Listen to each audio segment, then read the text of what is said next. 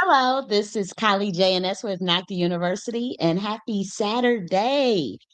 I just updated my intro to my actual song for a beat that I made. So that just had me hyped. So that intro is from a beat that I produced and made from a song that I'm working on. And so nonetheless, that's my new intro. Happy Saturday. And I do want to do a case study on Miss Nicki Minaj. Okay, we want to talk about um G.I.A military science. We want to do some lightweight decoding, and we're going to use some methods to um pretty much analyze the context of what she's saying, and this antic in terms of discernment. And we're going to be looking at some uh, evidence, some receipts, and we're also going to talk about trickster Rubik science. And so this is kind of, I would have to say theoretical, but it should be enlightening for some people, because we caught Miss Nicki Minaj plagiarizing content from my books, and so we want to discuss that. I want to bring out the evidence for that as well. And so we'll be talking about collective identity dispersion, which is another technique that is used when documenting the way in which cults, or the way in which people plagiarize and copy people's, either their IP, their identity, or other content. And so that's not the first thing we're going to talk about, though. The first thing is we want to talk about what trickster Rubik science is in terms of a military science technique. It is universally sanctioned in terms of the G.I.A, and it's used when there is investigations into secret societies or planets who try to obscure information to keep spiritual beings, other humans, um, angelic beings, will you, from finding out what's going on based on um, assessing lag in probability distribution within systems, and particularly planet Earth. So it helps us remove plausible deniability. It also is a technique that helps us uncover traitors, illogical idiosyncrasies. It also helps to weed out. We wouldn't. I wanted to say the word charlatan, but that's kind of like too harsh. But to weed out certain characters, will you? And so a while back, before my Twitter page was deleted, I had publicly announced. I have the screenshots of that, by the way, with the timestamp dates. That the G.I.A will be deploying trickster Rubik science um, on the people that was targeting me, which was the government, or is the government. And so, um, unfortunately, that had some convergence with probably various industries that I'm not even aware of. But it was something that me personally, I was just researching in terms of wanting to assess how vast uh, this network was, in terms of the ways in which they are working together, but pretending they're not, or what levels converge between entertainment, politics, and intelligence and military. And so this, I'm not going to hold you. This is going to be a high level take on these things. So follow me. I'm not trying to, I'm trying to break down, make it simple, but at the same time, it's kind of a serious thing to discuss, I have to say. And so, um, when we do the trickster Rubik science, it's because we're already aware that certain devices could be tapped, like phones, computers, smartphones, and all those things. And so sometimes information, when you know that, you know, if you're being monitored or surveillanced, even illegally, especially illegally, sometimes you may say something or do something or whatever. It could be genuine in the moment. It usually is. It doesn't mean that it's done purposely. It's just whatever, just to assess. It's not something that should be studied in terms of those who may be illegally surveilling someone. But when it does happen, that technique usually allows you to see who's doing the monitoring and what network is behind it and how they're responding to information, be it true or false. Or even it's not even about it being false or just being half disseminated, half known. It doesn't even have to be totally false, but it could be a conjecture, a scenario, a hypothetical scenario, anything. It's just information, and so the details and the machinations of that obviously would not be disclosed, but um Miss Nikki, she's doing the MAGA thing. Um, Obviously, people have the right to participate in the way in which they want to with that political stuff nonsense. But this, to me, seems to be a much deeper situation based on what she's sharing, some of the things that she's talking about, uh, and whatnot. And so we want to break down, exactly what that is about. So I would say, Miss Nikki, we need to have a conversation. Okay. We want to explore as the GIA the illogical idiosyncrasies of even, assessing the claims that Nikki was making. Obviously, many people, even myself, we made those claims. We knew about, the satanic stuff that was going on in the industry. Not even just the industry, just in general, just from a spiritual lens, because I actually have nothing to do with the music industry at all. But we were labeled, conspiracy theorists. We were researching these things when we were some people being born into these things. Some people, when I would say 15, 20 years ago, this was looked at as like conspiracy. And so she's sharing information that it's more to me, I think society should look deeper into it, assess her role in it, assess, is this even a credible factor or person? And if she is, um, you know, how do we go about that? And if she's not, how do we prove that? And so that's what we're doing the analysis on, because it's not that I don't think there's truth to what she could be saying. That's not the point, because I wrote in the book about the satanic cults and the not from the lens of the music industry, but from the lens of secret societies and bloodline families and um having to deal with even targeting of certain secret societies. So we were talking about it more from that lens and how like they infiltrate governments and how American citizens can get caught up on certain things if they are looked at as dissenters or whatever. So it was just a book about that. But then upon doing genealogy, I realized that, okay, this could be deeper than just being a dissenter or a whistleblower. It can have to do with your bloodline. It can have to do with maybe information that you know. And so I was when I created the military science for target individuals, it was to help other people have a technique to remove plausible deniability in their own cases if they were dealing with gang stalking, illegal surveillance, harassment, gaslighting. And so those were the techniques that we were developing. And so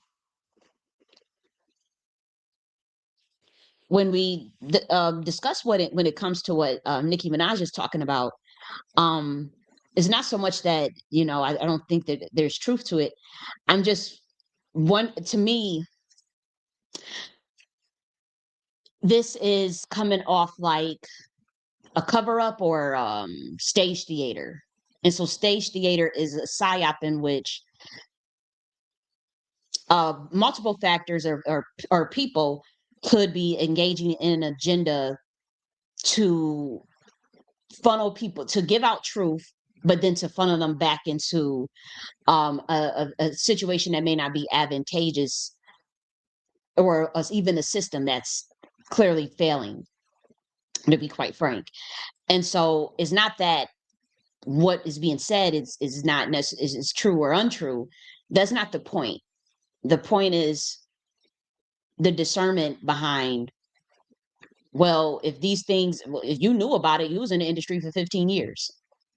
So 20 years, 15, 20 years. So if they was doing all this stuff, like you said, you would show up on stage with them, you would show it, talking about you wanted to sign with them, you would show working with them. So, and it's like as a society, do we depend on anybody could come forward and expose a situation, right?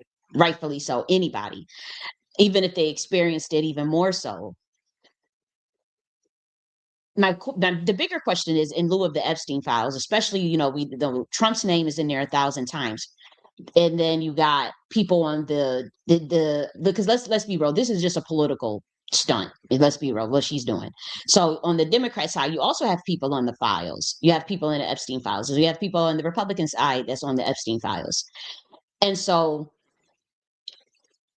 the bigger question is, this is clearly, being used for a political ploy between these parties. Both clearly knew about the files at least since 2019, probably before then. And now we have in office people that are on the files, including someone in sitting office, and across party lines. So the bigger question is, and this is why we're doing G.I.A. military science. The bigger question is, do you depend on, as far as rectifying child trafficking in terms of, and also rectifying, not just rectifying child trafficking, but rectifying um, this whole situation with cults and blackmail enterprises, corrupt intelligence, and even corrupt politicians.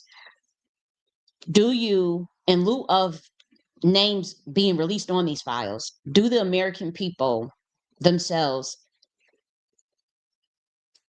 allow or engender a situation in which the people that are involved in the very crimes or on the very list, or there's documentations of these people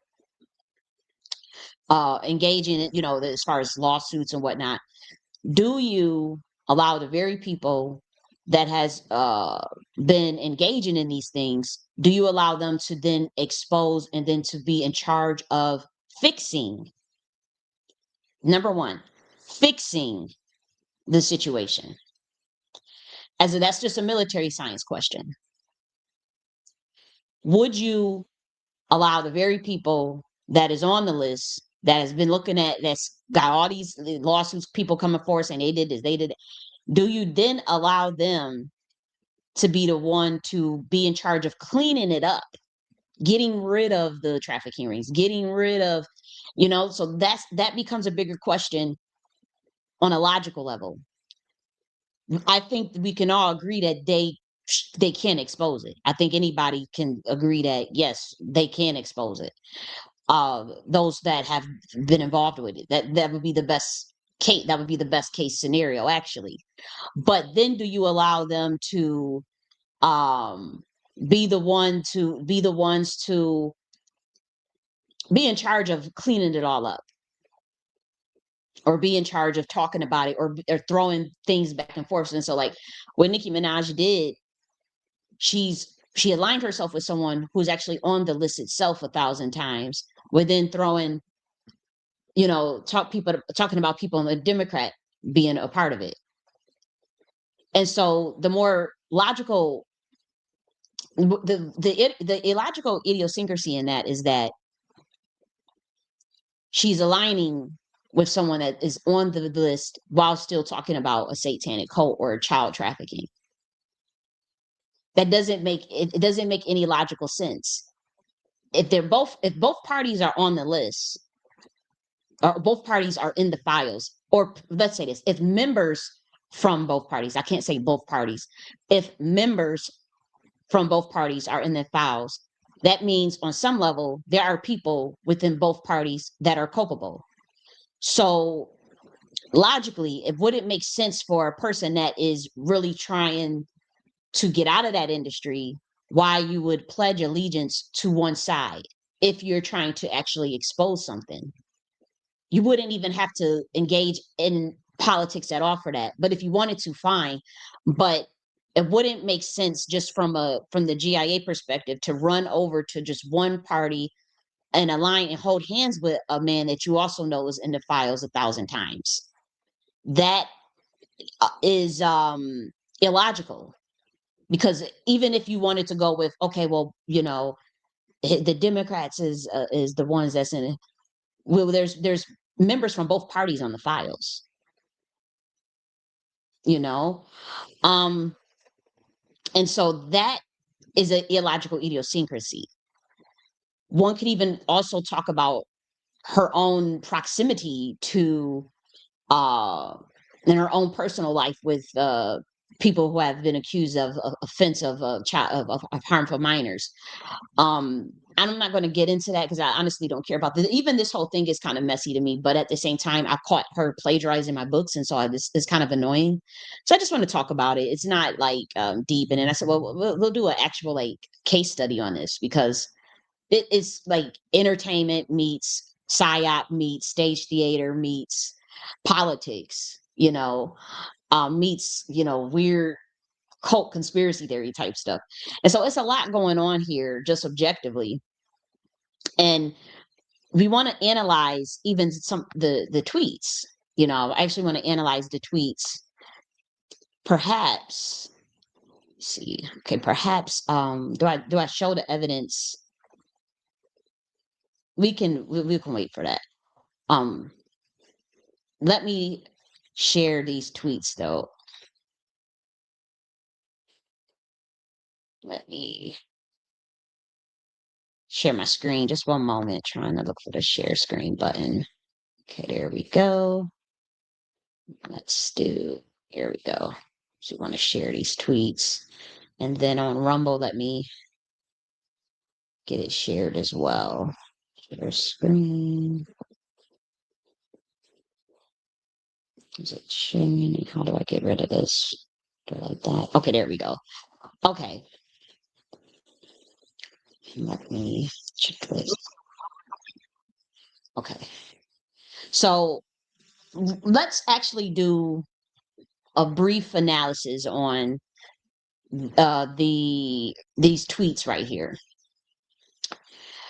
because this is a lot going on. This is a lot going on.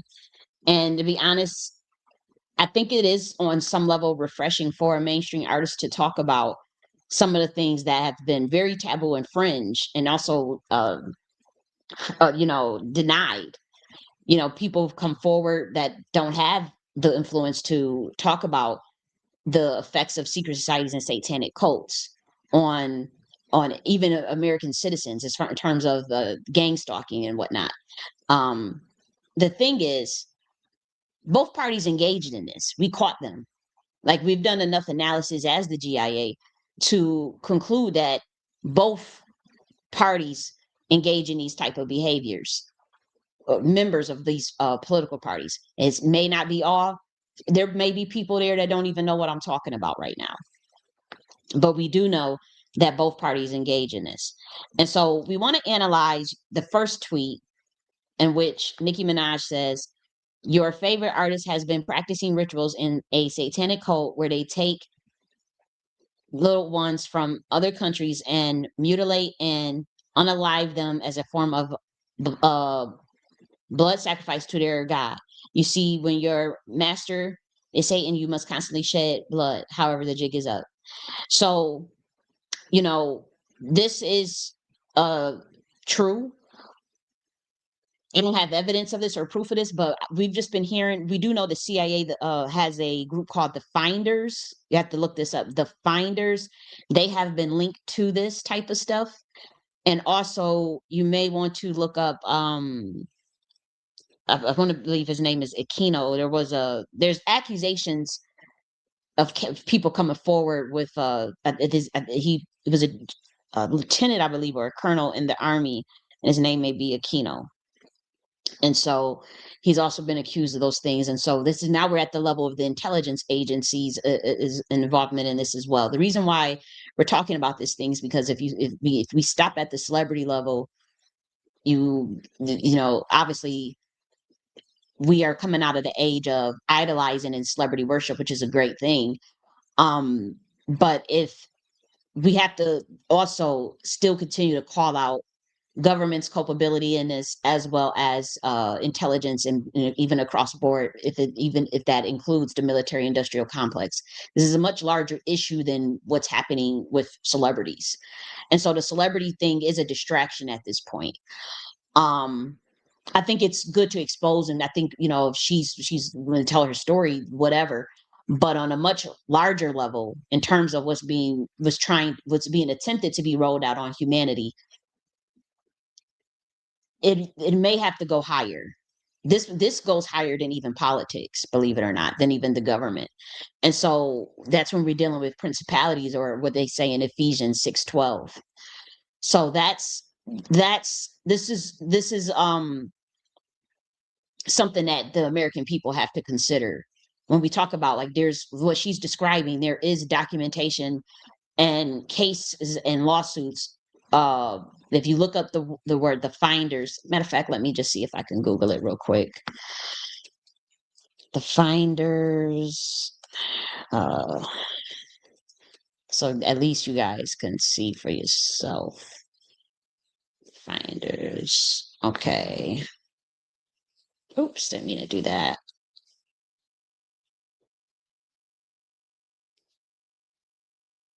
I'm trying to get the. Okay, so I found something here. So this is called the Finders CIA Child Trafficking Cult, or just normal cult. And then when you go back here, you see it says Finders CIA funded satanic cult. So there was actual documents on the actual website that are probably removed now. I think I might even have a copy of them, but it looks like that used to see the FBI releases files after 3 decades. So the files were released and declassified, linked to Tallahassee child abuse case. So this is something that, is not just far fetched. And the Democrats actually covered the story extensively at the time. And so again, when it's not, this is not a political party thing. Like this is something the American people care about in terms of the soul of America and the protection of children. This is not a moment to try to make political gotcha points, when we know that members of both parties are in those files. Um, and so I think it's weird that they would use an entertainer such as Nicki Minaj, we know has been in that industry. um we know it has attacked a child recently and apologized, but we know it at least resort to attacking a little kid and picking on them. We know that. We know that, links with her brother, and in his case with being a sex offender, and whatnot. And so standing next to Trump, who's also in the files 1,000 times, it can't, nobody from the outside looking in should take this serious. It looks like a cover up. It looks like stage theater. It looks like bullshit. It looks like she's trying to find relevancy. It looks like she's perhaps trying to even come clean and to shed light on something important, but also looking for a moment. The reason why I say that is because we caught her plagiarizing stuff out my books, things that I've said being really weird. We're going to show the proof of that. So that's what makes me think that she's trying to get in front of, or they are using her rather, to try to get in front of stuff that people have been exposing that are more on the grassroots level, or not even clicked in with they stuff, or not a part of they stuff. That's what it looks like. Only because we saw the RNC copying stuff from me, undermining me, doing weird stuff. I caught people from the Democratic side doing that. I found out that started around 2022, or either 2023 or 2024. Um, so 2022 and 2023 is when I kind of noticed it. So both parties and have been, you know, caught using these same tactics in terms of no touch psychological warfare, gang stalking, and military science to try to, or plausible deniability rather, to enact or discredit. This is pretty much COINTELPRO. It's pretty much COINTELPRO. And when they want to enact discrediting campaigns. And we know that because in the document of the collective identity dispersion that is on, that's also publicly available, we see the timestamps of plagiarisms, of weird, you know, this weird behavior from those and within that administration. And so when Nikki started doing that, it was kind of like, okay, this is this is kind of creepy. But anyways, we see where the finders organization, it was in Washington D.C., and they were linked to a satanic cult as well as harming of children, and they were linked to the CIA. And so, there's this is just one, but we know of so many um examples of this type of stuff. Actually, let's go back here. And so again, it's not an issue that I think it's obviously a good thing that someone is shedding light on this stuff. It's just that it comes off as taking a cover up. I think the average American is aware of that, to be quite frank. And it seems like if you were truly trying to come out that system or come out from among them, while you would have spoken on what you had already said, wouldn't you have stayed outside that system? It wouldn't have made sense to align with um the Republicans, and you have to sign an NDA, and you have to sign paperwork when you jump back in the game and make whatever deal you guys made um for the gold, whatever, some gold card or something. I don't know if all that's true. I have to say about something with some gold card. But we know that when you go to the White House, or when you deal with that level, you typically do have to sign an NDA. You typically do get a script. There's things you can say, there's things you can't say. So let's be real. It just seems it just it just wouldn't make sense if someone was trying to to talk about the things that you're talking about. Do we as a society allow the same people that we know was all up in the mix of this for 15, 20 years, or all up in the files, or a name is appearing 1,000 times, you got lawsuits all out all over the place, would you allow them then to go and fix it? As an American people, would you trust them, whether it's either party, would you then trust them to go and fix the situation? Would they not just recalibrate and then be able to hide it better and then continue those practices? Wouldn't you, if they get a foothold like that, and they see it, and they just act like they were fixing it? Couldn't they just act like they were coming clean? Couldn't they just act? And so American people have to logically assess, like, why would we go with this cult? Or why would we allow, if both members of both parties are involved, um both saying they did it, and the other side is blaming them, this side is blaming them, wouldn't it make sense to just say, like, well, um we don't feel comfortable in either party? Wouldn't it make sense to say, well, we don't really want to hear, okay, y'all exposing each other, cool, thanks for coming clean, now we know what we dealing with, now we know who we dealing with. But would it make sense, like, to make these people heroes? Would it make sense to make them seem like they waking something up or exposing something, compared to the victims, that have been dealing with this? And so, you have Allie Carter, you have um all these different, some of the victims from Epstein, you know, they did that lady Jeffries did dirty, but I'm just saying, like, it wouldn't make sense. And so you don't know how pervasive it is at that point. If the people that have participated in all of it is the same people that get to act like they come and clean, or exposing the other side, or exposing the trafficking, but you clearly see they involved in it, Wouldn't they be able to scrub the documents? Wouldn't they be able to hide what they want to hide? Wouldn't they be able to, regardless of what party was in? It doesn't. This is not a moment where you playing this game. Like it doesn't. It makes sense then to go and roll her out, and it isn't. It would have made more sense if she just would have shared what she wanted to share and do it from a genuine place and not try to use it for a political moment to funnel votes from one party to another. And so we got to talk about that. Now, people do that on the other side too. They both have been using celebrities, got caught using celebrities to come out and try to sway public opinion about false dichotomies, pretty much forcing you to make binary decisions when the situation could be more intricate or when they are not competent, or we feel like there's a violation of the social contract.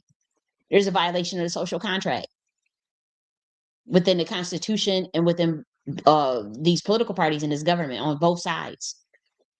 And so, when is enough distraction? When is like how much more distractions do we need? And so, it's not even so much because again, I think that anytime there is shedding a light on a situation as pervasive as what's been going on with this trafficking, um, that can never really be a distraction, but the ways in which it gets watered down or the ways in which there's a cover up, that's the dangers of what can happen. And so when you look at the other tweet, okay, let's see. She says your favorite artist, but she's talking to her barbs mainly, right? If she's talking, let me see. I just want to make sure that my sound is good. Hold on, because I had just got like a notification saying that it might. Okay. Um, if she's talking about, if you read this just objectively, if you read this objectively, it says your favorite artist, and note in the context of who would be reading this, mainly barbs. She says your favorite artist has been practicing rituals in a satanic cult where they da da da da from other countries, and then da da da is a form of sacrifice to they unalive them. And she's talking about the master is saying, so she's talking about when you have to constantly shed blood. However, the jig is up, and so obviously we do want the jig to be up, but this is read as your favorite artist. If a barb is reading this, she's talking about your favorite.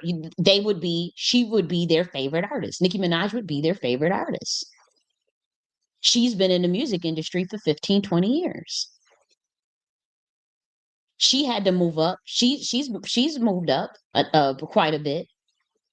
Maybe she didn't go to the next level to get her Grammy. She offended the wrong people, you know. But if you're a barb reading this, you go on your phone, you're looking for your daily Nicki Minaj tweet, and you see this, and this is your favorite artist.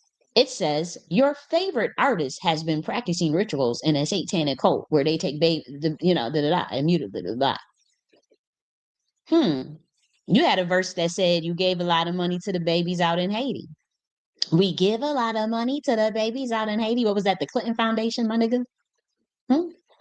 You ain't give no money on your own because you had signed the deal. So you had handlers. You give a lot of money to the babies out in Haiti, the organization.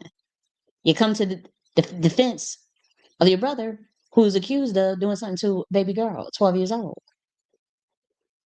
Mind you, I don't take shots at because they talk about something when he was 16. I was like 16. That kind of there's I don't understand enough about that case to speak on it. But what I'm saying is, we just talking about Freudian slips. Do I do it a lot? Oh, you better. Everybody does it. Freudian slips, things that's coming out your subconscious. You know, we all do it. But if you're a barb, you get on your phone looking for your tweet, you're from your favorite artist, Nicki Minaj, and it says your favorite artist has been practicing ritual, and she just, oh, damn, you talking about yourself, my nigga, because you happen to be in the industry for 15, 20 years. You calling out Jay-Z. Oh, you were on stage with him.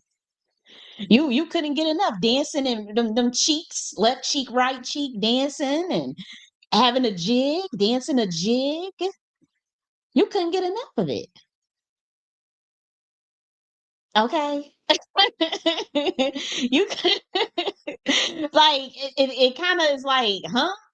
You got a line in your lyrics saying he's the only nigga you would have still signed to. Okay. And so it looks mighty suspicious. I'm just saying this looks mighty convenient in terms of were you trying to get revenge? Or you're trying, but even if you do get revenge, if you're trying to, understandable, but it's like you go and make a deal with the devil, you go to Trump to get revenge on Jay-Z. Does that even remotely make sense? And then they roll you out to act like you care about the satanic cult and the children stuff, but you rolling with somebody whose name's in the files 1,000 times, and you was all dogging him, dogging his wife. We tired. This is what we saying. Do I even like each other? like it's getting ridiculous.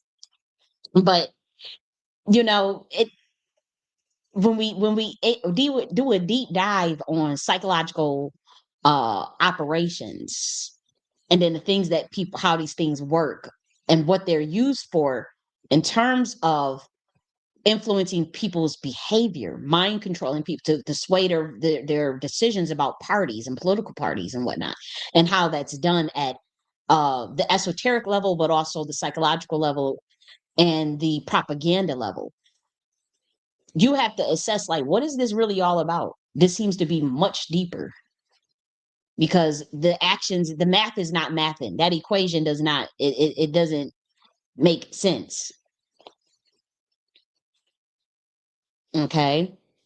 But in terms of the sincerity, or how you measure the sincerity, and in terms of discernment, how you measure the sincerity and authenticity of what someone is doing, you have to consider those type of things. Okay, both parties are in the Epstein files. Okay, you were in the industry for 15, 20 years. Okay, you was rolling with him, and you said he would only nigga you would assign to, whatever. You knew about these things. Apparently you kept it covered for 15, 20 years. You was rolling with him, and then that Trump's name's in the files 1,000 times. You're linked, your brother, all this stuff is linked to all pedo trafficking. What are we doing here? That is something that those factors don't match the amount of actually doing the opposite of those things, or don't actually, it doesn't match the opposite of how much time she should have or would have spent advocating against those type of things. You see what I'm saying? It's like the track record is more for than against, is what I'm saying. And you can objectively measure that. So that's how you measure discernment. That's how your discernment can measure sincerity and authenticity. Not only that, knowing that members of both sides, you have members supposedly on both sides in these documents, would you want to support either one? Wouldn't you just want to speak on what you're talking about, expose what you want to expose, but not support either one? That's another way that you measure that. And when you talk about coming out of their system, coming out from among them, you would have stayed outside the system, not try to chase after clout off of someone else's energy by copying me. You would have spoke truth for God, not and not gone into politics at all. And also, we're going to assess your next tweet because you demonize random American citizens for voting for a party that has policies that benefit them, instead of actually offering a solution to the American people, which, in lieu of both members being found in these Epstein files, would have been to create a new system, or to try something new, or to prove the guilt or innocence of whoever is in those files, or um, for the political parties themselves to remove whoever is in those files, regardless of what party they belong to. Any military scientist can assess what I just said and know that that is the best case scenario. You would have to remove, if you're going to go even with that political system, either creating a new system, you are um, requiring the proof of guilt or innocence of whoever's in those files, or you are requiring those political parties to remove any members in those files. That's just facts. This is the G.I.A military science for that ass. Okay. Okay. Developed by Chief Commander Kali J.N.S. Jenny Nun Stanley. Jenny Nun Stanley. What's my motherfucking name? Kali J.N.S. Jenny Nun Stanley. What's my motherfucking name?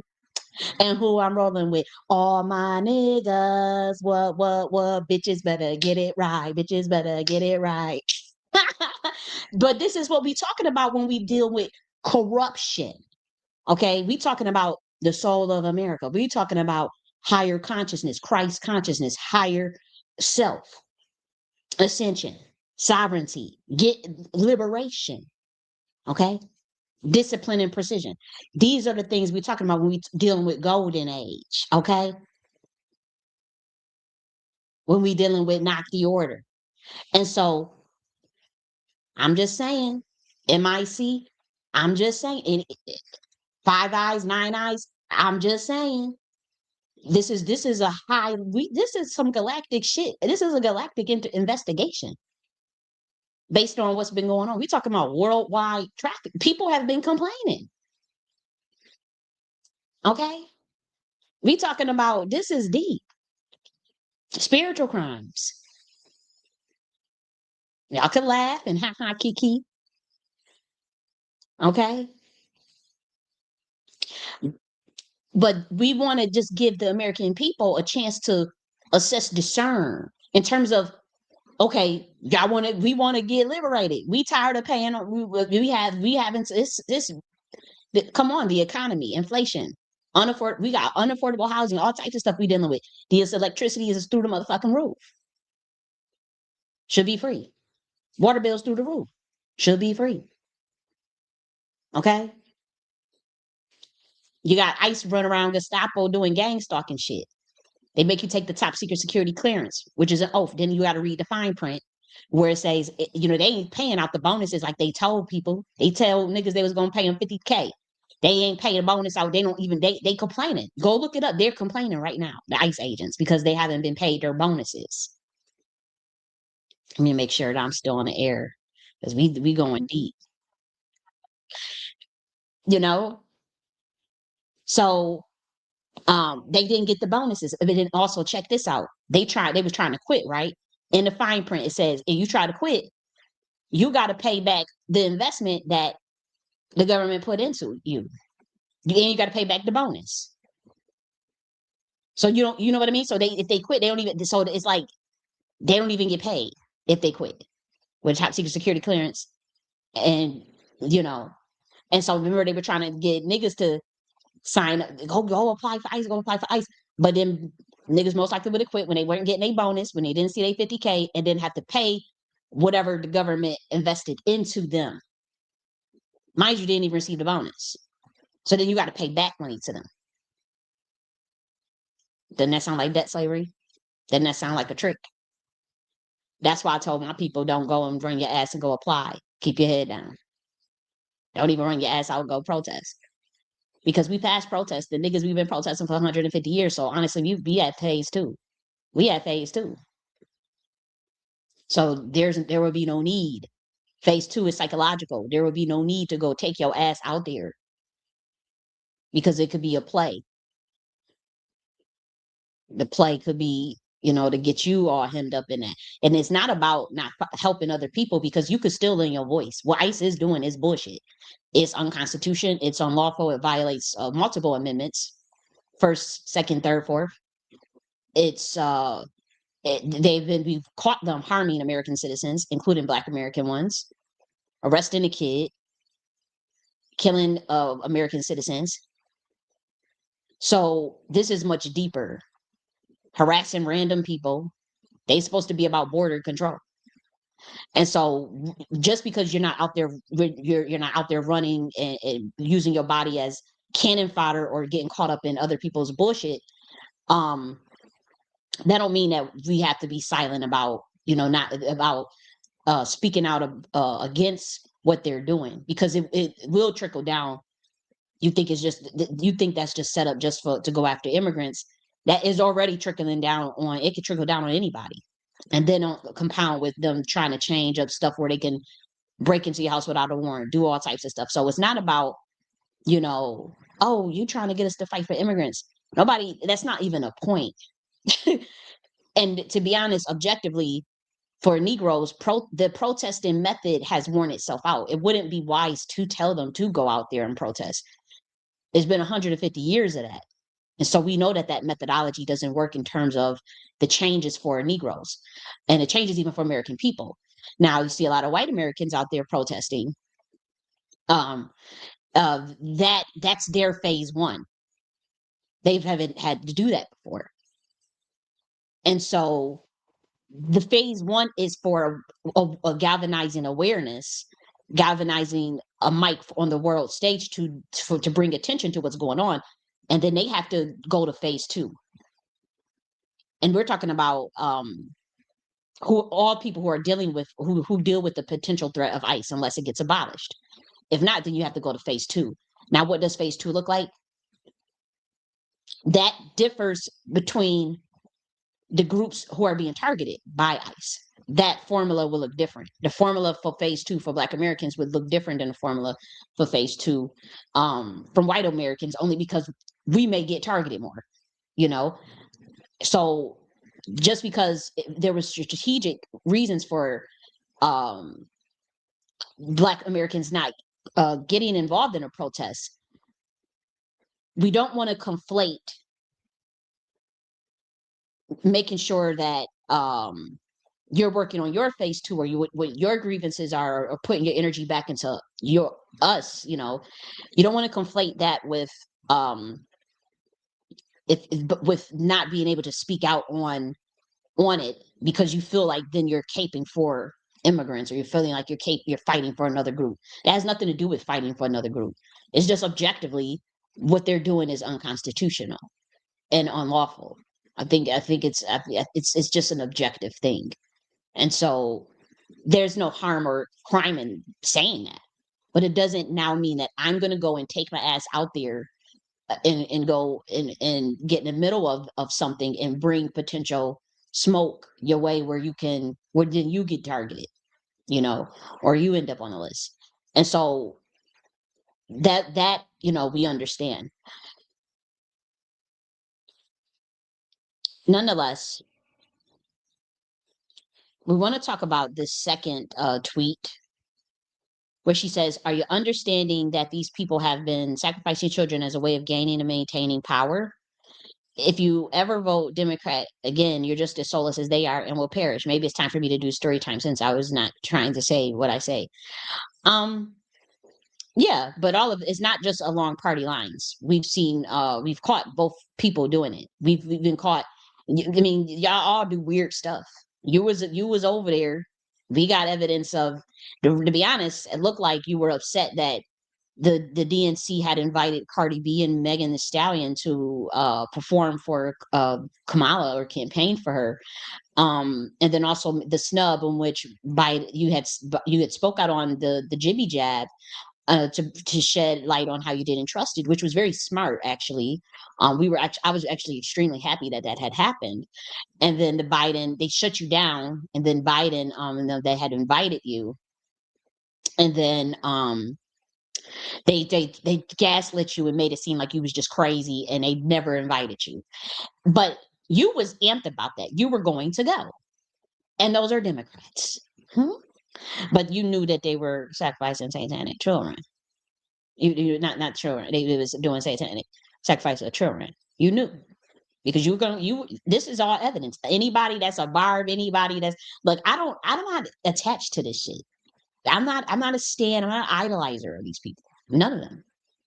I understand what it is, but um, any of the barbs can go and confirm what I'm saying and pull up the tweets where she's I'm going to the White House and blah blah blah and to with Biden, and then they made it seem like that wasn't the case.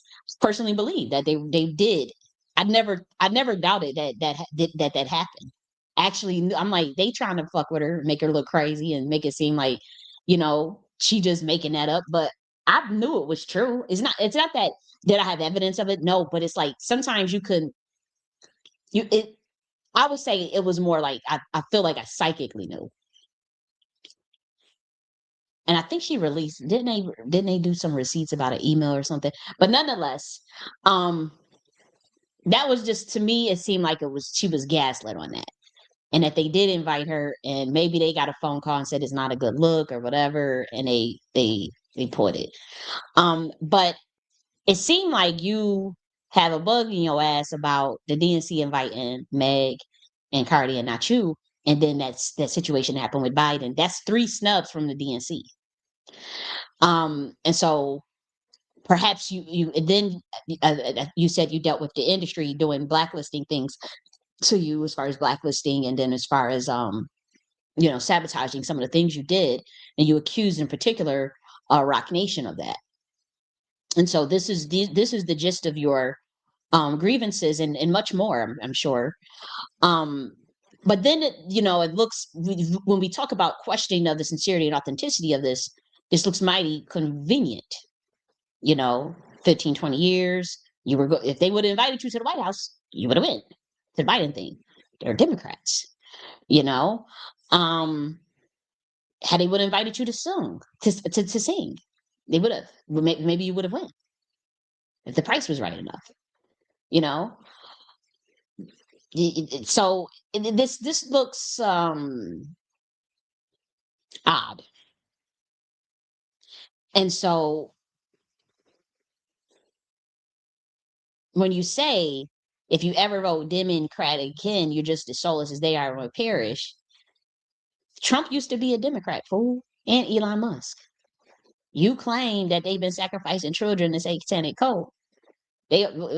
Trump is in the Epstein files 1,000 times. You holding hands with him. You kissing him on the neck.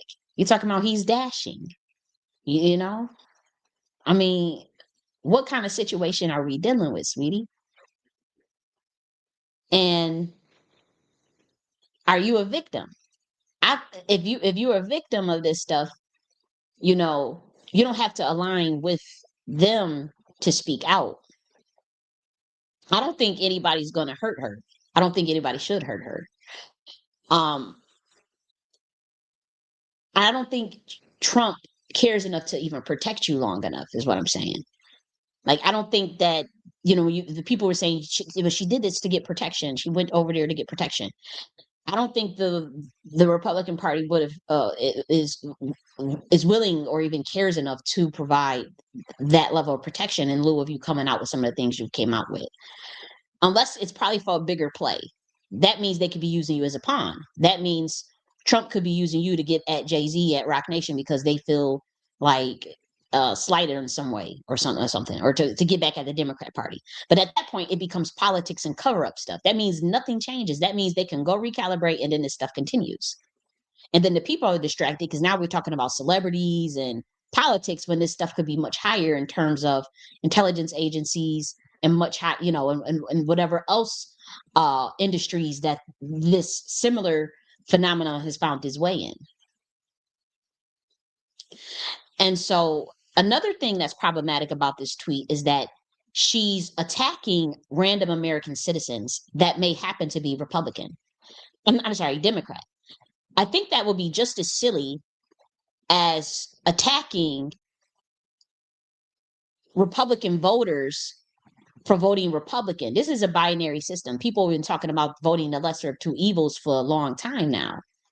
And so this situation that we're talking about, government trafficking, the attack should have been on the government.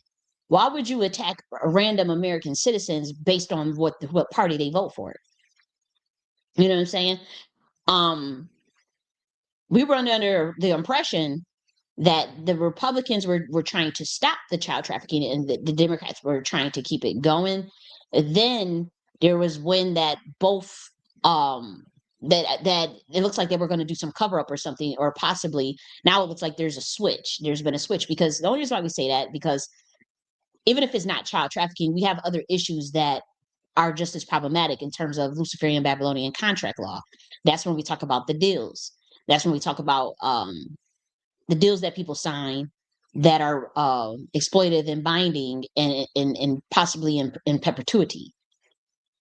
And so we know the Republicans do deals still. That is a satanic practice, sweetie. You do know that. It's called Luciferian Babylonian contract law. And so they're bringing that, but then see the Democrats may be doing. So this is what we're saying, like both there's spiritual wickedness in both of these parties. And one could say, well, maybe one is not better than the other and all this stuff. That's not even the point. At where we at with it is like, we good on both. Why would we? This is not what the public is asked for. None of the social contract has been breached, is what in other words is what we're saying. But so the attack would be warranted on the actual government, not the people who may be low information. I was low information voter. I will admit that. I was a low information voter, and I do take accountability for that.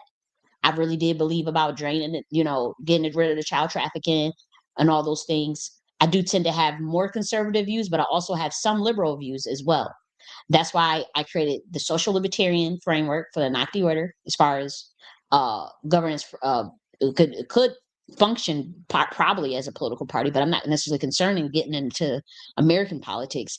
But it is a governance structure that emphasizes more of limited government as far as the libertarian aspects, but a socialist framework that is for the people by the people.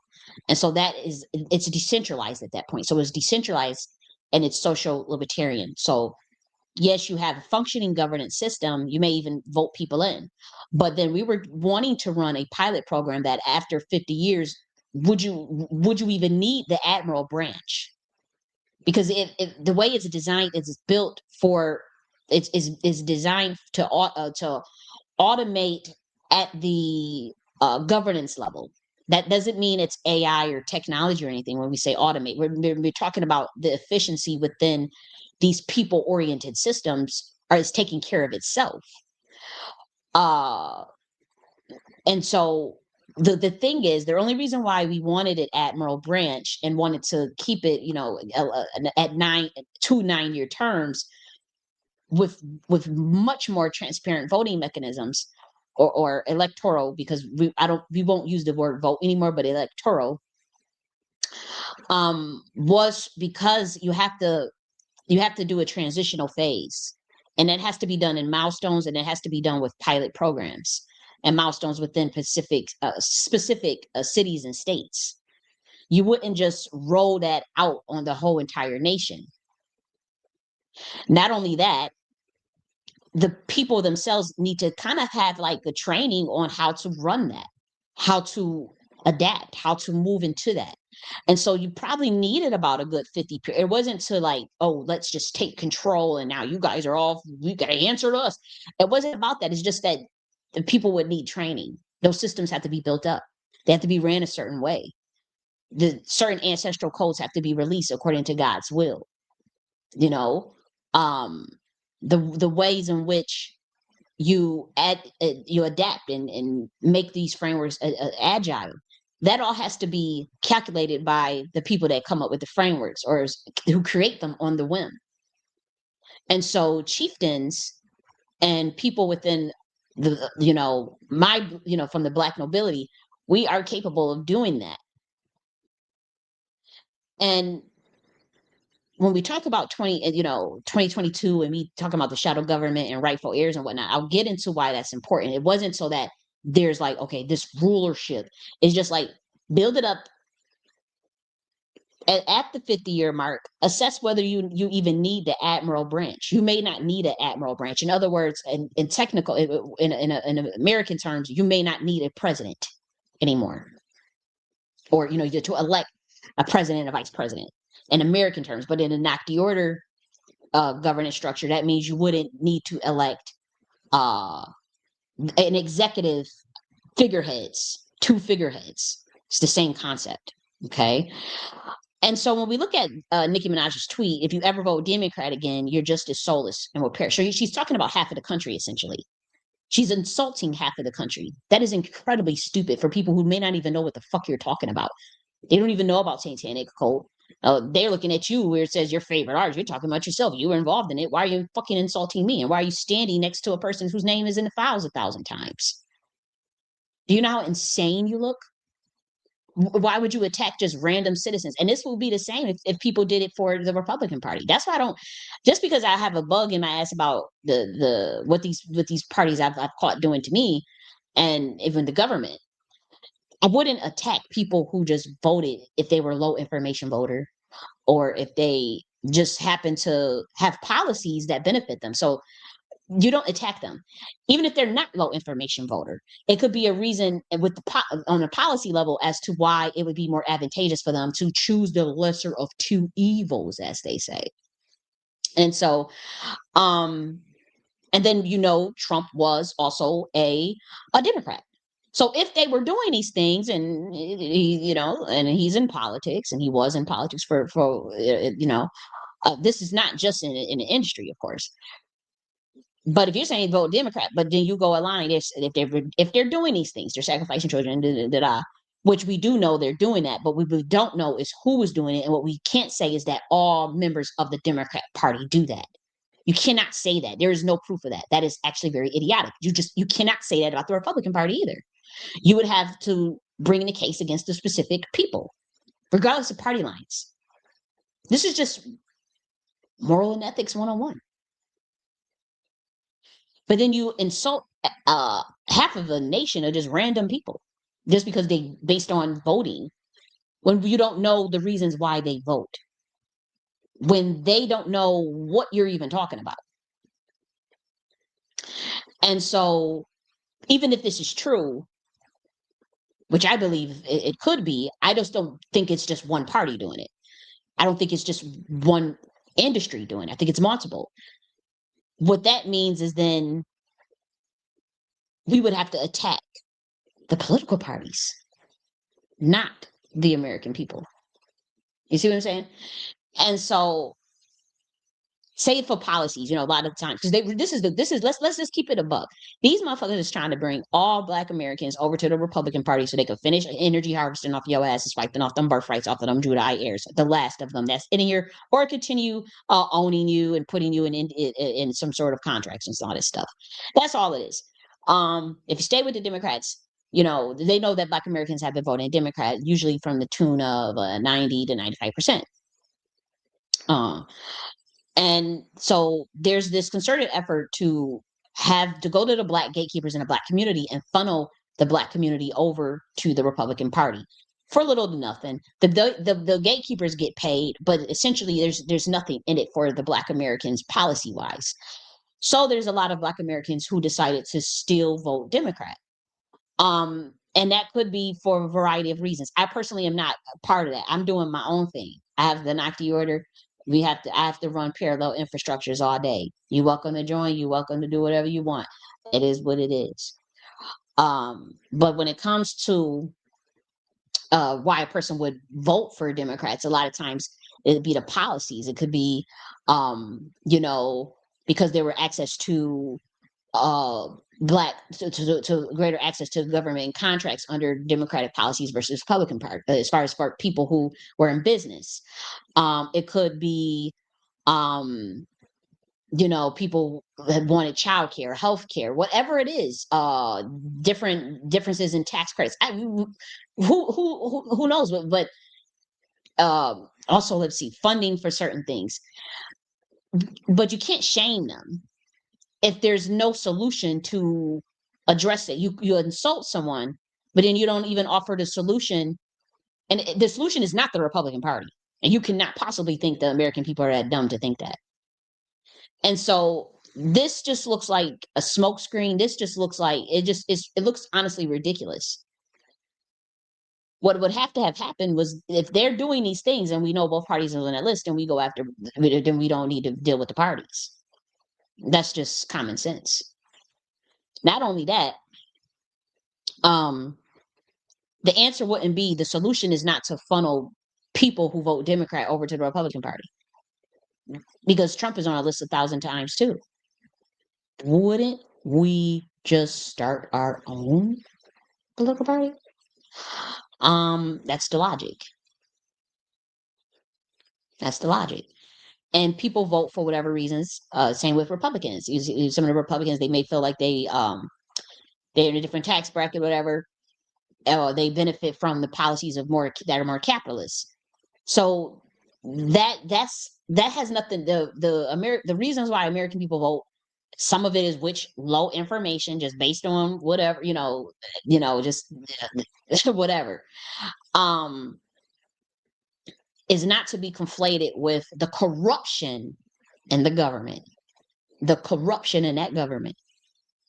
Okay, y'all would be the ones that have to change, not the way people vote. And so this is how you know that when we see nonsensical stuff like this is what we're talking about. And we're not trying the solution is not to try to funnel people to the Republican Party who is also in those files, and they do deals with Luciferian contract law. That's what it's about, the art of the deal, all this deal stuff. You don't attack the people for their vote in a limited two-party system. You would have to change your limited two-party system. So you encourage the people. What would be smart, what it would have been smart for Nicki Minaj to do, is to encourage people to create their own governance structure because the government is trying to cover up a pedo ring, and they both complicit. And they use the government to enslave people. They violated the Constitution with ICE, so the social contract is gone, which means they are free from the corrupt system. That's what that means, that the people are free. But no, there's a secret society trying to cover up. That's how you're pushing an agenda that speaks to cover up while trying to allow the truth at the same time. But the danger and what that means is that they can all recalibrate behind the scenes and still keep it going, and then just because they're the ones that you are relying on to actually fix it. So that's what's the danger of that. You're relying on them to fix the very problem that they were involved in, and then have to rely on them to. But we caught them in the act, even targeting me, Trump, and these weirdos, a lot of people. So that's also suspicious. It's not that she's the issue. We know, for a lot of us, we known for years about the child trafficking. That's the issue we want dealt with. What I'm saying is they're creating a mechanism. They're running a psyop that essentially tantamounts to a cover up while acting like they're the good guys. Could it be that some people within these political parties had nothing to do with that stuff? But we also know that it made its way into politics too, as far as how you move up in the game and what you got to do to get put on and what you got to say and what you got to engage in as far as these rituals. And she was caught even plagiarizing other people's work. So if she was genuine, you would not have tried to saw a moment. You would have said what you said, what you wanted to say, while not throwing shots at random niggas in the hood that you don't even know. Also, we have actual cases of victims with details talking about court cases, mind you, talking about what Trump did to them, talking about what other politicians have done to them. So wouldn't that engine have to come under fire too, and not just the industry? That's the another engine that you are now trying that you're acting being used as a pawn for.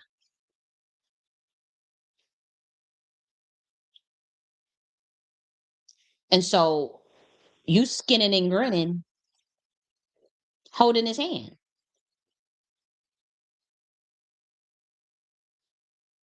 Somebody you know was in Epstein files themselves 1,000 times. Somebody that you on your own admittance said your favorite artist has been blah blah blah blah blah, sacrificing children, whatever, and you was rolling with all them people for 15, 20 years. Why would I want to listen to you tell me this stuff for when we know there's a bunch of conspiracy theorists that have been talking about this for years, and not just conspiracy theorists, truth tellers, whistleblowers, dissenters. I wrote about this stuff in a book that you plagiarized. I'm not even talking about just coming out talking about satanic cult. We're talking about my actual military science techniques that were copyrighted and published by Nakhti University that I developed. My actual military science techniques. And try to act like, she's coming up with these ideas. And those were my original ideas. My Where I went wrong with that particular book is I don't have an editor.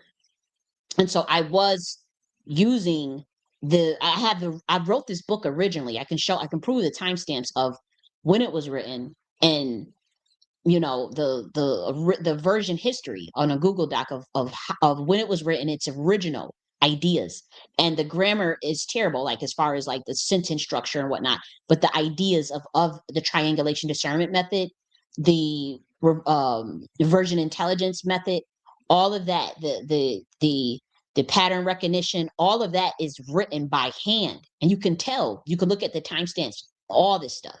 And then what I did was I told the AI to fix the grammar on it to make it a grammar, and I said, leave out no details, just simply fix the grammar sentence.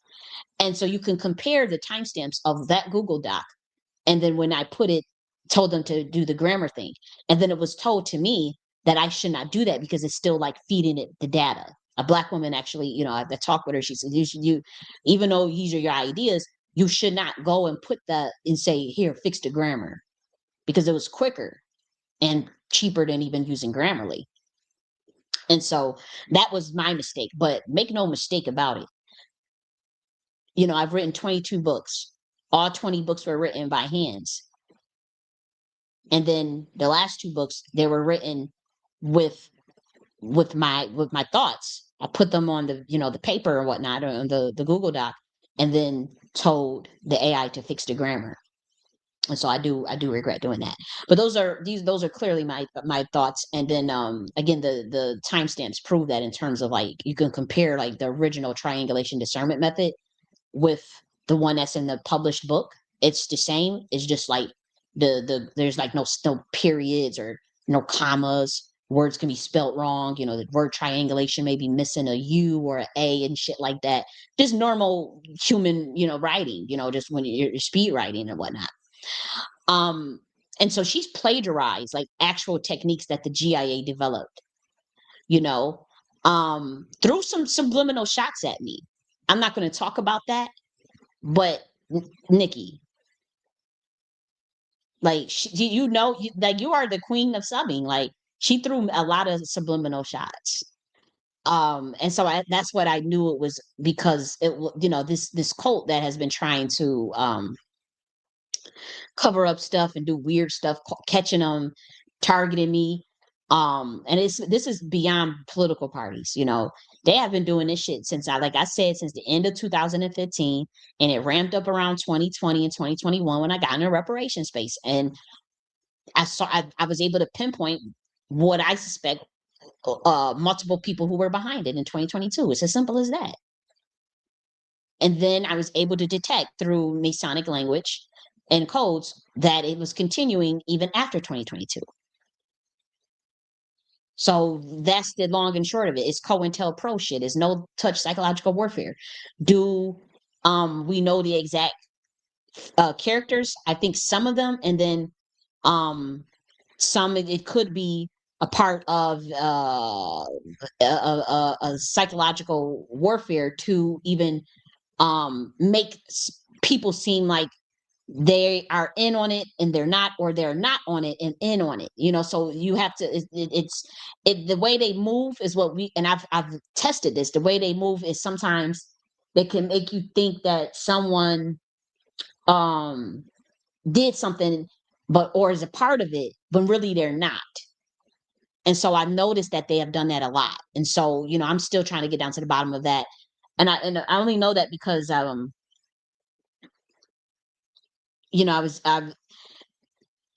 seen how behind the scenes, how even like the certain things can get edited by just a random person to target someone, and then it's like it's hard to explain. It's hard to explain because that I don't want to talk about that stuff.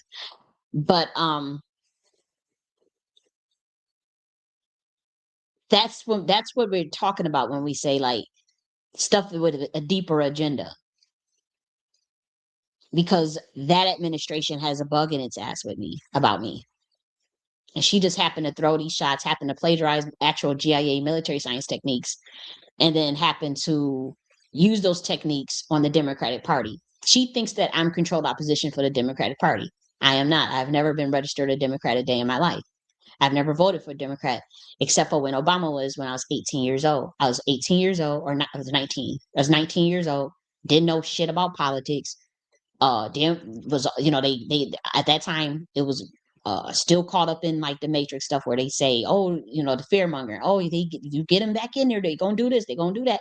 And so when I was 19 years old, when I didn't know better, I freaked out and went to go vote, and I was registered independent, and that was when I was 19 years old.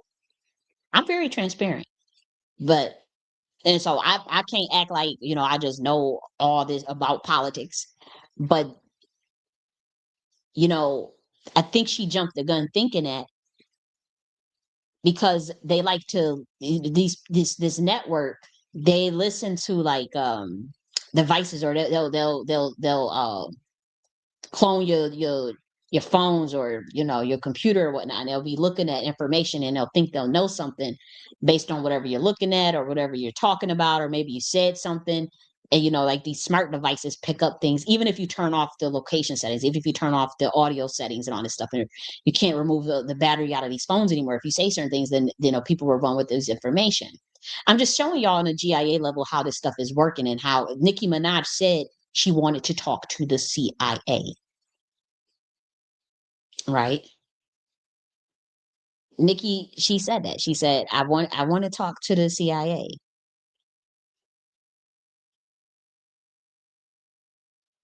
Well, she's copying military science techniques from my book. So who do you think is really behind the cover up of all this trafficking stuff and the plays that they run in, and what they trying to triangulate while ending up exposing themselves? You see what I'm saying? And so this is what we're dealing with. So if this was a genuine move,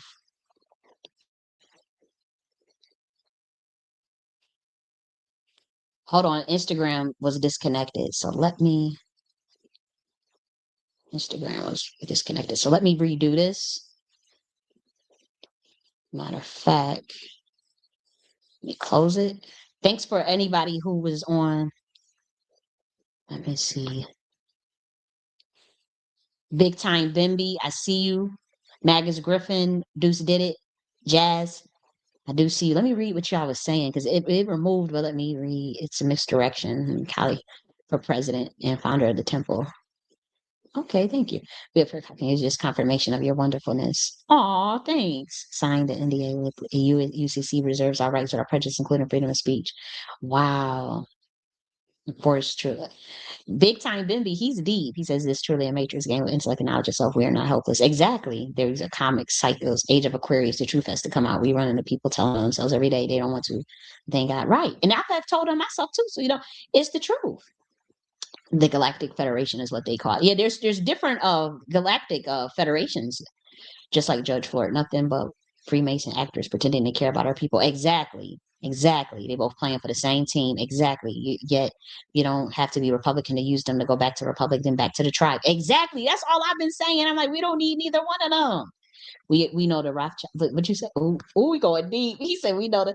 And when we think about Rothschild, we talking about Rothschild, sun child, light child, children of the light. Isn't that one of the books that's removed out of the Bible? Like I have been saying. Like I've been saying. I mean, in that one, and I'm a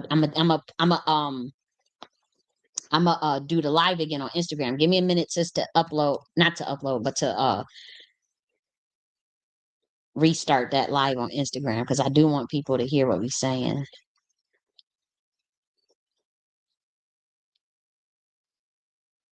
Let's see. But when you think about the children of light, light child, sun child, sun Ra. And so does it make sense? Do y'all not see when we talk about Masonic credit swiping and shadow governments and stuff like that? Do y'all not see where we going with this?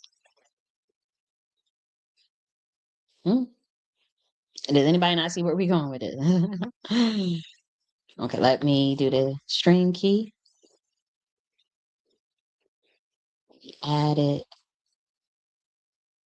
Okay, and let me move this.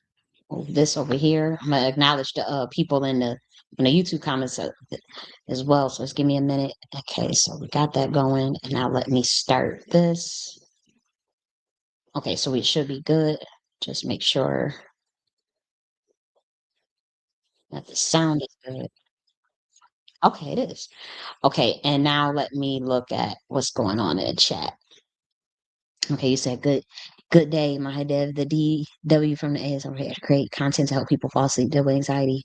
I pray you're well, happy to catch your life. Oh wow, I'm happy to promote that. So you can create content that help people fall asleep and deal with anxiety or pica disorder. Cool, cool. That's what's up. That's what's up. And that's DW. And you say Gabriel Cruz talks about the finder's code often on his Rumble page. Gabriel, okay. And you said trafficking is the fabric of empire. The things that get discussed in those files are sanitized and slaves at the same time. Don't understand half. I know, and it is spiritual too. It's about people hitching rides out, trying to get out, um, trying to get access to melanin, all types of stuff, man. Greetings, happy to catch your life. Hey, Boli, I'm glad to see you too. So we got that. Now, what I want to do though, before I continue, let me just make sure I make a note of where I was at exactly.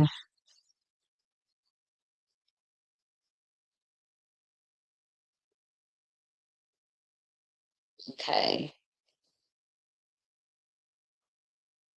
Okay, so I'm gonna make sure I take a note of where I was at because I am about to take a lavatory break rather. Okay, just one moment. We will be right back. Just gotta use that.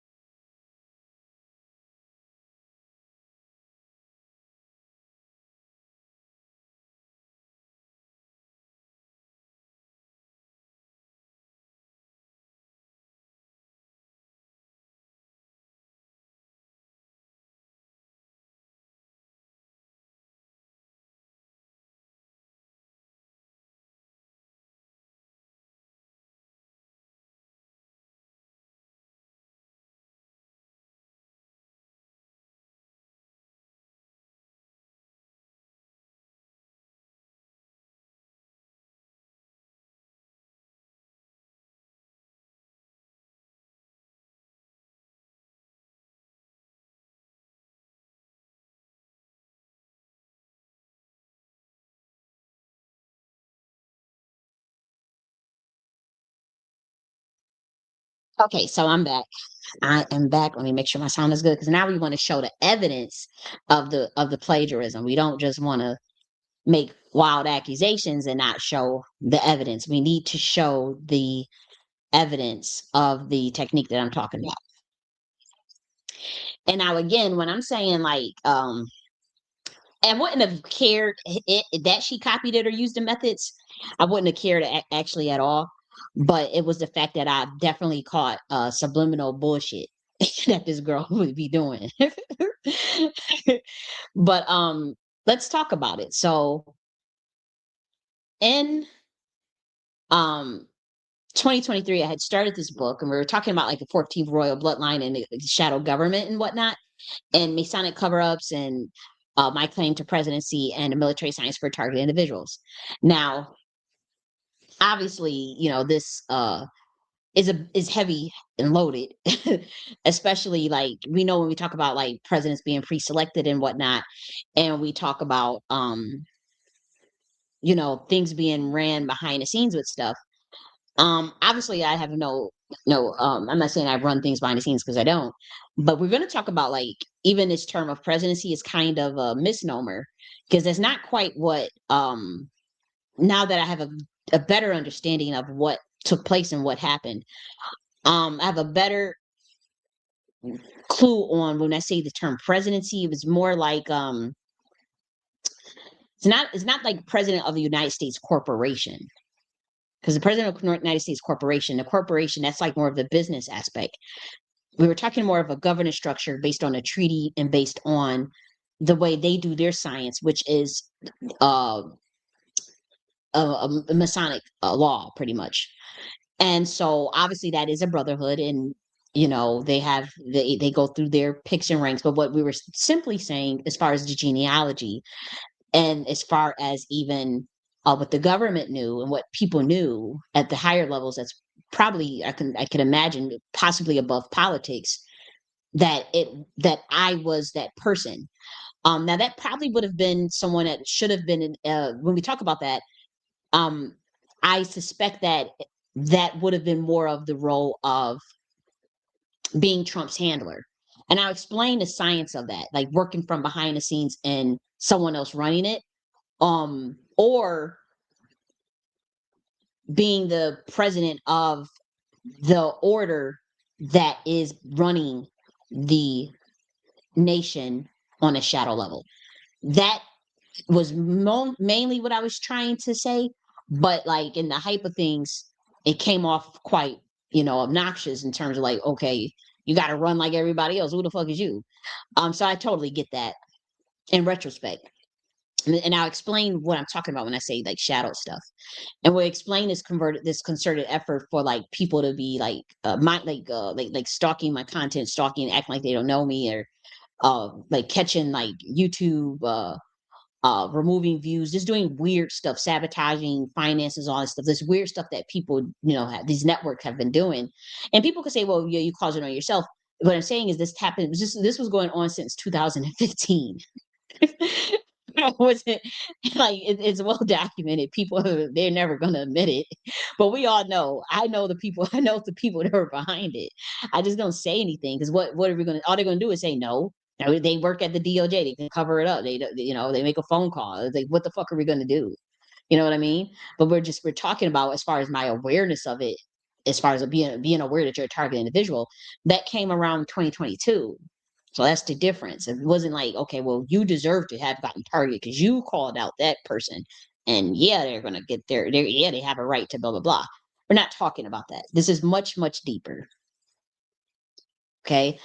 I probably could go back and do a triangulation discernment analysis from 2016 to 2022 to even prove a greater case. Like there were certain things that was happening with my bank accounts before that. Western Union wouldn't allow me to send money before the situation in 2022, and they said I was a national. They were saying because of something with some national security stuff, and then um I asked them to give me information. It was illegal. They obviously allowed me to send money again after I'm like, what are y'all talking about? But they said it was something from it was much higher. But they were lying on me. So they knew something and they were trying to cover up something, but they were lying. It wasn't like I had actually did anything. that had been targeting, finance and stuff that I was trying to do with freelance finances before 2022. When it comes to my account on Upwork, Fiverr, my YouTube channels, changing the policies 3 times in 1 month when I started a YouTube channel in 2017. Because in the first month that they changed their policy where you have to have 10,000 views, I was able to get that in 1 month and get monetized. Then they said you had to have 4,000 hours. And then I got that, and then they just demonetized my channel. Now they literally resort to because I didn't have the 4,000 hours. Now they just literally resort to just removing hours just constantly. And so this stuff had been going on before 2022. Okay. This did not just happen, but it's just like the awareness of it and speaking out on it. And I'm just like, wow, this is like really massive. And then being able to kind of see, unfortunately, um, how who was behind it. And my my gripe was that my suspicion was that it was governmental and that they had knew something or were trying to cover up something. Come to find out, it was true. And so, I had published this in 2025, but I had been working on this since 2023, and it just pretty much talks about shadow government, clandestine targeting COINTELPRO programs, how certain people get targeted more than others. So sometimes it could be linked to bloodlines and genealogy. Sometimes it can be linked to your religious beliefs, or even like your blood type. It could be literally down to a science too when it comes to blood type. It could be down to obviously if you're a whistleblower, you got caught, you knew something you didn't know. Revenge for hire. It could even be something as simple as revenge for hire. Like somebody just didn't like what you said, they just put you on a list to get targeted by the government. And these watch lists have been abused. A lot of these stuff has been abused just because they threatened by somebody. They want to get somebody out. They want to steal somebody's birthright, steal someone's inheritance. That is what has happened to a lot of people, including me. Okay. And so I had to uncover my own case. Nobody was going to help me with that. So I had to uncover my own case. I thank God that there were other people who had been dealing with this situation and was able to give resources, able to shed light on like even specific cases, such as the former FBI chief, Ted Gunderson, as a keystone. He was killed, but he wrote an affidavit about Project Phoenix and COINTELPRO in terms of how gang stalking works, how the people weaponize psychological harassment, surveillance, societal alienation, isolation against individuals based on their bloodlines, intelligence. It could be gifts, their activism, scholarship, or whistleblowing. And so we talked about covert Black ops groups in this book. And then these programs, they deploy covert harassment. They deploy psychological warfare, plausible deniability to isolate and discredit their targets. And the main one is saying, you're crazy. So Nikki is going through that. She's going through that. And you notice that you didn't hear me say she's crazy, because I think there's truth in what she's doing as far as like what she's saying, not so much what she's saying. I question how they're using this as a political party to cover up something while trying to discredit people and undermine people at the same time, while also being a part of the very program to inflict these type of things on other people. That is suspicious. No one can say that I participated in such things or did something. These people are a part of this stuff, and then they come clean or whatever. They're acting like they come clean, and then they can just go recalibrate, brush it under the rug, and then nothing really changes. And so that's the risk that the American people have to deal with. There are targeted individuals all over the country. There are victims of this type of stuff all over the country, even victims of Epstein. Wouldn't they be the ones to be able to talk about this stuff? Why would you need a celebrity that is narcissistic that gets off on being idolized? You see what I'm saying? And so someone is looking for a moment, plagiarizing someone else's work, that should kind of tell you as far as the sincerity and authenticity of that person when there are too many degrees of separation from the very pedophilic satanic cult that she's complaining about, that she's talking about. She was part of it. I guess she's trying to get out of it. And that obviously was really exciting for me to hear a couple of months back. I even did a video talking about my excitement that she's trying to get out of the industry. She's talking about it. She's, trying to get out of it and do her album and whatnot. And so she if she's doing that, that's fine. But it's like, why would you run over to Trump? That didn't make any sense. When you were supposed to, when you said you were going to be releasing an album or something. Why not be, it's like, if you're doing this whistleblower thing, and I'm going to talk about the itinerary, when the Nakhti order thought that you were fully coming out of that system and going to talk about and work on your album and talk about these things, we had an itinerary as far as like how that can roll out, how you roll that out from someone who's an independent artist completely coming out of that system. And so that's unfortunate. But let's talk about the actual techniques developed.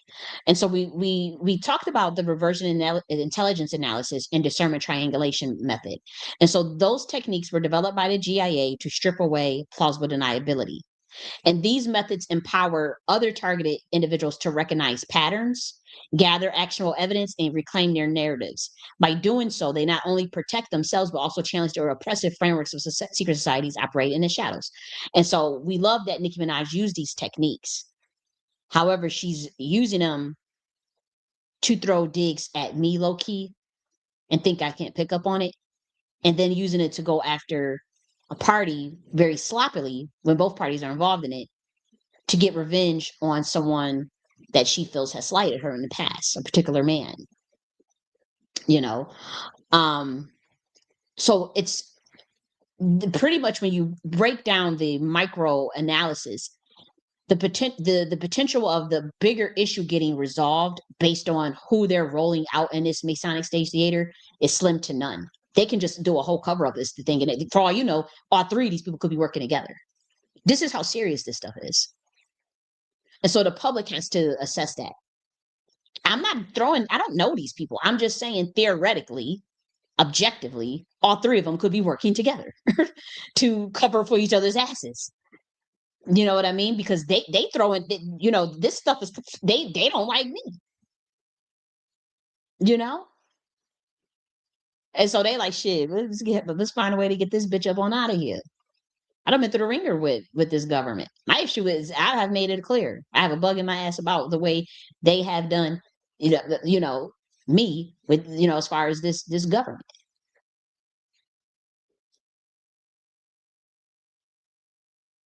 And so these techniques were developed to challenge oppressive frameworks of secret societies operating in shadows. And so I was talking about personal testimony, and then obviously, Heir of Solomon, because we're talking about, Negro bloodlines, the convergences between genealogy and even heraldry, and even bloodline identifications that are ethno-religious in a sense.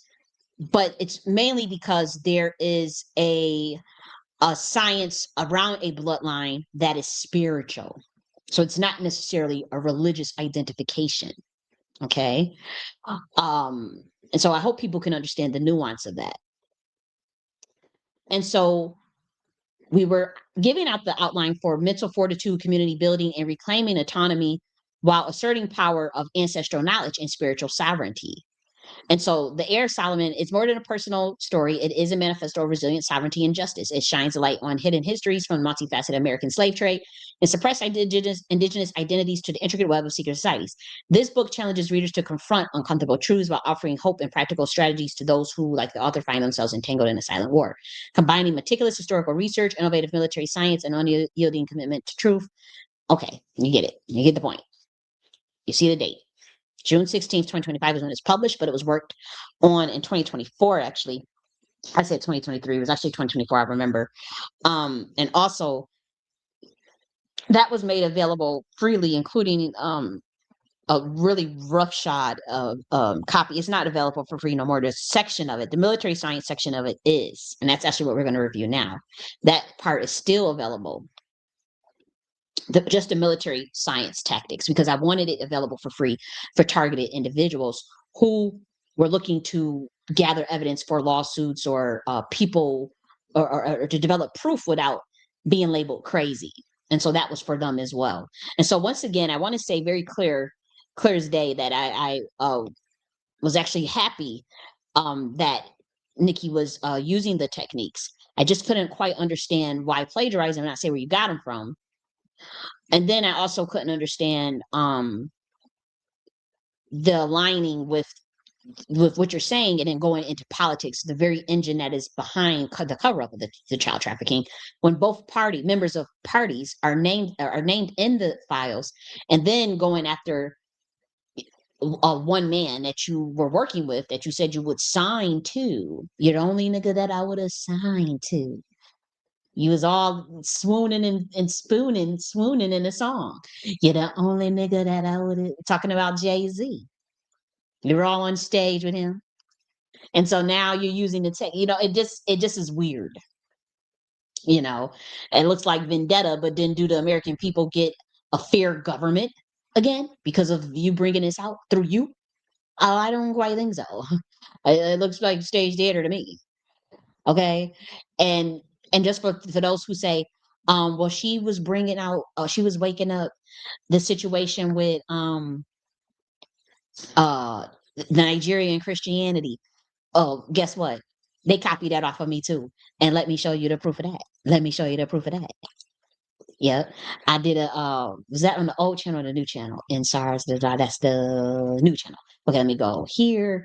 And I'm about to show you the proof of that. Because I was talking about Nigeria in SARS and the Biafran War in 2022. I'm telling you where they're getting all these plays from. Why they locking me out and doing and fucking me over.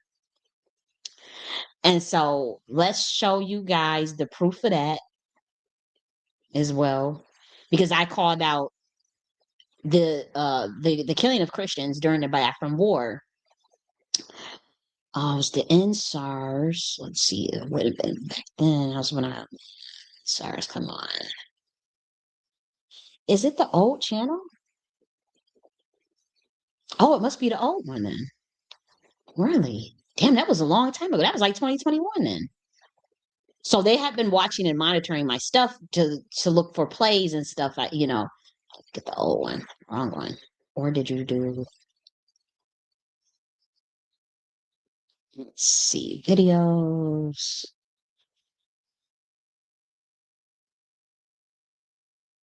Here we go. Now this was 5 years ago. Actually, it was 2020. Yeah, it was 2021. So 5 years ago, um, I was, very upset about the diaspora wars and all the disrespect between Black Americans and Africans, as you guys know. And so, I was researching the geopolitics of Nigerians at the time, because I honestly, was one that believes in melanated people working together. But that's when we come across, like all of these the slander and whatnot. And so I found out that part of the geopolitics was the Biafran War in Nigeria, and how Christians, Nigerian Africans that were Christians were getting targeted during the Biafran War. Now they had resolved that from what I understood, because that I think it was forgot which faction that dealt with this. In his video, I talk about it in his video, and you can see that on your screen. Let me just make sure that it's sharing. Let me just make sure that it.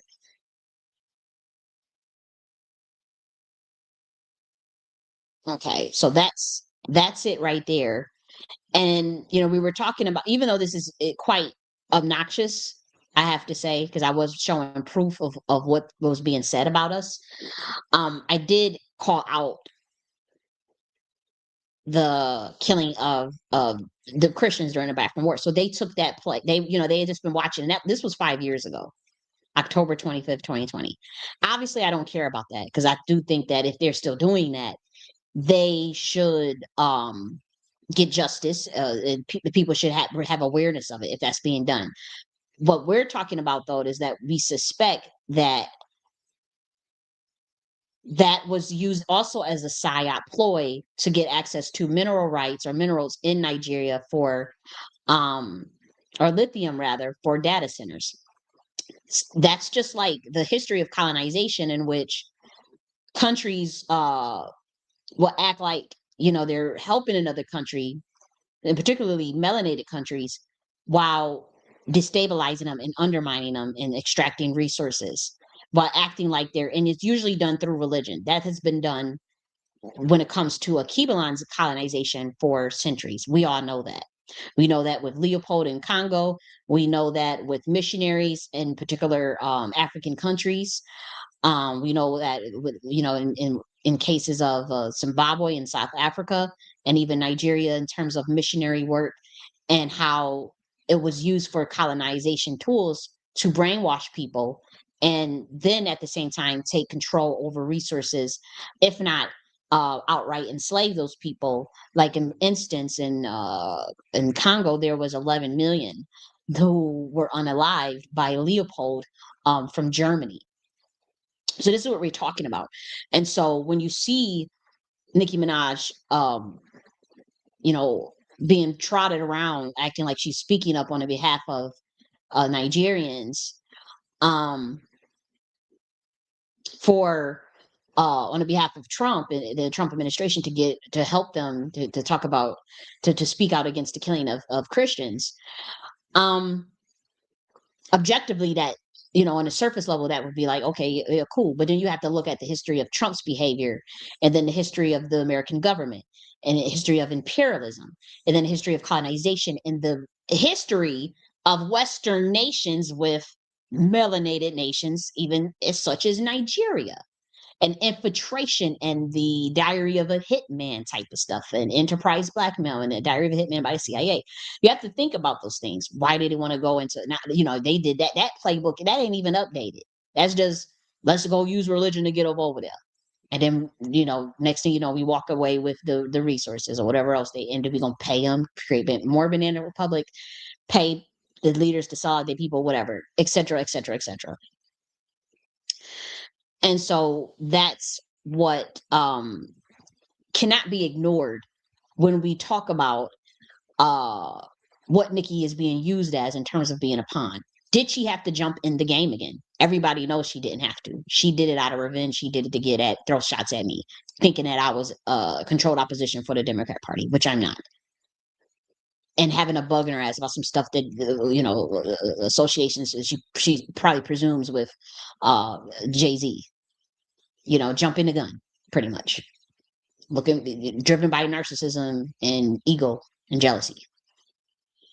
Um, Nonsense, vanity and vexation, driven by vanity and vexation, driven by the need to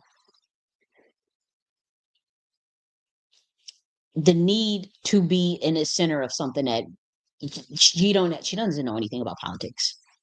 Let's be real. She didn't have to. Like, even if they were saying they were going to deport her or whatever, and for those who say, well, she did that to get protection. She said she wanted to speak to the CIA. Couldn't the CIA have given her protection? Did she have to go on did she have to go do this stuff with the gold card in order to wake it up about what has been going on in the industry when it comes to satanic cults? You have to ask yourself that. You have to ask yourself that. That's this is a much bigger thing than what we're talking about. Okay. And so let's continue to look at some of the things of the actual plagiarism. Let's not just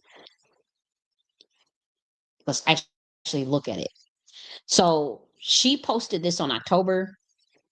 Let me make sure. She posted, let me just make this bigger. Is it big? Wait a minute. I'm trying to make sure that you guys can see it. Okay, let me just do my screen to make sure that it can be seen on the screen. Because I want to show what she posted and what she actually plagiarized. I'm hoping that you guys can see that screen. Maybe I can make it bigger because there's no point in like talking about this stuff if you guys can't see the evidence of it. You know what I mean? Okay, so I'm making it bigger on the screen, and let me just see if it's translating um on the other screen. Just one moment. Oh, it is. Okay, so it looks like we can see it somewhat better. I do it that way.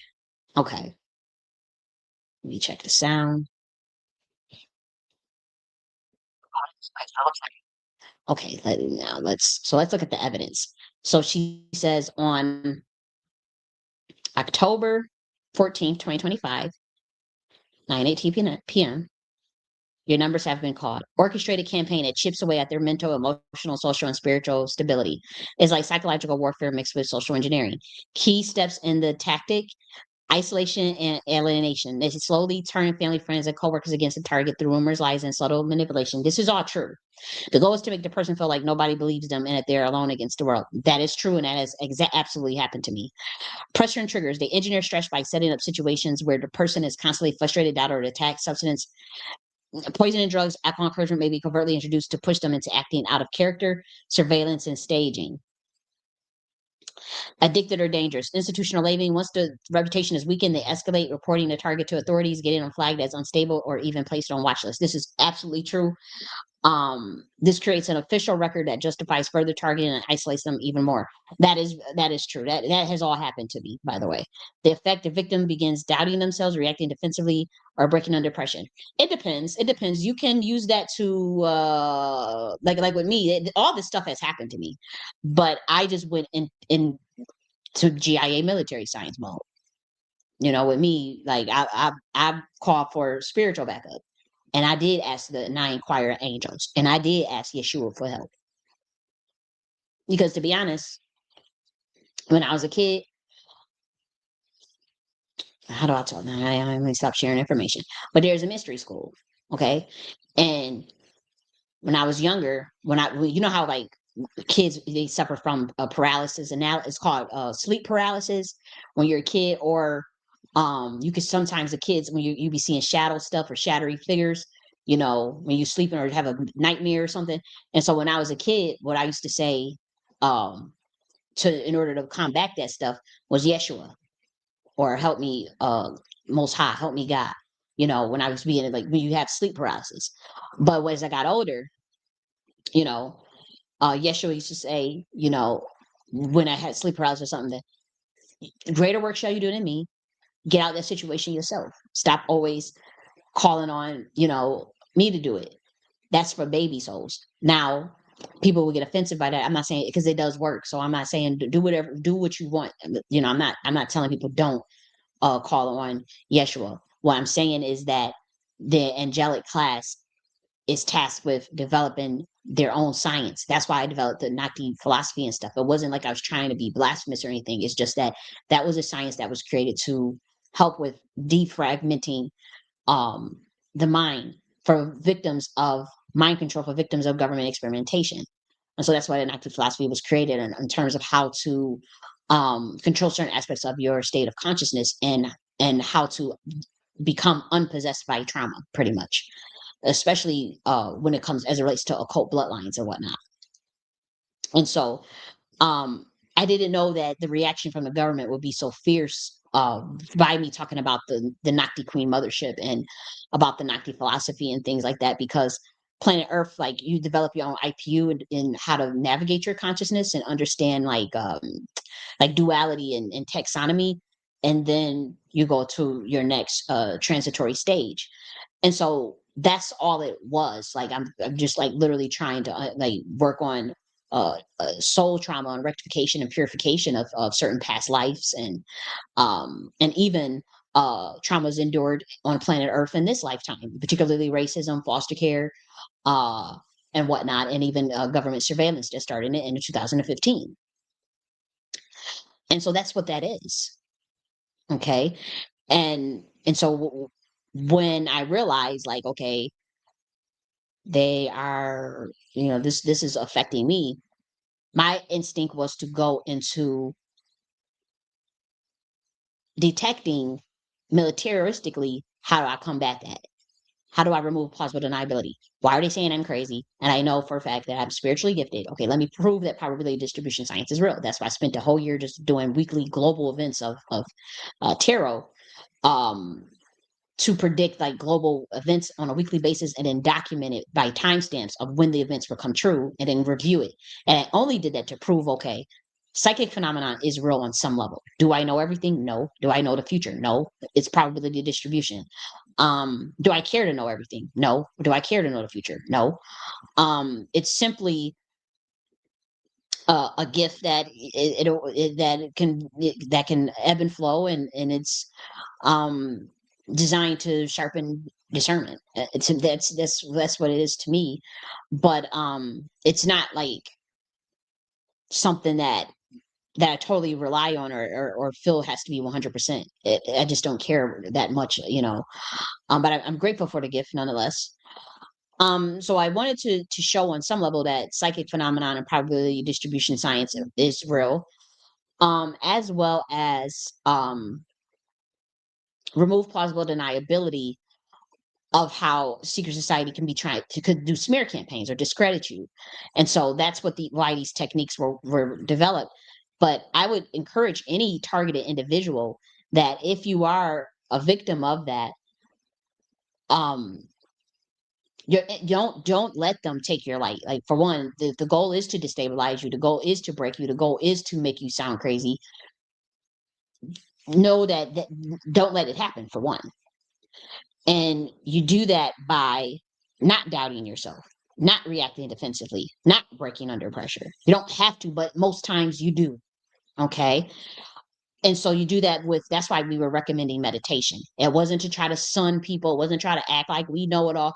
It was just like, at this time, for people who were dealing with that, the recommendation would be meditation so that you can gain more clarity over the states of the consciousness. Obviously, you can use the Nakhti philosophy for that. It's not incompatible. For those who have specific religious beliefs, it's not incompatible. It's a social scientific framework for understanding states of consciousness, and particularly if you have trauma, in particular if you want to transmute that trauma, and particularly if you have fragmentation of the soul, perhaps through satan, if you're a victim of satanic ritual abuse. Okay, if you're a victim of satanic ritual abuse and a believer in Christ, you know those, and you're reading your word or whatnot.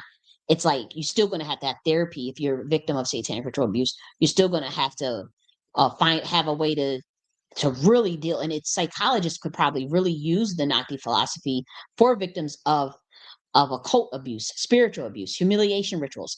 It would have been ideal if psychologists, even in today's, line of work, could disseminate that. They never wanted to work with me. They instantly got scared and just shut it all down. Like, what the hell is going on here? And it targeted me. Okay. But that would have been the cue to help people, to use the framework to help people. They just wanted to steal my shit. And actually not even steal it, just cover it up and bury it so that they can continue doing the same practices that they've been doing and nothing changes. But we all have to be that change, of course, and we all have to do that work to enact that new and build that new parallel infrastructure. That's all I've been saying. That's it. And so the psychologists in which these victims would go seek therapy from a Christ consciousness perspective, it would have been a good activity just on a social scientific level to have them fill out that chambers of the self chart. In terms of, in the Nakhti philosophy book, you see it says chati of self chart, but it translates to chambers of the self chart when we talk about some of the chambers of the mind, as well as the way in which it can lead to the emotional body in terms of pain in the heart. That would have, why would, if you're really trying to help these victims and really trying to help victims of satanic ritual abuse, why wouldn't we get that information out to them? They could have called me and say, can we use these charts freely, or can we license them, can we pay you a royalty for, perfect, fine. You didn't even have to say it came from an active philosophy. You didn't even have to mention me. They could have done that if they wanted to help these victims. There's other ways to help victims, but we're talking about specifically as it relates to undoing mind control through, in which, whether it be governmentally or even social scientifically in terms of psyops, political psyops, propaganda, media, K through 12 programming. Okay. And then, she says why it works, but in reality, a manufacturer breakdown designed to strip away the power, credibility, and support system. Why it works is powerful because it uses the victim's natural human reactions against. Okay, so we saw that. And then, you know, I'll show you this one in particular. Let me just make sure that my screen is still showing. A Royal Deluxe is in the building. Hey, Royal Deluxe. So let's show you this. She says, there's another man that will pop out, but I won't say his name. In a school, why won't you? Just go, in a school of recognizing patterns, the students must not be given all the answers, but instead they must sharpen their critical skills and free their mind of all clutter. Only then will they find it. But anytime, she's talking about I guess Rock Nation and the news for something they don't want you to know about, things will happen. And so she's bringing out these and she also mentioned something about the Queen Mother. She was like, I'm the Queen Mother and all this stuff. Well, what's interesting is perhaps she is. I think the way she's moving, you know, it's not Queen Motherly to me, but whatever. But I'll show you where this stuff is coming from.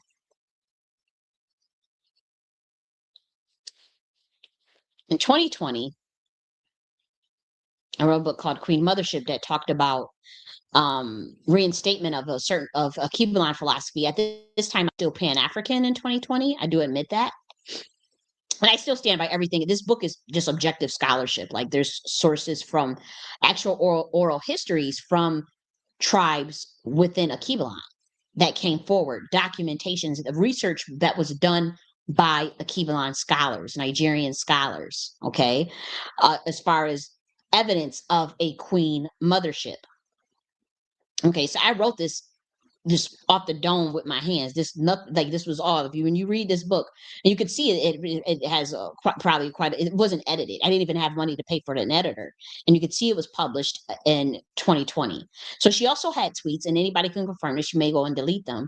I didn't take screenshots of those particular tweets, so I think I actually did. I think I have copies of them somewhere because they deleted my Twitter account to cover all this stuff up. But thank God I had took copies of everything, and I do believe somewhere I probably do have a um copy of the tweet about the Queen Mother stuff. Because I mean, there's only one person in Black America who wrote a book on the Queen Mothership. Let's just be real. Let's just be real. And I did it off the dome, and there was no AI, and this was in 2020, you know. But I was talking about multi-level governance systems between males and females, in which in Akibalan and even in indigenous culture, they were diarchal, leaning more towards matriarchal. So that means that there was male leadership, kings, emperors, but they had advisors, usually female advisors. And to be honest, I'll say that they were kind of like the equivalent of handlers to these kings, but there was no mind control. You see what I'm saying? It wasn't there wasn't mind control. This was just like there was gatekeeping of sacred science between those women that were usually 2 to 3 advisors to the kings, these women and the queen mothers. And it related to keeping power, spiritual priestesses, chieftains, Atlantean science. Yes, yes, you can laugh. And yes, we go in esoteric and helping the king stay in power. Um, and so this is the original idea where this stuff comes from, the original order in which we talk about the Black nobility having handlers. The Black nobility and what you see, that the debauched version of what you see in Hollywood with this handler stuff, that is not what we're talking about here. But when it comes to the Black nobility, it would be within the monarchy, the royal bloodlines itself. Your handlers would be related to you. They were supposed to be related to you. Not only are they supposed to be related to you, they have already been in your position. So they know what it's like They want to retire. They want to be behind the scenes. They want to pass over succession. They pass over succession, and usually, sometimes it could be a female. But you traditionally you wanted a male. If you had the male, then their wife would obviously be the queen. But if you had the queen, the king would obviously be the male. So it's still diarchal. It wouldn't have mattered. Either way, you're going to have a male and a female, uh, king and queen, or president and vice president, or whatever, and they would have handlers, which would be queen mothers, who would be advising them on how to run. And then you have the chieftains, you have the priests, you have the black the priesthood, you have your military knighthood, your military priesthood, and various other governance structures uh, within uh, primitive tribes, as they would say. These were melanated tribes of Akibalan and indigenous copper colors in North America. Both of these governance structures can be found scholarship wise in both of these cultures. It is the evidence is available for this. They've tried to bury it, but the evidence is available for it. All of it. And this was original order. It was overthrown by men who did not want. They wanted to pretty much understand what was the science that these women were using in terms of the Atlantean version of the angelic science. This is we call it. You could pretty much is like female masonry. They weren't they wouldn't be they wasn't told what everything meant. Okay, and so there was this period of observing what the women were doing, stealing information, even the information that they were taught to because they were initiated. They then um, taught people not in it that same science, and then used it on their very queen mothers, pretty much to overthrow the queen mothership, like I had been saying since 2020. Okay, and they used other women to get that done. Typically, women that are not a part of that bloodline of the royal monarchy.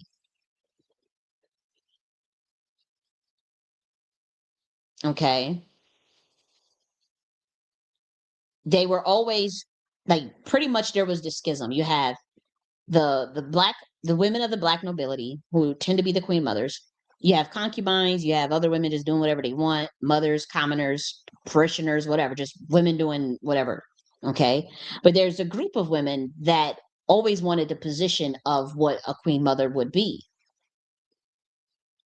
They had always been jealous of our intellect and advisory skills and gifts. We have a lot of queen mothers of the black nobility typically have a lot of spiritual gifts: sing, dance, writing, intelligence, military science, psychology, creative arts, drawing, uh, spiritual gifts, telekinesis, clairvoyance, remote viewing, all types of spiritual gifts, all the gifts of the precious Holy Spirit, all of the gifts, okay?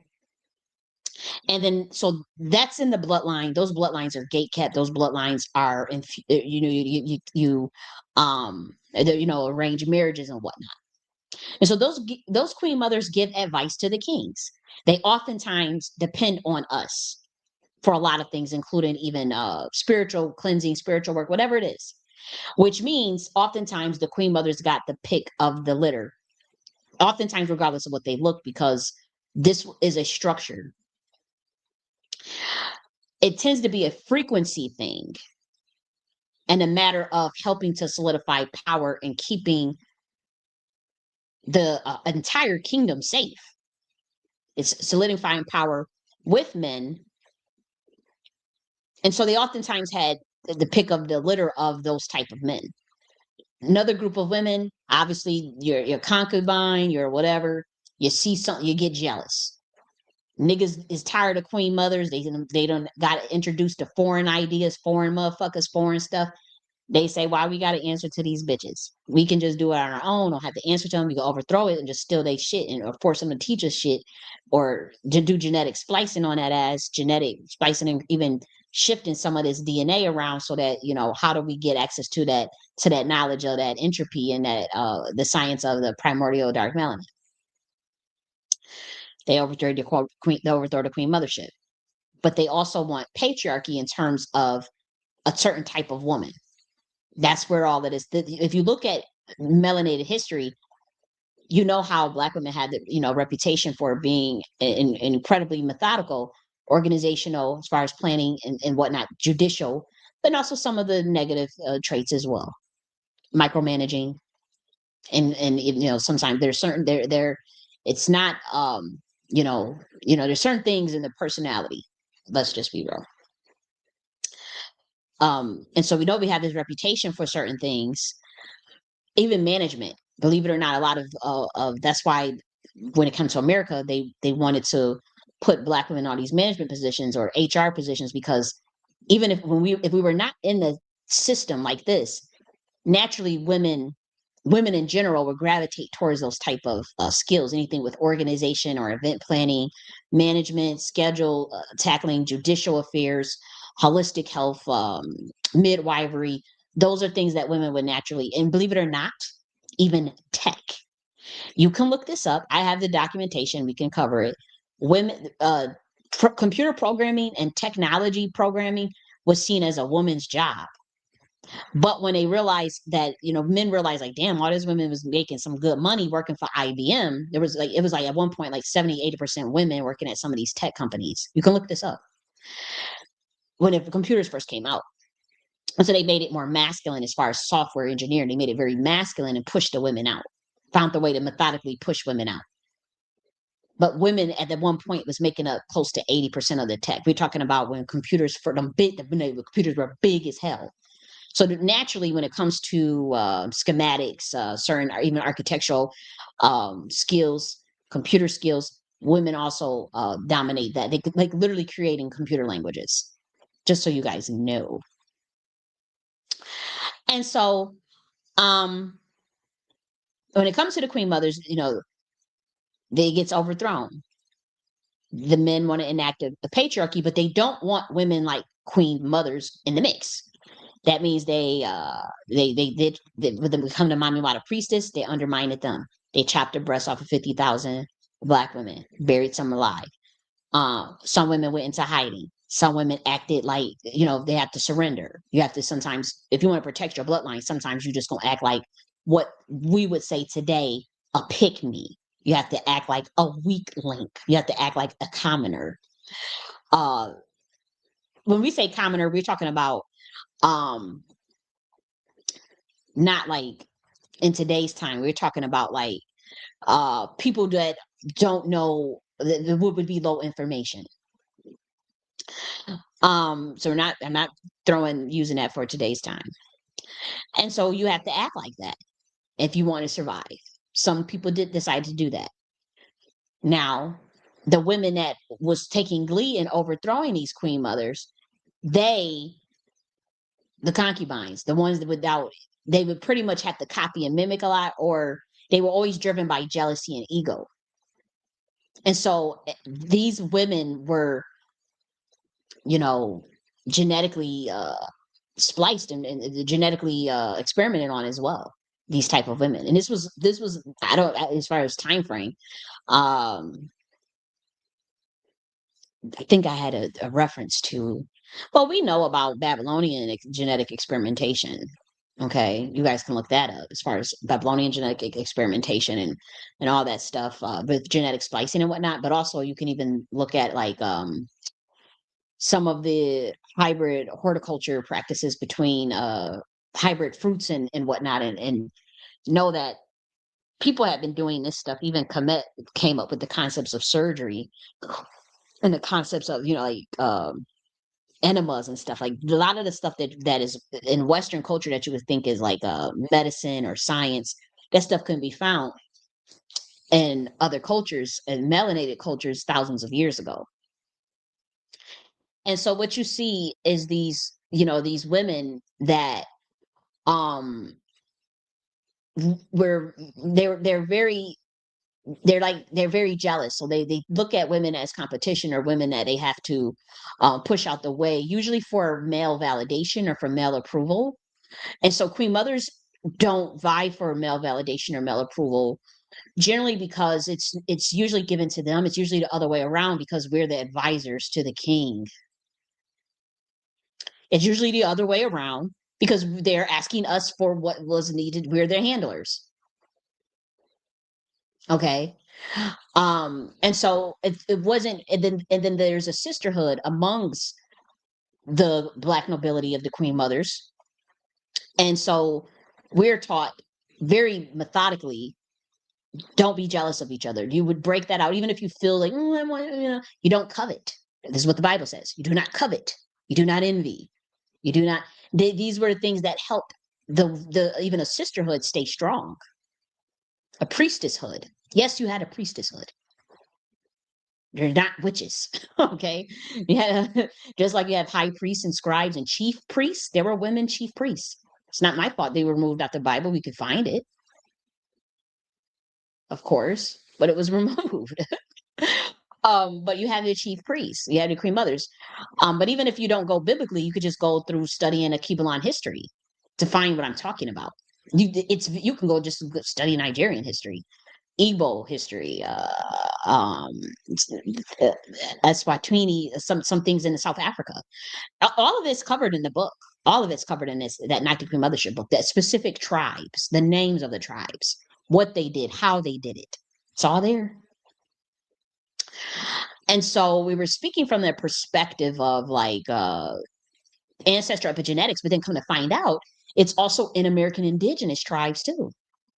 Yes, it is. In certain tribes more than others, especially Algonquian, southeast, around North Carolina area, Georgia and Alabama. You talk to a lot of American Indians. A lot of them are very matriarchal, and including the men. They've been raised in it. And even if there's not broadcasted out loud, it's because honestly, like you could, even though that American Indians tend to be still matriarchal, they're still male identified. So you don't really see it. You don't really see. You still see the old remnants of that setup with the queen mothers and being at more of the role of an advisor to actual kings. That setup is still can be found. That's that in indigenous culture. Um, even today.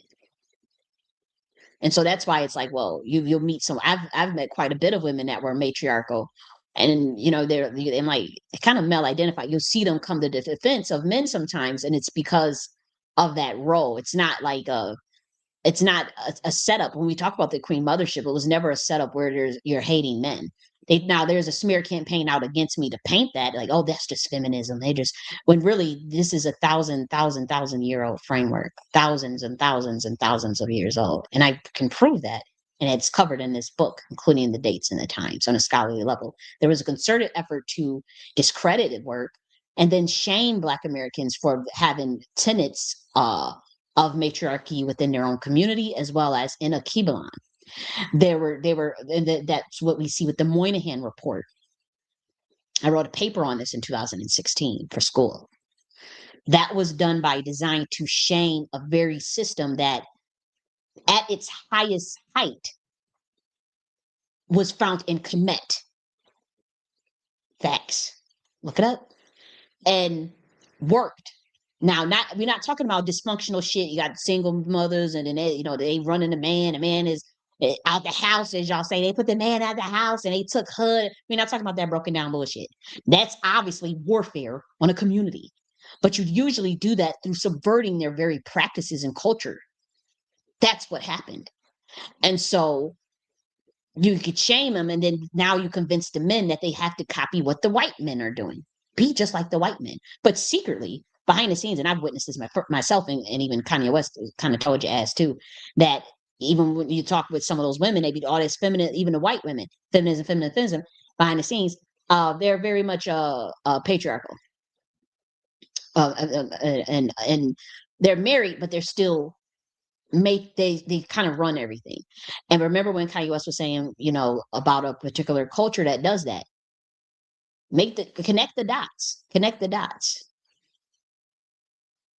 We personally had a mentor who was talking about like all telling me about all these things about, you know, men, she was married. But then when she invited me to her house and we talked,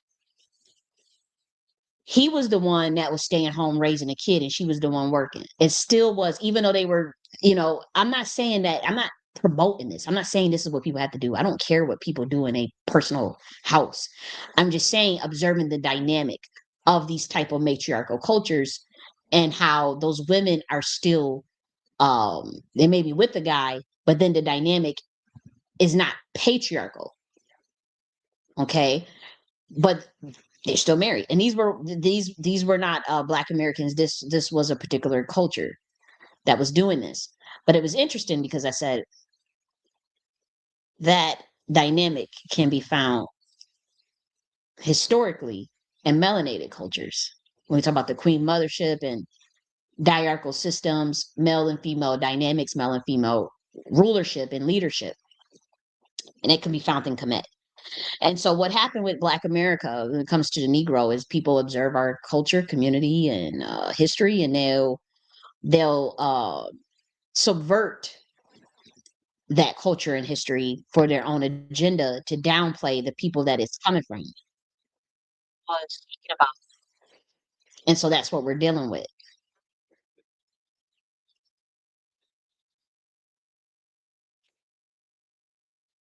And to be honest, that shaming mechanism, that is psychological warfare, that's humiliation rituals. And you see some of the dysfunctional dynamics even now between women and men in the Black community today because of the assimilation, the pressure to assimilate to ideas and culture that is not ours, but also perverted itself.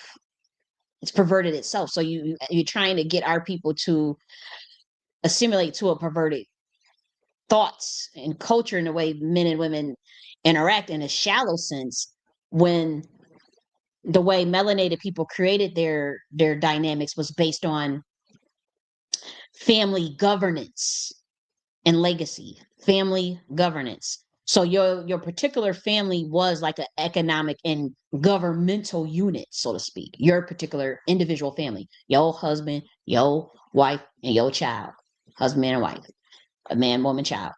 That was but that's the way you scale that governance wise, structure wise, to the level that you get to commit, the level that you get to an empire through the as you see in Egypt, in Kemet, you see them showing Osiris, Isis, and Horus, I believe. You see them even in Catholic Church, you see them showing baby and Madonna, baby Jesus and Madonna, and the Father, the Holy Trinity. That concept, that's the same. You see the convergence of that same concept. That's where you start at.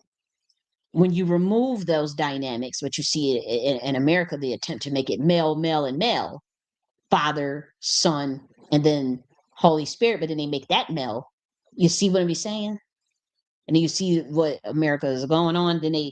Uh, then they shame they create patriarchy. The women got to depend on the men, and the laws of domesticity of the 19th century, and then the clashes between the way in the 60s with the way white people and white women and white men interact within their relationship, and then the same with Black women and the way they interact with Black men. And then that's where you can really assess those differences, and then you can see how there was that concerted effort to enact that warfare. There was a time when white women got more abortions than Black women, when the white divorce rate was higher than the Black communities, when the wedlock, not the wed, the teenage pregnancy rate for white people was higher than Black people. They studied this and developed a warfare game plan on how to subvert all of that and put pretty much Masonic credit swiped in on them and reverse all of the stats. And that's what they did.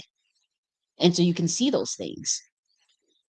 and how it's played out even within the last 100 years, even in the Black community, when now they we don't have the same divorce or the same marriage rates as we did back in the day, not in comparison to white people, but obviously theirs is higher, but even just from back um when our grandparents and their grandparents was around. And so that's a thing too.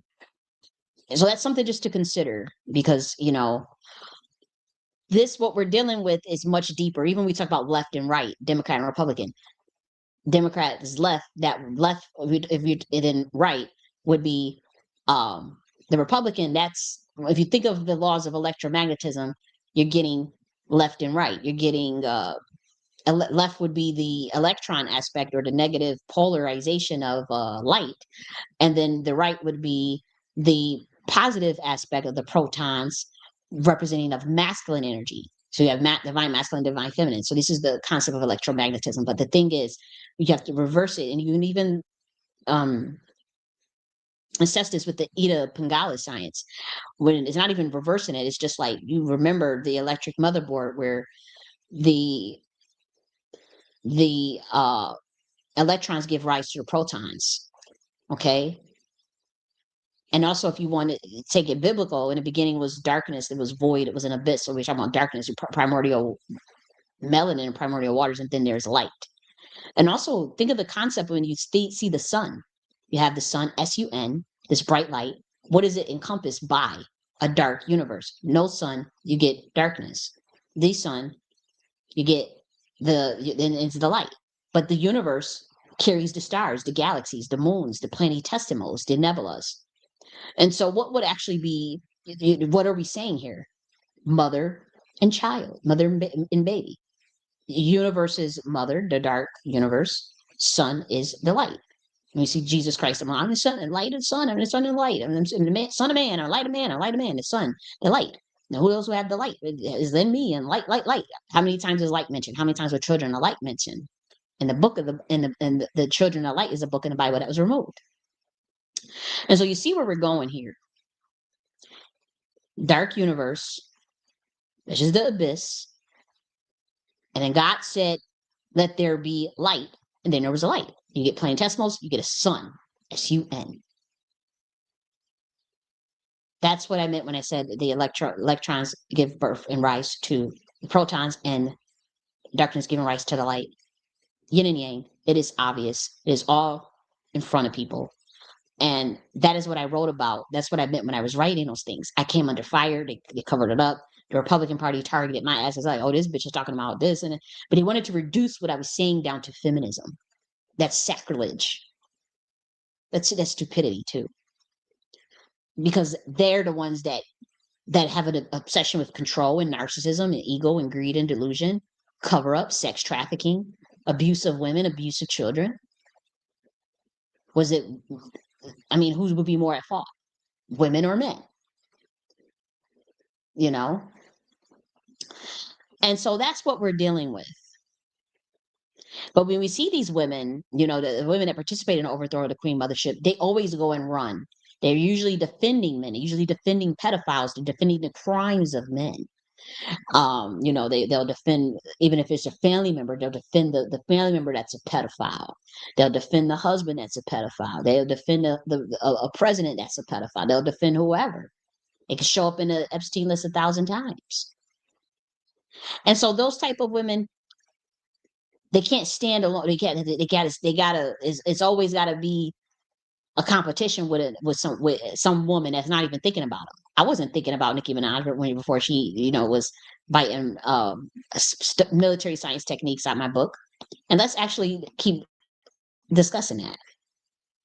Like, you in competition with somebody that don't even fucking know you. Okay, and so this is the military science. Let me just make sure that it's sharing.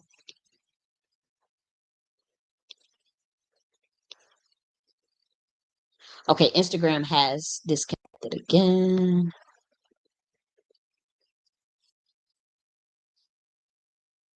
Let me do it again here.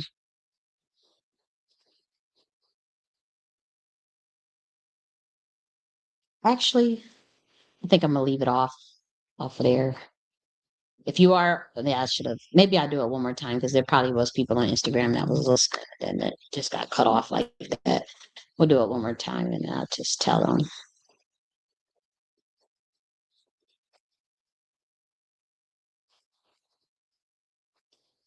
Oops, nope, wrong one. And so you see these type of things, um, you know, and I don't have a desire to fight with anybody. It's just, I just noticed it and it made me, for this to be going viral and I'm realizing I'm like, wait a minute, this stuff is from, my books, but then I'm noticing like some of these little these little subs and stuff. And I'm not a subliminal person I'm very direct when it comes to stuff like this.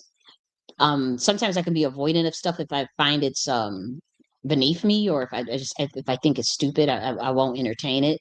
And so sometimes I know I can that can be a little annoying to people who want like energy harvesting. A lot of times I don't engage with if it's something that's totally people could look at that as take it how you will, but if it's something that's totally stupid, I won't even address it. I wasn't even going to address this because I just was like, well, whatever, that's weird, and keep it moving. But just for the record, as far as GIA military science, and then all of this stuff is for other dimensions to study in terms of what is going on this planet, in terms of what is being done. And so um it's okay, for this stuff, to talk about it, even though it's a little as far as the whole repertoire of the work we're trying to do and the information we're trying to get out to people. um it's not totally a distraction in terms of its use case or its productive value of even talking about these type of things. And so this is the military science technique, triangulation discernment method 1.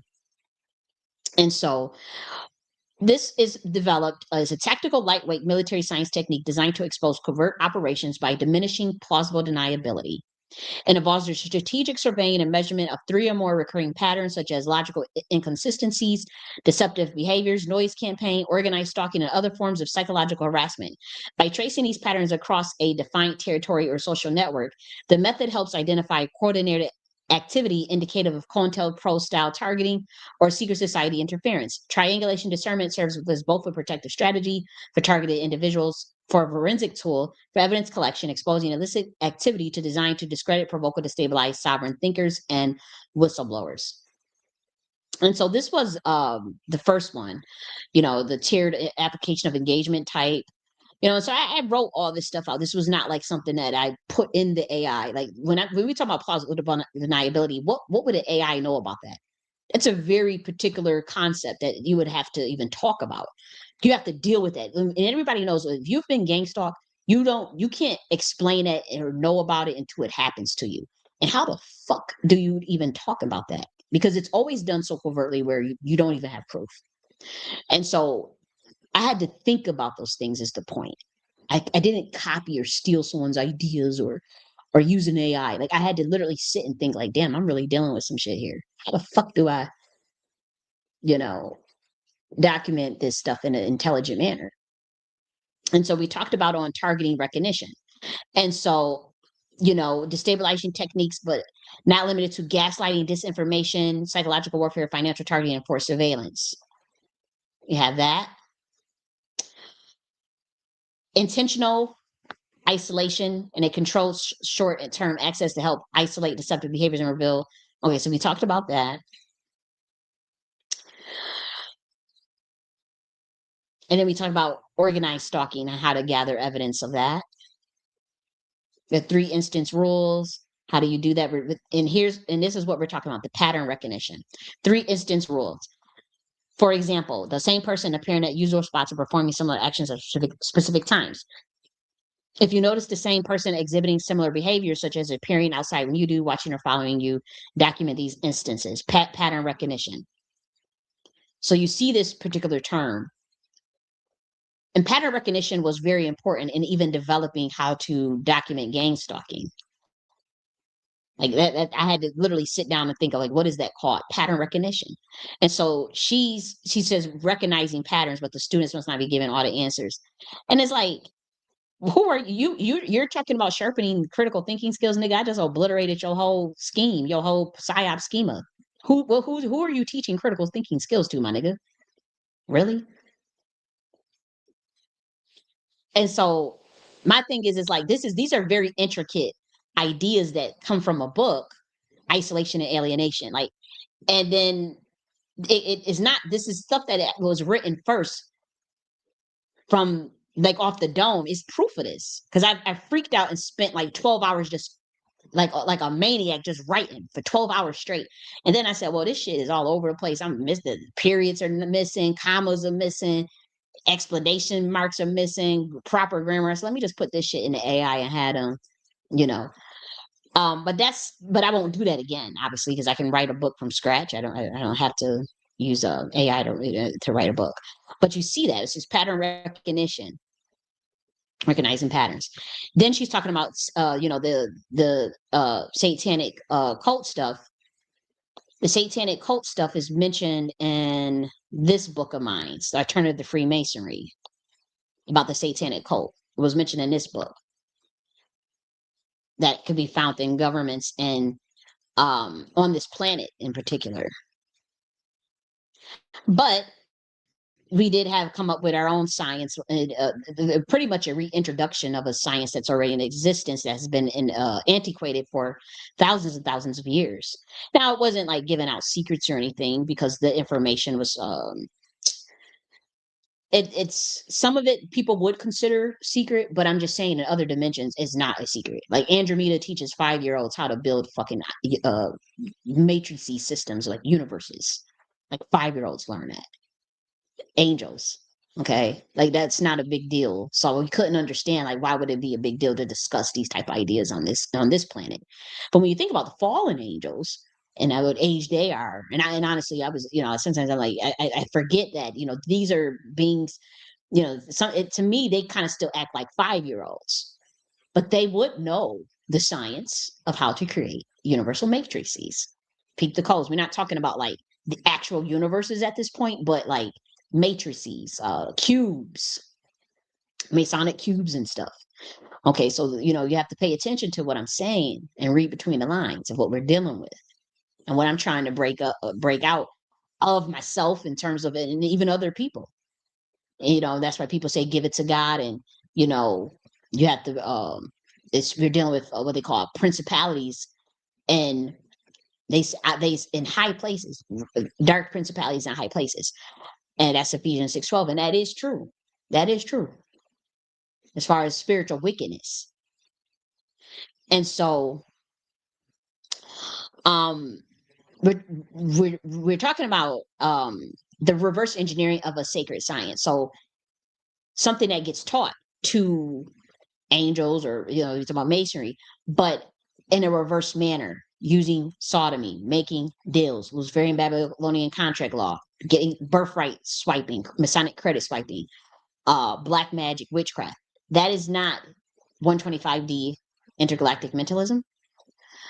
And we were saying it was reverse engineered because they were trying, we perhaps, and I wasn't the only one that talked about these things, but trying to get out of leave planet Earth through another means, finding a way to do it. Typically through sodomy, deals, well, sex magic, and contracts. That is loaded. That is heavy. I have not been in a position like that,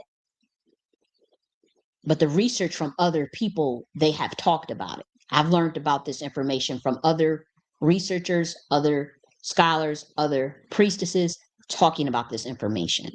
Okay.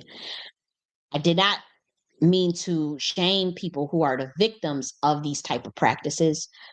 And I do apologize for anybody that I offended who is a victim of those type of practices as it relates to sodomy and being a victim of an exploitative contract, being a victim of exploited drugging, mind control, and exploitative sex magic practices. So a lot of people are victims of it. It's not just like, oh, they did these, but then some people are the people who were engaging in it. Okay. And so, there one can say, okay, there's a moral dilemma, but there's people that are more culpable than others. Obviously, the people that was doing these things to people. Now they're going to try to say, oh, this is all conspiracy theory. We're just going to, oh, this is just no. This is this is very well documented, very well. All these artists are not lying, but now they're trying to scapegoat them. But really, it's higher. We have to look. We have to go deeper. Not next is politics. Next is government. And so the ideas about the satanic cult and Luciferian Babylonian contract law that was in here.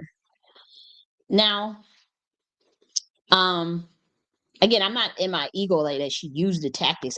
We want people to use the techniques.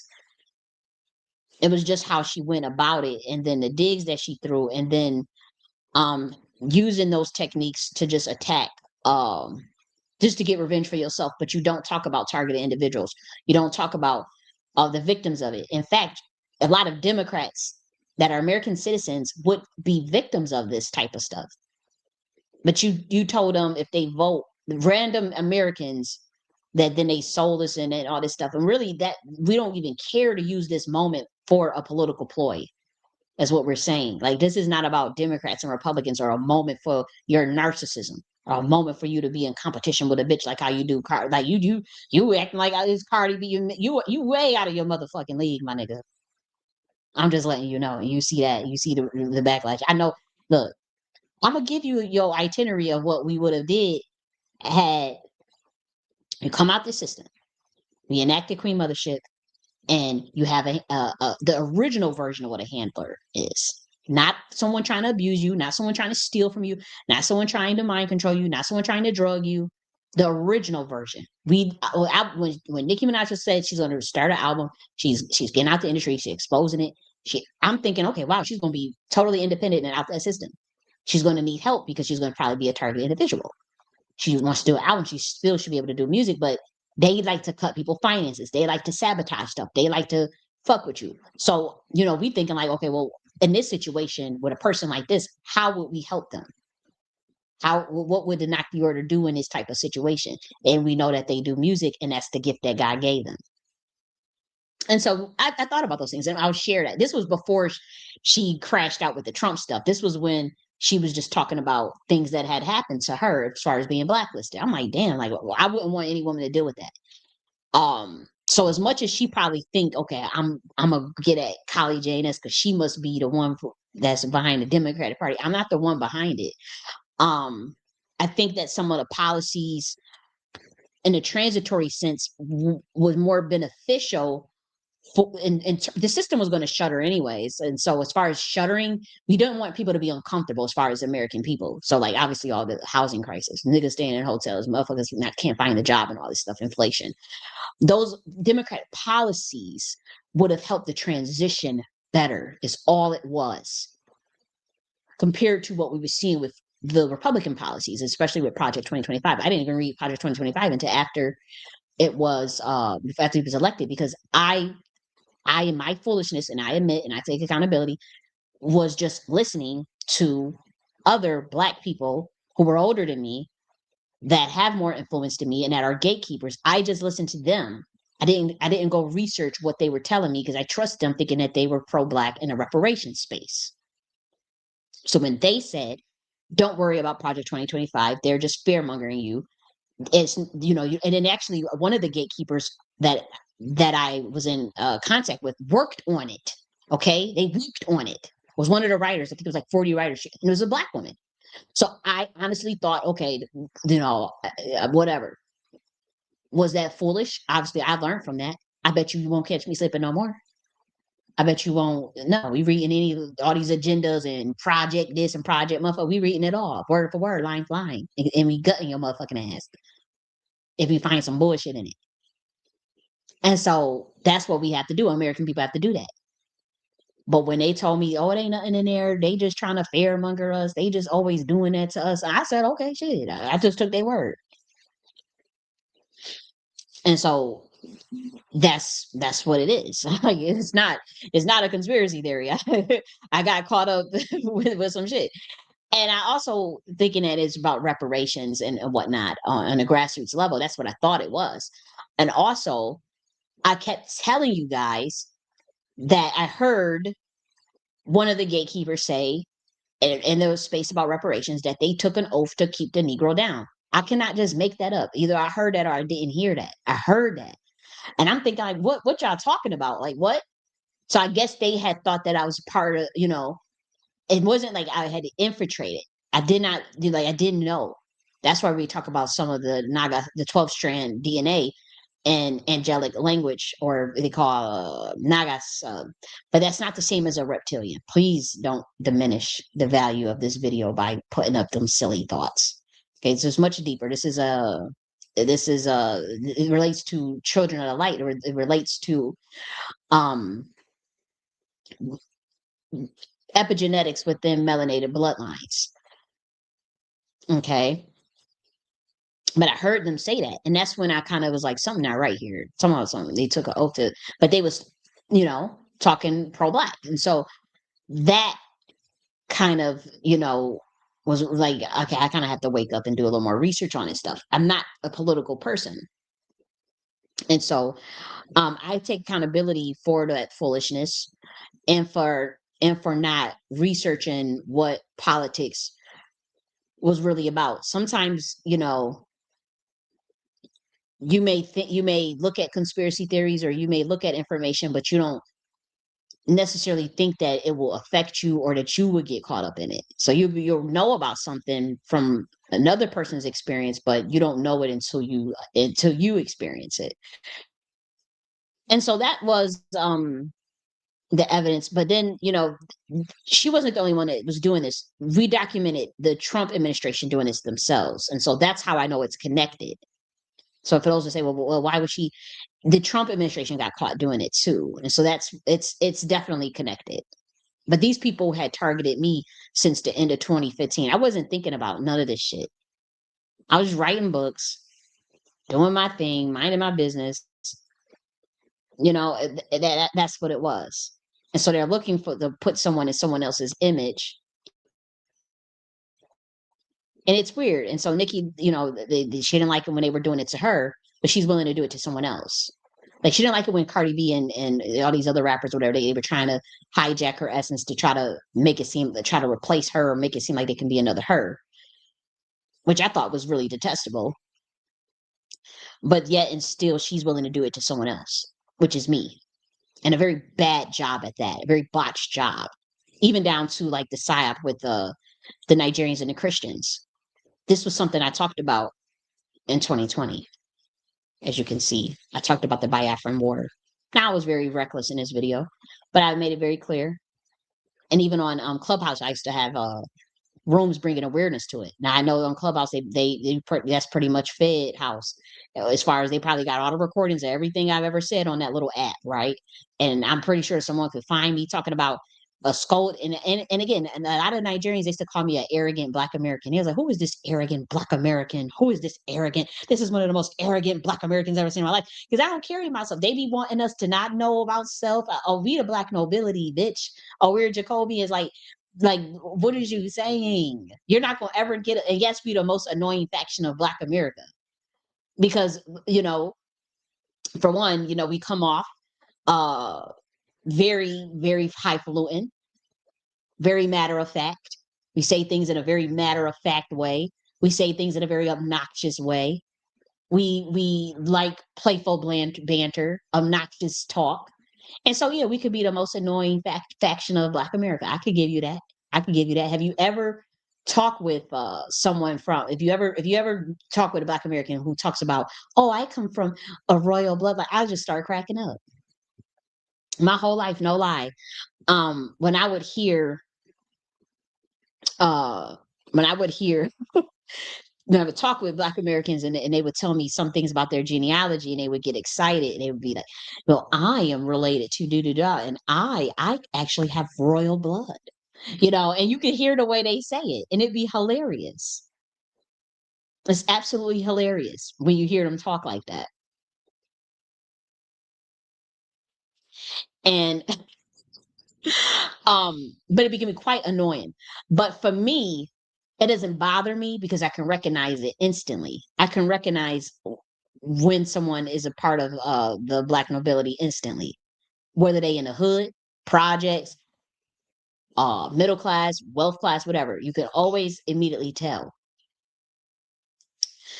And they usually are highly, highly intelligent, highly spiritually gifted. And they unfortunately their delivery on and the way they talk and the way they approach things can be from outsiders extremely offensive. I'm saying like the only thing that was my saving grace is that I was raised in the hood, so I can relate to both sides. I was raised in a then that's not being the same as from the streets. I'm not from the streets. Being raised in the hood is not the same as being from the streets. I was not raised in the streets. I was raised in the hood in a home where sometimes it was like bougetto and then middle class at sometimes and working class. It wasn't like the streets. Yeah, there was some family members that were in the streets, family members that were dope boys or whatever. That's not the same as me. I might just because I might have observed some don't mean I was a part of that or anything. So I'm not acting like I was. But the only reason why, you know, my saving grace in terms of even the way I deliver things and being able to understand the mind of those that are not of the black nobility is because I was also raised in the hood. And there's black nobility in the hood, sure is. And when you talk with them, sometimes they can come off like know-it-alls. It could come off as uh, competitive, obnoxious, annoying. But generally speaking, they tend to be highly, highly intelligent. I'll never forget. I was with three girls who were also of that same ilk. They had their genealogy, they knew certain things about their bloodlines way more than I did. And they were they knew they were of a royal bloodline. And we were all talk amongst each other and we can be on a three-way call, two-way call, 4 hours, no problem. 5 hours, 6 hours, talking about stuff like this, high level stuff, all types of cool stuff. When I say stuff like we're talking about military science, not talking about Nicki Minaj, we're talking about military science. Um uh, different types of theories, ideas. We're able to do that for 3 or 4 hours, and we could talk just like this. And if y'all think I'm bad, oh, y'all haven't seen nothing. Y'all really haven't seen nothing in terms of delivery. I mean, some of the people, it was outrageous. It's hilarious to me. I think it's funny when I hear him talk, and I listen to it because it's culturally you can hear it, and it's culturally it's comfortable. It's comfortable because 12 strand Negroes they have a lot of angelic DNA. They're supposed to be light heart banter because jealousy is discouraged amongst the black nobility. So yeah, you can have the little contests or little shit talking. You talk shit or whatever, but to the point where you are actively going after each other out of jealousy, that is actually extremely frowned upon because how else do you keep an empire running if you guys are fighting each other and jealous as hell of each other? And so you would be around your own. That's why classism even in Black America exists. And if not, you would be a chieftain amongst those with eight-strand DNA, eight strands, or other 12 strands, and or people that decide to follow you if you get ostracized or something like that or isolated or something. But if you are among your own, you typically you will feel comfortable. You can have those 4 hour conversations. It's not a big deal. Just talking just like how I be talking, all reckless and all this stuff, just like this.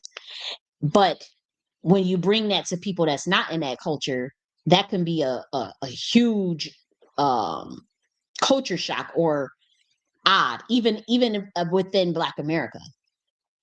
And I remember the four of us, we decided to go amongst more of grassroots or we are grassroots, but like hood, I would say, like hood. And I knew that I'm like, if y'all go talking to them people, like them hood people, like how we talk on that phone, you're gonna get obliterated. They're not gonna let you talk to them like that. You're gonna have, and I knew that. And I said they gonna go in there talking like how we talk on them phones, and they gonna run them off the block. And I already knew it. Um, because there's a certain way that you have to, be able to relate to people. And see, they weren't raised in the hood like how I was. And so they pedigree, even though we have a similar pedigree, they can't relate to people outside of it. So of course, just like I predicted, they go. I mean, we talking about within 30 minutes, the hood niggas was off, sounding off on their ass, sounding off on their ass. They was really, it was bad because they couldn't. They're like, why are you talking to, they don't, generally speaking, the people of the black nobility are amazing people, very, very intelligent, very caring and giving, but can be, if you don't, since we don't placate people's ego, and we don't care about people's ego, and we'll stick more objectively to the facts versus an emotional pool, that can be um that can be jarring for people. That can be very jarring because people are raised to want emotional push and pull factors as well as protection of their egos, everybody, including me. And so the those of us, we're that bluntness and that directness and that brutal honesty, and then just the pointing out illogical idiosyncrasies, overthinking, though that's common within our culture, but then you bring that out to the broader factions of Black America, and they run you off the block. They're like, "What are you doing?" And that is why a lot of the Black nobility gets attacked. Um, whether it doesn't matter about again, I've also seen people who didn't have much also be of that same bloodline, even such as myself, and we can talk with each other. We go dinner, hanging out, or we have a good old funky time. I'll never forget she telling me all about, oh, my bloodline and my ancestors, and I am royalty, and we just talking shit, having a good old time. I'm telling her, oh, I'm royal bloodline too, and she's telling me, and once again, that's when she was proceeding to tell me. She was like, be careful because the government that's when I'm looking at her like, what the fuck are you talking about? This was in 2018. We went to the restaurant together to have a good time, and she literally said, the government's watching my mom because my mom can talk to God, and she has lots of spiritual gifts because we have a royal bloodline. And I'm looking like, what are you talking? Now that was kind of confusing. I get it now. I understand it now. He taught me about archons, taught me about gnosticism, and when we in the hood, she's in the hood, you know, and we had a good old funky time, but nobody could stand her. Like it was like we hanging out, we have a good time, but um when she would talk with other, Black people, they just, oh, here she come. But we can understand each other. We can understand each other. It's not a bad thing. And so again, with me, I can kind of go both, people can relate to me from both sides, but at the same time, I have to say, even my delivery is incredibly off-putting, um, can be incredibly off-putting to people. Like I said, I was listening to one lady. I'm sitting there cracking up listening to her. I'm like, damn, I said, I instantly know. I said, she has to be an American Indigenous and a Black European, one or more. And so she has a Nagas DNA. I didn't know anything about her, but I just listened to her voice from like listening for 5 minutes, and then come to find out on her page, on her bio, she was talking about how, she's, the dragon bloodline, and she's indigenous, and she's she has connection to the Moors and Ireland, and all on her own. Never heard of this person a day in my life, and I was like, wow. I'm like, she probably think I'm jacking her shit, but I'm like, yo, like, there's another female out here talking like, but when I started cracking up, I said, does she not know how outrageous she sounds? Because I recognize, I said, damn, that's how I'll be sounding. And I'm like, ooh. And then the same thing that happened to me, once again, was happening to her. the targeting, the see, it's the same particular bloodline. Like I've been saying, it's a bloodline that they be going after. And she is actually really gifted too, you know, and intelligent, and they were doing the same thing to her. So it's a pattern of this shit, is what we saying. She would naturally have been a queen mother. Now let's keep going though. Because I think we showed, let me just make sure it showed. Okay. So we did that.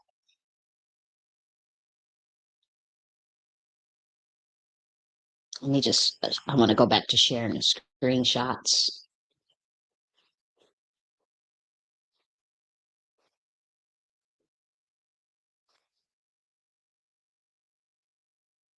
Go back to sharing the screenshots. Okay, so we're there. I want to get rid of this.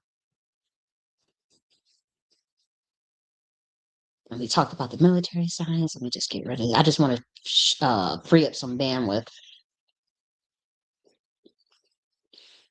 But that military science document, that is still available. And it's in a Google file that's still freely available for those who want that. That was just to help target individuals, because there's a lot of targeted, there's a lot of people dealing with this. Um, or they were. I think they shutting a lot of this stuff down because it all came out. It all came out, and we woke it up with that banger. But they want to, whatever. But so they trying to hurry up and probably, reshuffle the deck, and that's what I'm saying. People have to be careful with that. With allowing that, you allow the same people that was partaking in it be responsible for cleaning it up? No, the fuck, that doesn't make any sense. But like I said, we talk about the queen mothers and they give advice to the kings, and they oftentimes depend on us. So when that 33% left the original order, they took dumb people. They took people who already had, I won't say they dumb, because a lot of them are not dumb. A lot of them are extremely intelligent, but when it came to the women, they were taking women that were not full 12 strand bloodliners to prop them up, knowing that they were traitors, hated themselves. They hate women of prestige. My thing is, why be 15 years on a stage with these niggas if they was doing all these things and you knew about it, Nicki Minaj, using the songs, you was doing music. There's rumors of you on videos and stuff. And I think it's because she's being paid to undermine the actual victims of that program, and so that they can cover it up and reshuffle the deck and roll out the program under another means. And I think she assumed that people were working with the Democrats like an idiot and out of revenge, but never really focus on people who caused the problems or were complicit. And so, you know, this is what we're dealing with. You're relying on people who caused the problems or were complicit in it to solve the issue. And from a military perspective, it allows them to recalibrate and to go to strategize and continue those practices and then hide their hands. And then the public is at square one, and then nothing gets resolved for the people, and they still have to deal with distractions in a corrupt government. And like I said, you don't know who is working all together behind this. So why would the public support political parties or people caught up in any of those scandals, or people who have to copy other people just to stay relevant and not be their authentic self? And so, to me, the history is just as problematic and suspect as on the Republican side, or as they're saying it's on the Democrat side, even with Nicki Minaj herself. We see her attack another woman's child, a kid. We saw about vanity and vexation every chance she got. But why target me and why throw shots at me? Why are you willing to do to me what you saw the industry do to you? I'm not in the fucking music industry, nigga. I'm not in the music industry. I'm not in the Democratic Party. I'm not in the political industry. So what are you doing? But that's because they like to they'll listen. I know these women is listening on these devices. They kind of like gang stalkers.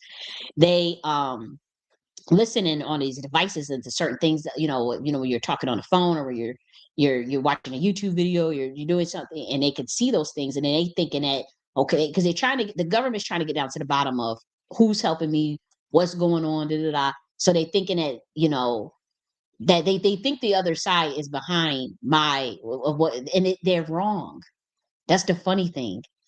This is what trickster Rubik science is about. We it's a military science. It's God sanctioned. As me being a G.I.A military officer, you have to have these things given clearance before you run these type of programs on these planets. Um, and again, it's when you have to uncover certain obscure information that people will like to keep other people in the dark about, whether that be plausible deniability, secret societies. But I publicly announced that we were doing it. I said I publicly announced that the G.I.A was deploying trickster Rubik science, and that pretty much means if you a op or if you a bitch that's a part of the problem, that means run for fucking cover, pretty much. And if you walk into a trap, you walk into a trap. Now, if you a loyal motherfucker and a righteous motherfucker, you ain't got shit to worry about. And when we say righteous, we're not talking about perfect. We're just talking about a person that know basic right from wrongs. They're gonna do the right thing, wants to ascend, wants to develop this self, wants to be minding their business and doing. We talking about that. We talking about people that's not resorting to witchcraft on another motherfucker, that's resorting to jealousy of another. You know how them people in that cult do. They'll just do witchcraft on a. You saw that dude. He just did a video showing how there was a random woman paying thousands of dollars to a actual witch to do witchcraft on a random girl that she didn't know, and telling the lady, I want her life, I want uh her man, and I want you to do witchcraft for me to give me what she has, and I want you to go after her. And like, that is demonic. That is sick. And that's what the Bible means when it says suffer not a witch to live. That's what it means. They weren't talking about the chief priestess, chieftains who were females, and certainly not female angels who know the original form of intergalactic mentalism. That is not the same as a witch. That's what that meant. That type of behavior. Who in their right mind as a woman goes and gets witchcraft done so that they can get a man? This is what this evidence. You can go look at it up. You can go look it up on the dude's channel. I'm not going. I'm not plugging up nobody no more because I don't want to put targets on people back. So I'm not going to say his name. But he just did a video showing a beautiful woman at that doing witchcraft, saying, "I want her life. Give me." That's coveting. That's what we meant. That's what those are the type of motherfuckers that Isaiah and Jeremiah was smacking the fuck up. That wasn't just because of a motherfucker. It wasn't like that. There was serious problems with 125D and the Nagas chieftains being attacked by these type of women. That have always been the case. They have always been jealous of us. But I'm like, why? Like when I saw this dude doing it, and then she was like, "Yeah, I want you to do love spells on the dude." So, like, this is crazy ass shit. And this is black women's doing this shit. Like, no, y'all got to get called out too, because like this is, as a woman, you would never. You a woman. You never have to do witchcraft for no man ever, ever. If they fucking with you or they not, but you got a pussy hole. So niggas is fuck anything. That like as far as and then she talking about the girl was talking about I want her life. That's coveting. You envious and you coveting and you worried about another motherfucker. That is what we consider a witch. You willing to go pay your money out of pocket to a random another person that's a witch and tell them to go target. That's low frequency. That's low frequency. That's what the chieftains was talking about. That's what we looking like. Who is running around in that cult be doing that shit? They do it to me. I want her gifts. I want Kylie J.N.S. I want her. I want it. They really think niggas is behind my gifts and shit. That's why they ran over there to whole dude I called out. That's why they trying to triangulate over to attack homeboy. On the other, they think they behind it. No, they're not. Not my gifts. That come from the Most High. Okay, the primordial. A. Shoot, you better off giving credit to Yeshua. Okay, I wrote about him in my book. You bitches are so lame. Y'all be copying every little thing I do. I talked about, I did a video on the real definition of repent, what repent from your sins mean. And now they do a video about repent from your sins. I did a video, and I can't even announce when I'm gonna do videos on in advance anymore. A month ago, I was like, I'm gonna do a video on idolizing. Oh, I shouldn't have said that. They come and do a video watching the topics. And they the ones that got the Baphomet tattoos on them. They the ones that took the oath to that system, not me. So y'all sitting there copying, trying to get in front of it to protect it so they can go, but they all in on it. And so the public has, and they giving them the mic and they burying the people that's not a part of these stuff, that can see this stuff naturally, that actually are the actual truth tellers, not controlled opposition. And so, that's, it's not important in terms of like the crediting aspect. It's the discrediting aspect, and then the people being a part of it trying to act like they now, heroes, but copying other motherfuckers. If that's a genuine, authentic thing to do, you ain't thinking about copying sound bites and stuff from someone else's work and books. If it's the genuine thing to do in terms of discussing what you've been through, what you went through, the genuine thing to do is just to just talk about it. You wouldn't go run to the same person that's also in the files just for your moment. These are just narcissistic people. That's why we do have to be against idolizing and celebrity worship and people who was around it for 20-year plus, but when it didn't, when they turned on you, now you want to go and spill the beans. I was never a part of their shit. There was no, oh, they turned on me, but no. I made it very clear. All my shit is documented. I thought that this shit was about motherfucking reparations and niggas and the stuff with helping and for liberation and empowerment. That's all. That's what I thought. Next thing you know, if you sitting there absorbing uh melanated history, looking at what melanated scholars are talking about, whether they are indigenous, Moorish, Pan-African, that's something I've been doing since I was 5, 6, 7 years old. I used to always go to the library in New York and watch those documentaries about Black history. It might have been on PBS, whatever. But they had the documentaries about the Black Panthers and Eldridge Cleaver motherfucking ass and who else? Martin Luther King, Malcolm X. Okay, they always had that stuff online on not online at the library. They would show that Paul Robeson, Medgar Evers. They used to always show that. So when I was a little kid, that was my favorite thing to watch. Used to be able to go to the library. They had the VHSs and they had that TV. And when your parents they had a kids section in the library. And when your parents was doing whatever they are doing in the library, which I used to go to the library every week, and my parents, even before foster care, and put that VHS in and watch that documentary. And growing up, that was also the thing to get. You get a library card, you take those VHSs home, and you could watch it at home too. And so that was what I like to do. That's like watch. If anybody would say, "Oh, well, here's a documentary about Black history. Watch this." That's what I would typically do. And so it went from that into looking at documentaries about melanated history, and then to morph it into reparations and lineage identification, which comes about as far as delineation movement, which I am one of the pioneers of. And then next thing you know, we're getting funneled into RNC politics. I didn't ask for that. Okay. Then we're talking about reparations, and the next thing you know, we're getting funneled into fucking political shit. And then come to find out, there's all these white people behind it, in particular, a group that has always been hostile with Black Americans. We talk about the Heritage Foundation and all this shit in Project 2025, and then they keep using this word foundation. And you don't think that the CIA is behind this shit, but is it good? If it's for good or bad, you can assess that. Oh, quite frank. And this is what we've been doing. But see, this is why they hate me, try to kill me, try to bury me, because I caught their ass trying to sell the niggas out and trying to sell me out. And so that's what it is. It wasn't me trying to look for a moment. Didn't come to find out. I'm finding out these motherfuckers have been copying me and been they even ones behind undermining me since 2000 and 2015. Then looking about, okay, this is now the occult. Now it's secret societies. Now it's birthright swiping. Now they trying to do these weirdo shit. And I'm like, okay, I understand. Now we got something much deeper.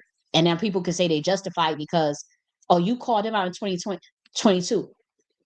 Do y'all not see that they was stealing $1 trillion invention from me in 2018 at Columbia University? What are y'all talking about? They don't have a leg to stand on. They're trying to cover up what they do.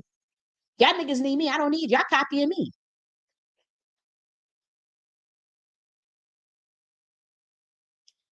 Y'all ain't gonna get shit.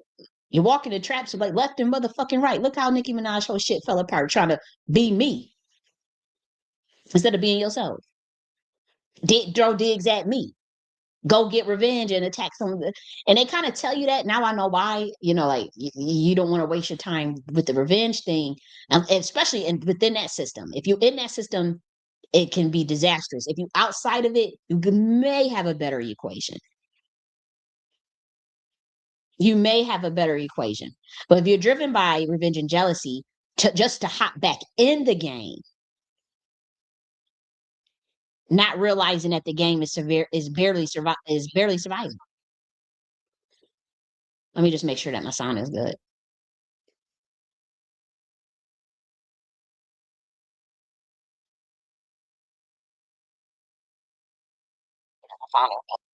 Okay.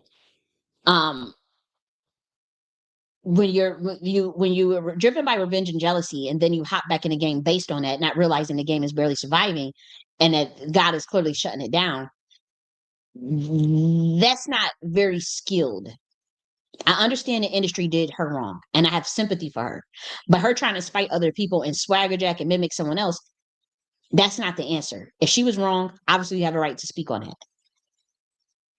Obviously, you have it. But what would that mean to go make a political ploy, demonize people who vote for whatever American people for whatever way they want to vote when they don't have nothing to do with how corrupt this system is? They didn't ask for no satanic agenda.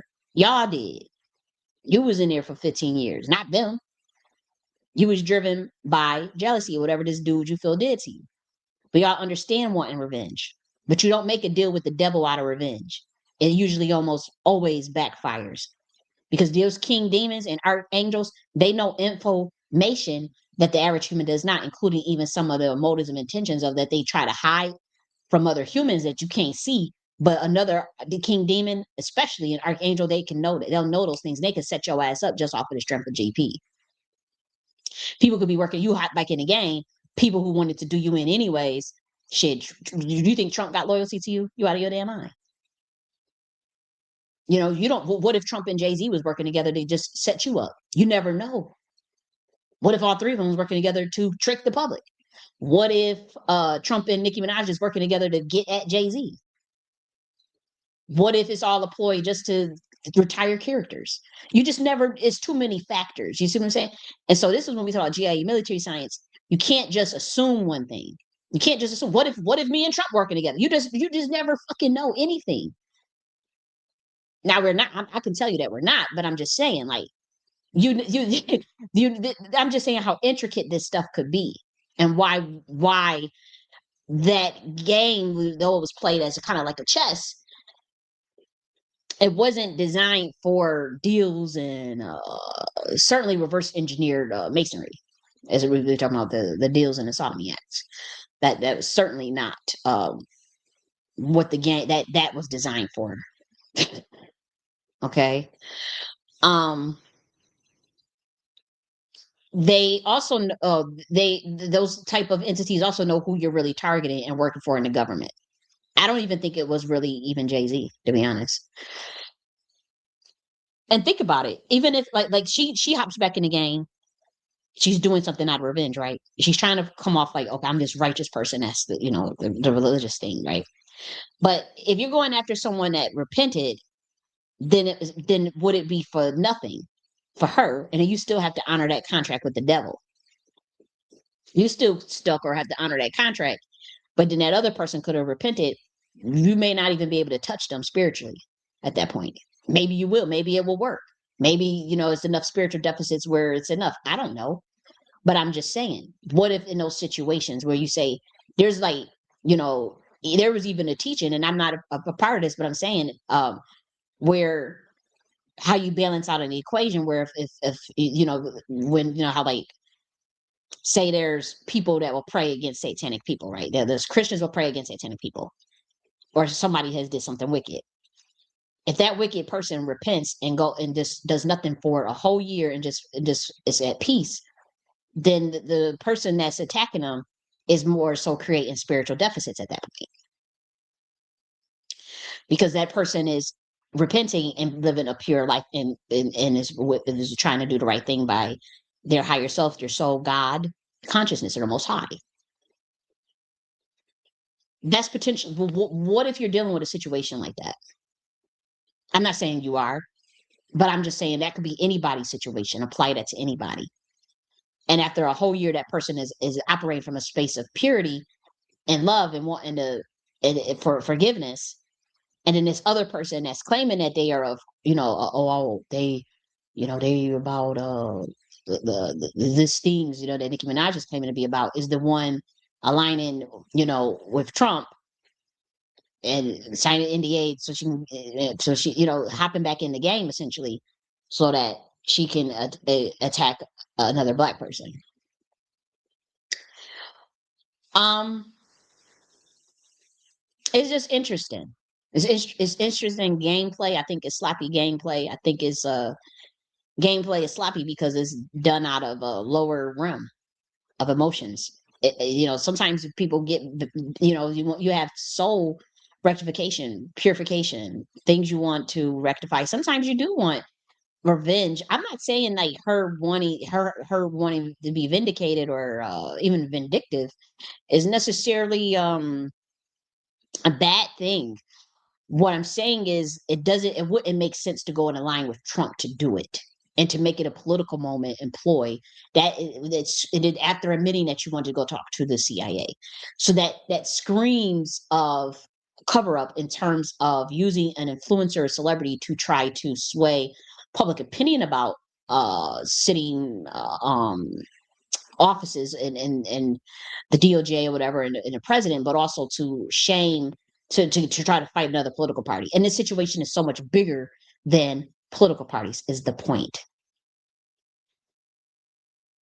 And so the equation just looks silly. Now, if you stayed out of the deal and going for revenge, that could yield different outcome because now you look serious about justice and you give it to God, and the equation is better, especially because you're talking about God. The equation standing next to people covering up the pedal ring, and then saying that this other side is the one that did it when clearly both could possibly be involved as far as members of certain parties on both lists. Why would you support any of the parties with no political experience? That looks very silly to angels. And so we can see her. It's a charade. It's a charade. It's stage theater to undermine grassroots leaders locked out of their satanic system. And that's why you shouldn't make an assumption that I was, a Democrat or whatever, thinking I was a part of other side. I'm not. I don't have a deal with none of them people. And after what the RNC blacks did to me, when the RNC people was how it morphed from just reparations into like trying to funnel us into a specific political party with a specific agenda. And I was entertaining the ideas because I did think Trump was going to go after the child trafficking and do all those things. And so I was entertaining, like, okay, well, what about it? I like some of the conservative ideas relating to the nuclear family and whatnot. So it didn't bother me, but I also wanted Black Americans to have more autonomy within their communities in terms of intentional communities too. This was not like, oh, you're getting paid to push this agenda. When I saw, I'm like, wait a minute, I didn't even really ask for all of this. When the plan for the Black man came out and those and certain things, I'm like, well, why don't we transit? Wouldn't you, if there's certain things that you can document that was happening in this country even in 2020, as far as even since honestly the 2008 mortgage crisis, the mortgage situation with 2008. And so you kind of see we never kind of really got back on track after that. And so the signs are on the wall. They were just buying time and covering it up. So it would have happened either way. But as far as more the transitional phase, um, that was what the policy wise for the people is what we were looking at, and that's why we wanted it to switch at the last minute. That's it. I don't understand. What's so hard to understand about that? And so I was looking to see, okay, well, what is that other side talking about? I looked briefly. But that's not for me. I don't. I'm not. I'd rather just do the Nakhti order because I'm not about to sit. I don't like to do psyops. All this racism, mind control, greed, illusion, stage theater. It's not authentic or holistic enough for the American people. Okay, the only people we need to be working for is the Most High. I work for the Most High, the Nakhti order, and the members and affiliates. That's it. That's it.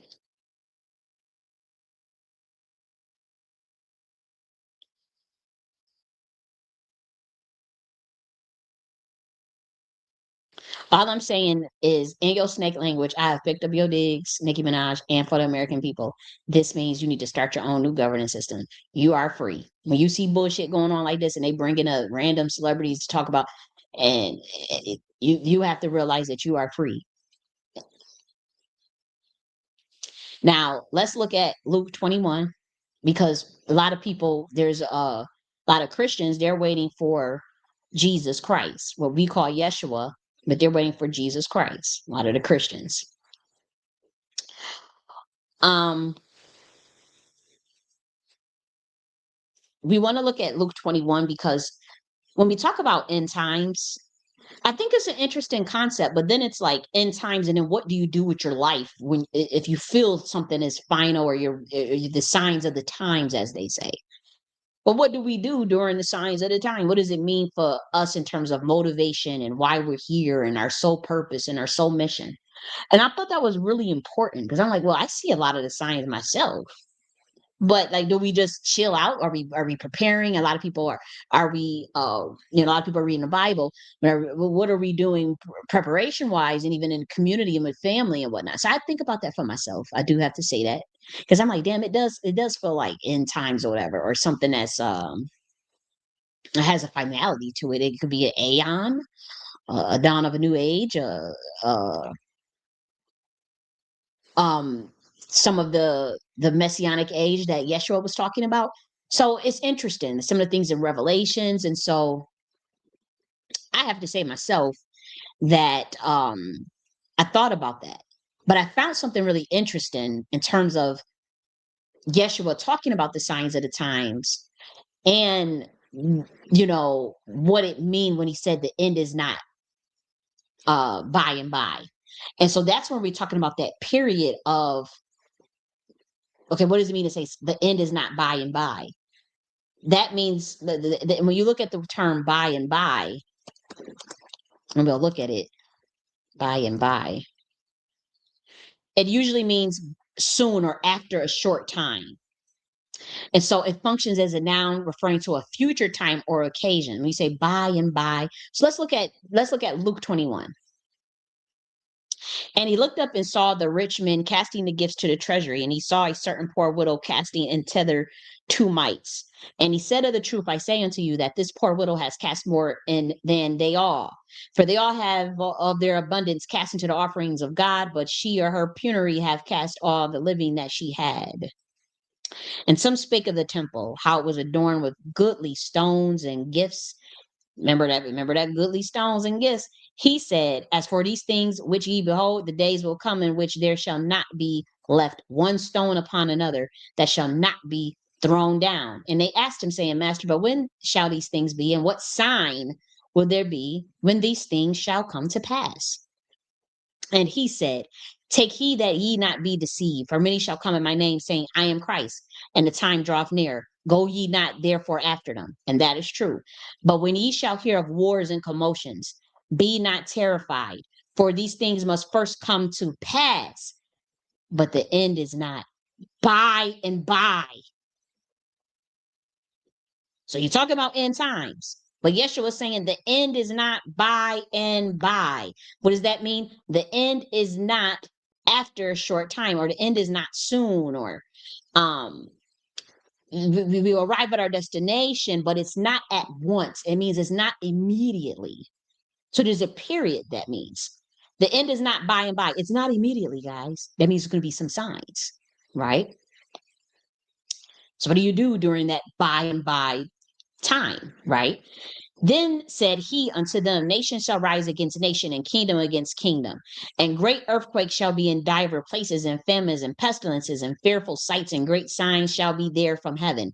But before all these, they shall lay their hands on you and persecute you, delivering you up to the synagogues and into the prisons, being brought before kings and rulers for my name's sake.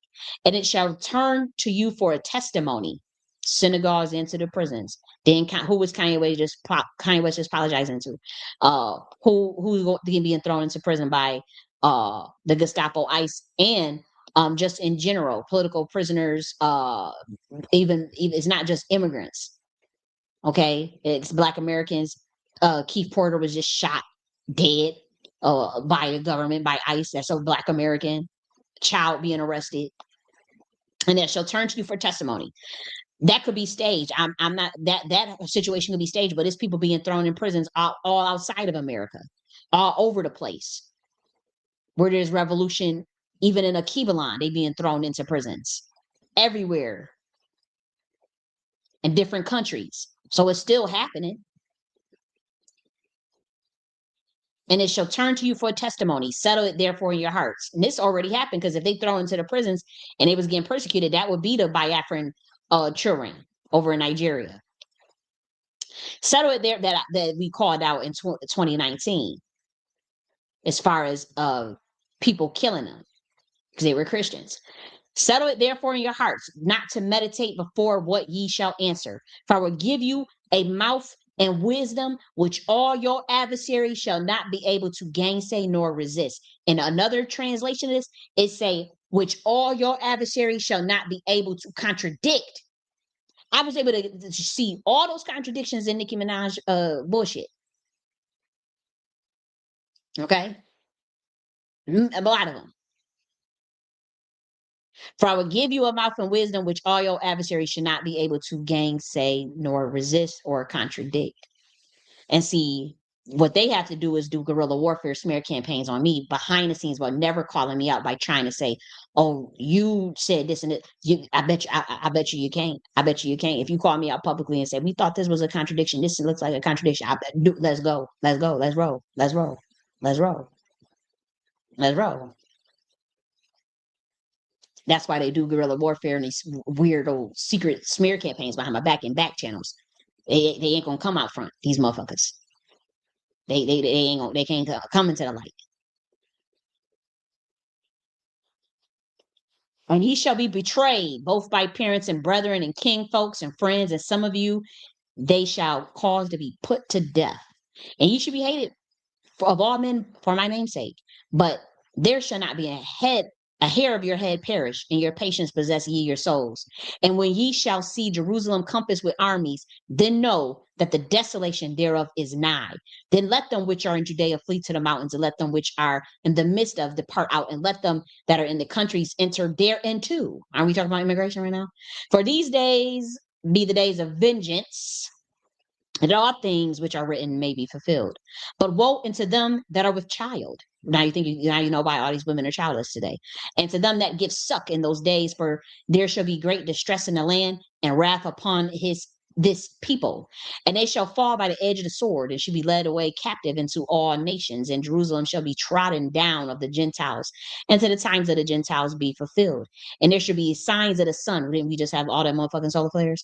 And in the moon, didn't we just get another moon? And in the stars, and upon the earth's distress of nations with perplexity, the sea and the waves roaring, men hearts failing them for fear. Don't we see all this stuff with men scared as hell of with this handmaid and tell stuff? Don't we see that coming to pass with this handmaid and stuff? And for looking for things which are coming on the earth, the powers of heaven shall be shaken. And looking for things which are coming on the earth, that's spaceships, that's usually some things that's coming on the earth. Men's hearts failing, and they talking about that AI Atlas thing, staged or not. It's other things. That's a code for something deeper. There is really interdimensional beings coming on this planet. They just saying it's 3-eye Atlas, but that's a code for something else.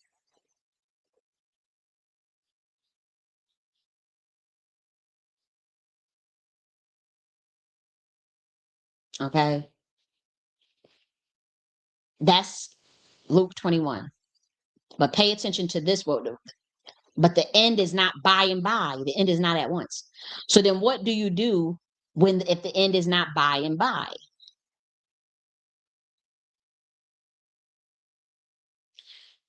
What does that mean in terms of preparation while still preparation by still living in your truth and whatever else happens in the terms of the unknown?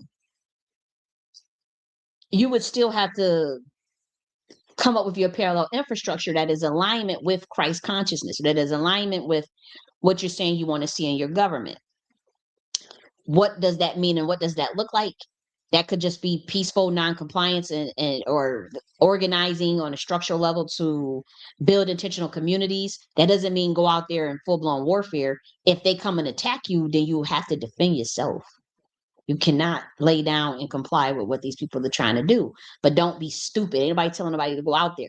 What we're saying is the machinations, if you see something shudder like that and the stars falling, even Hollywood falling, whatever, um, then that should tell you, well, and they trying to bring them and they still push them in this government stuff and this political stuff, and you see these things, that could very well mean, not even very well. It typically means you would have to build your a new system or start to prepare for that. That can be something that's very holistic, in alignment with universal law, in alignment with nature, in alignment with uh what can be empirical, what's logical, you know even alignment with certain teachings. Your neighbor with love the Lord your God with all your heart, and then love your neighbor, but then love yourself. Love yourself. Be in control of your will. Don't all these things that is cryptically warning about. The Bible is warning against Luciferian Babylonian contract law. It is, believe it or not. The New Testament is not so much the Old Testament. The Old Testament, there's codes in it that talks about it. Sure is. It's a lot of codes that talk about it. And the new one, Yeshua is cryptically warning because he's breaking an oath and trying to create a science in which I want to talk about the science of blood sacrifice on this channel. No, that's too heavy. But he understood some things as a descendant of Chaldean Magi, as a descendant, as a Judahite heir. He understood some things. Okay, well, I found the legal loophole to get out of this and to help other people, especially people who are born into that bloodline. That's why I talk in parables. But then he also gives the technicality and the stipulations for which people who are not of that bloodline can give access. And someone who remember Yeshua says, no one takes my life, I lay my life down. That means he can technically give out the stipulations under which the sacrifice works, which is what he said. Okay, you want to go to this other dimension of my shit? Well, to my dimension, okay, motherfucker, you're gonna have to believe in the light. You're gonna have to believe in me, and then I can, give you the comforter. Because remember, he said, I'm not going to leave you empty. I'll give you a comforter. I'll leave you with the Holy Spirit. I'm not going to leave you comfortless in that meantime. And even in the stages of it's being by and by. That's very important to know. And that's kind of like that feeling, where that peaceful feeling.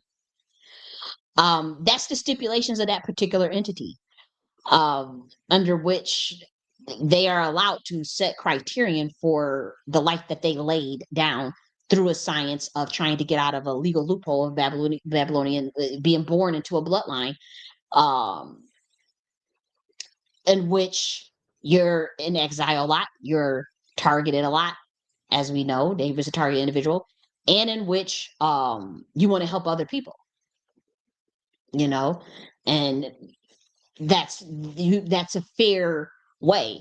Like even with another ascended master, they're going to have stipulations under which their science gets activated for them. That's just common sense. Now, his particular IPU was the process of blood magic, and I won't say it, but the blood sacrifice, to try to get out of a loophole and give that technicality to other people. That's why people say there's power, in the blood. It's an odd concept to people from other dimensions, but we understand the science. We've just been studying it objectively. Then you got, but they don't have to do that anymore. And technically, you know, for those who are waiting, um, because people have these deep, deep beliefs, and I'm not here to tell people what to believe in or what to not believe in. The stipulations under which it works um, is based on those teachings, based on decoding the parables, or based on having a pastor steer one in the right direction in terms of discernment and making sure that you're developing your personal relationship with God and transforming your soul through self-development and through your own behaviors and rectifying your past lives, rectifying things that you know that you can work on to develop that light body of which in which the kingdom of God is within. You understand that you are comforted, you are whole, you are healing, you are working on things of the fruit of the spirit. You're working on some of the teachings that are in there. There's a teachings about investments, believe it or not. Found the verses, I wrote them down. There's teachings about gardening, farming.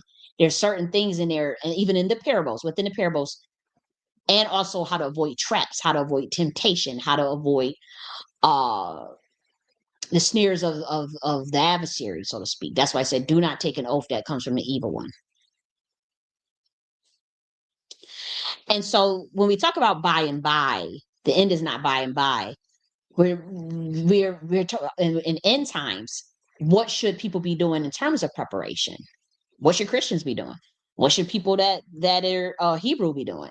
What are messianic Hebrews should they be doing? Because they're not Christians. What are people that have Christ consciousness or believe in Yeshua but are not Christians? There are people that believe in Yeshua but are not Christians at all. Um, but they believe in his teachings, but they are not going to use that label. They would never use a label to describe their spirituality or their relationship with God.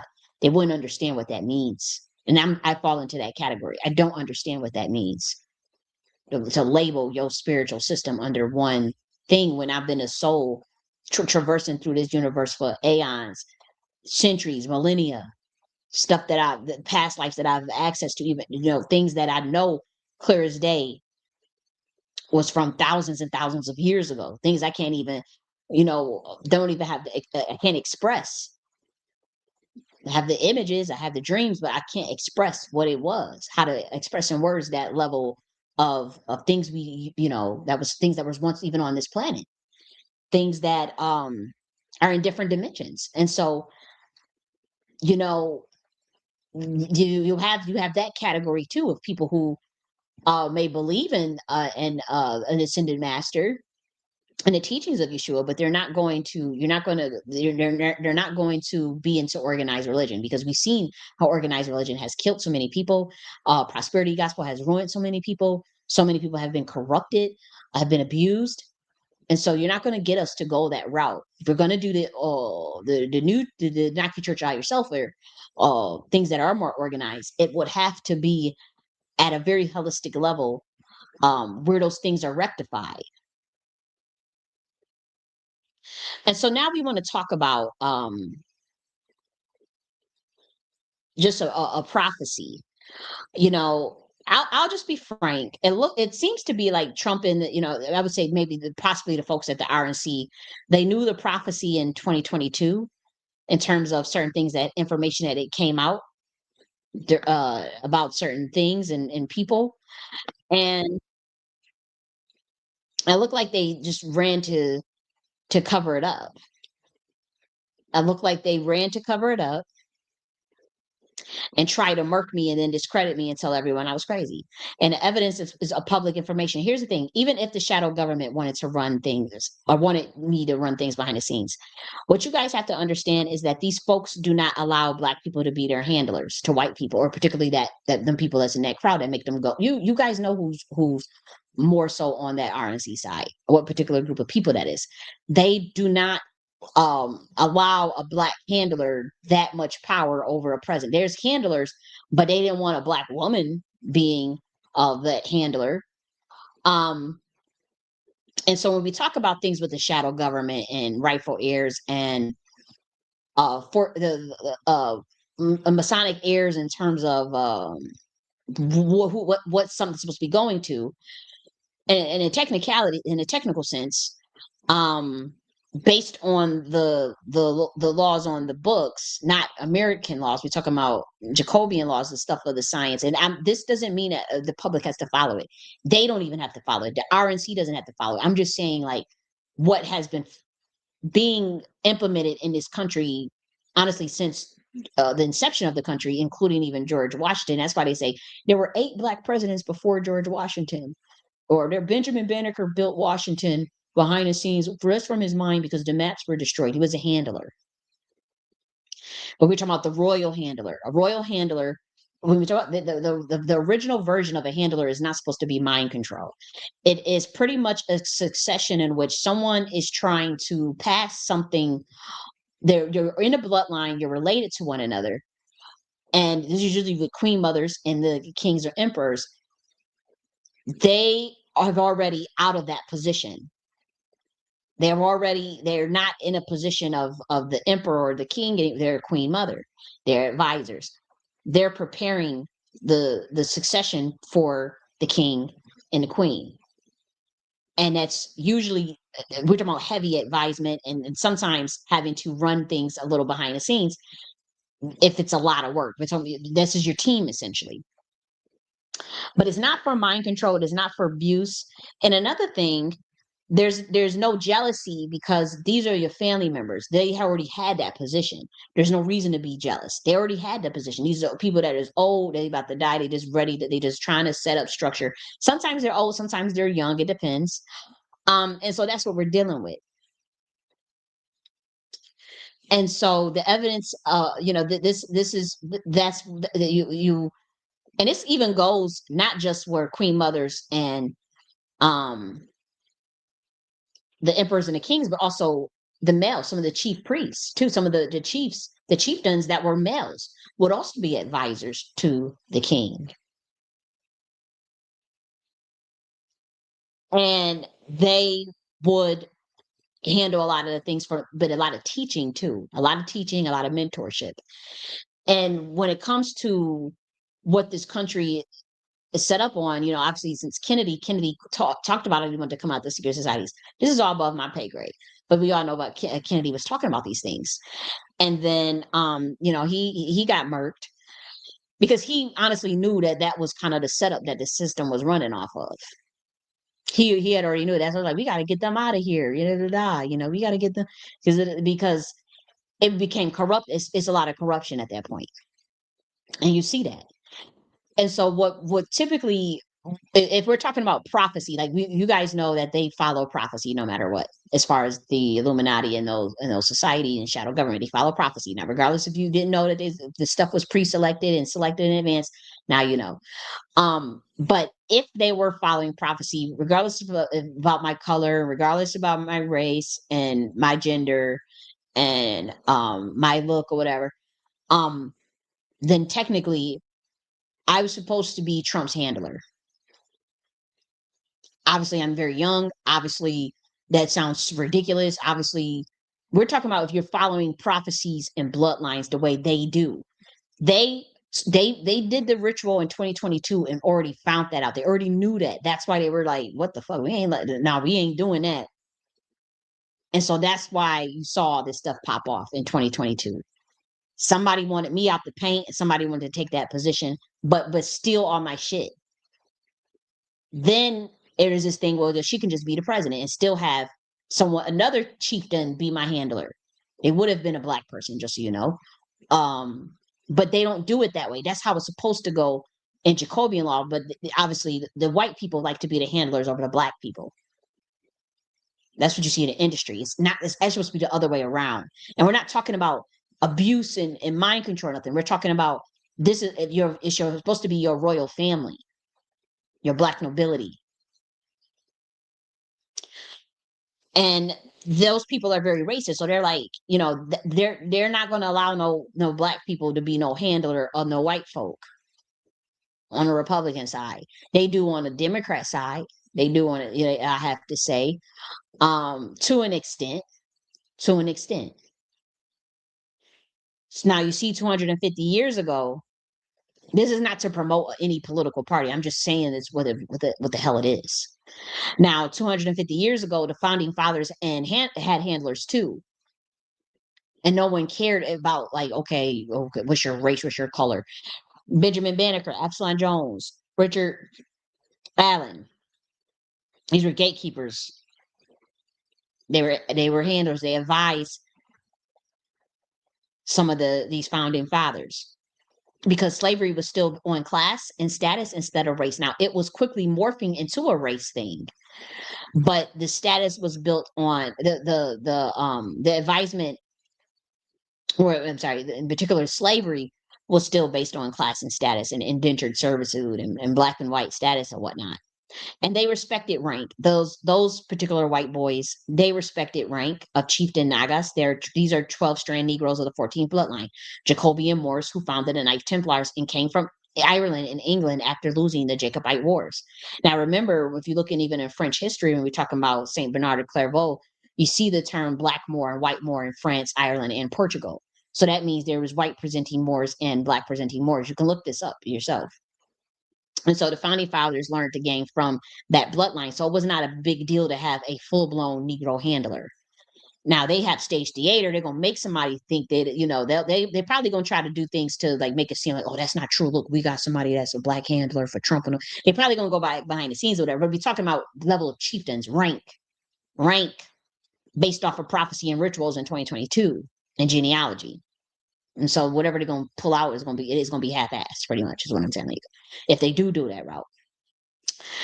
And so it's about guidance and looking out. It's not about mind control. And so in my book, I was talking about the original mentalism, that what it was about as far as monarch mentalism.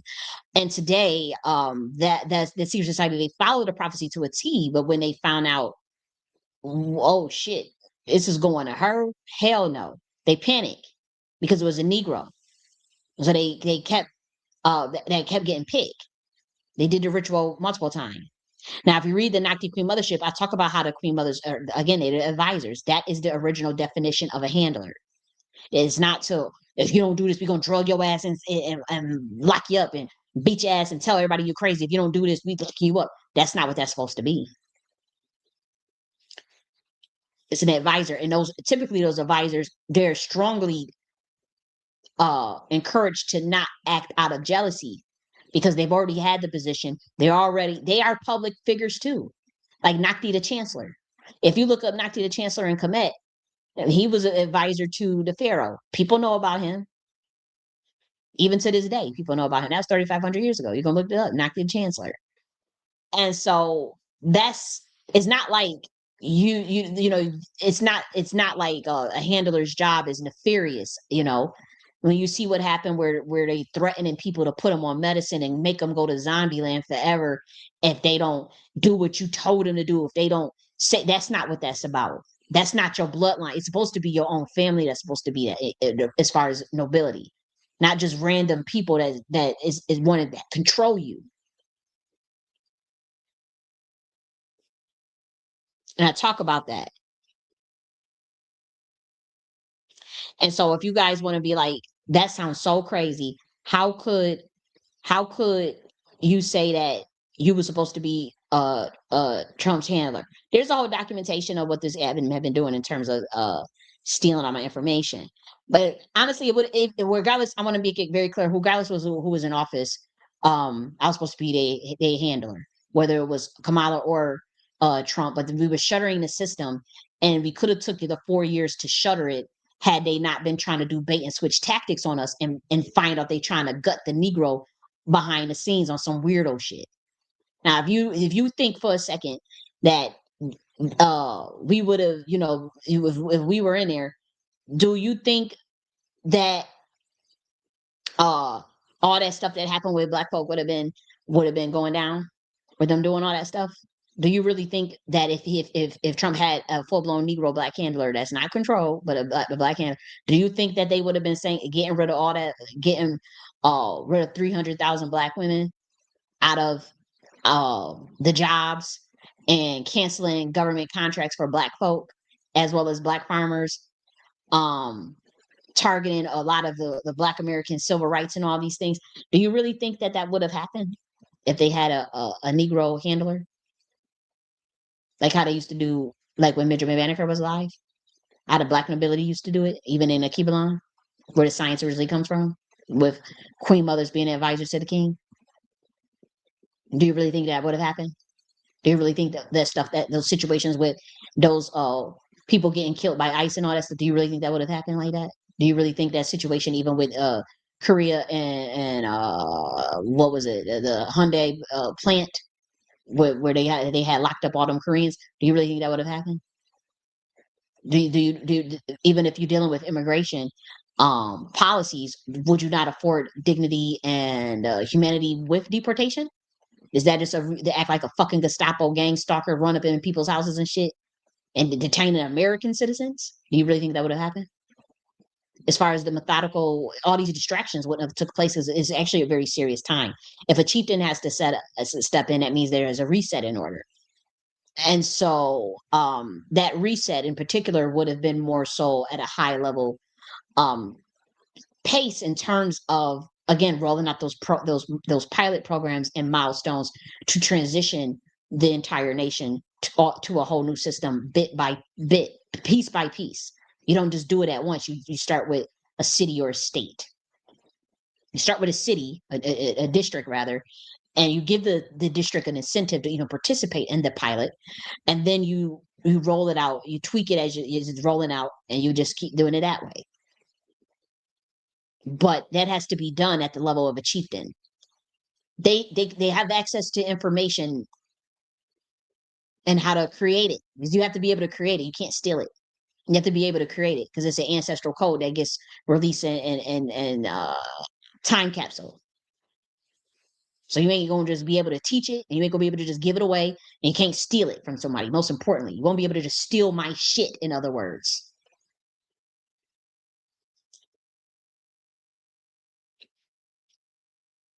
Okay, so if you guys say, well, that ain't true, ain't no way in the world that wasn't gonna take place. I want you guys to listen to this particular clip. And I saw this in this is honest to God, I saw this in 2022 after I crashed out in August. I saw it in October of 2022. This was created in 2020 though, but I wasn't able to observe this until October of 2022. Now I cannot make that up. God, you know my heart. The Most High knows my heart. The Most High Yah knows my heart. And I watched this. I saw it after the crash out because I said, oh wow, it confirmed things I was seeing in spiritual realm during the quantum entanglement. It confirmed things I had saw. So I said, oh my gosh. But to be honest, it was so above my pay grade at the time, I didn't quite get it. So I watched it again just recently, and that's when I was able to actually, it was back then in 2022 in October, I was still drinking. So I remember clear as day watching this for more like entertainment or just learning about, the occult and stuff, and then drinking. So I wasn't really processing what was being said, but I thought it was interesting. But just, if you, for those who say like, well, what would you, where you getting off with you supposed to be Trump handler? You can look at that documentation where I documented all the instances in which the RNC copied all of my posts. They just racist. They didn't want no black person up there with that level of power over whoever was in office, whether it be Kamala or Trump. Okay. And even the people that they did have, maybe they do have a black person involved that's behind the scenes, but they are in on the cover up of the sex trafficking stuff. Okay. That's another reason why they didn't want me involved. This is not me giving an excuse. It's just obvious. It's just obvious. I'm doing the Nakhti order. I'm still planning on doing what I'm doing. I'm just working more methodically because I'm dealing with clear as day people that I don't know what these people are. And I mean, are they even people? So that's what it is. But just pay attention to this clip right here, where she's talking about. I actually want to stop sharing and reshare because I do know there might have been something with the audio that had happened, and so let's do that first, just to make sure that the audio picks up. Okay, if you're on Rumble, just give me a minute to share the screen. Okay, so I'm gonna play this. If I get hit with something, to have to remove it, I will remove it. It's not me trying to be messy. She doesn't have anything to do with this stuff. It's just that I thought it was wild that someone was psychically able to see about a female Trump, and then she mentioned Whoopi Goldberg. Well, Whoopi Goldberg, she's a Hebrew, and she was saying a free female Trump. Now, Whoopi Goldberg would not have been Trump's handler. But it's interesting that she said if she was given like a prophecy, she's like, I think there might be a female Trump behind the scenes, or if there is, it'll be a female. She's talking to me. I interpret that. I can't say what she's saying, what she means. To me, I said, well, I just processed this like yesterday, like what that meant, because again, I saw this video after the 2022 crash out, even though it was created in 2020. And so it's interesting that she said this, and I think this was about the 2020 election, but they hijacked something, as they talked about something that went down behind the scenes even in 2020, and then fast forward to 2024. And so again, I'm not implicating her in any of this, or none of this conspiracy, or none of this stuff that I'm talking about. I'm just simply thinking how, like, wow, that's really interesting how I've seen certain things in the spiritual realm about this type of stuff. And then, when she mentions about a female Trump and Whoopi Goldberg, and this is a black woman, black Hebrew woman, being the female Trump. And so it was kind of okay, what the heck is that about? Because we clear as day, saw the RNC copying all of those things from my flash drive. I documented it all with timestamps. And so I just want people to see what this is about. Elections after that. Sky is complete. People are going to have to approach you for the right reason. Okay. Not to hit you right out, not to dump a load off, but now the places are going to switch right here. And you're going to be put as valuable. Okay. So those who know, actually, I think they it's at can't the hit rise out no 3:30. more, they can't buy rise out, they got to come over here. The continents, how all the continents were one, and inner Earth, everything was together inside of Earth.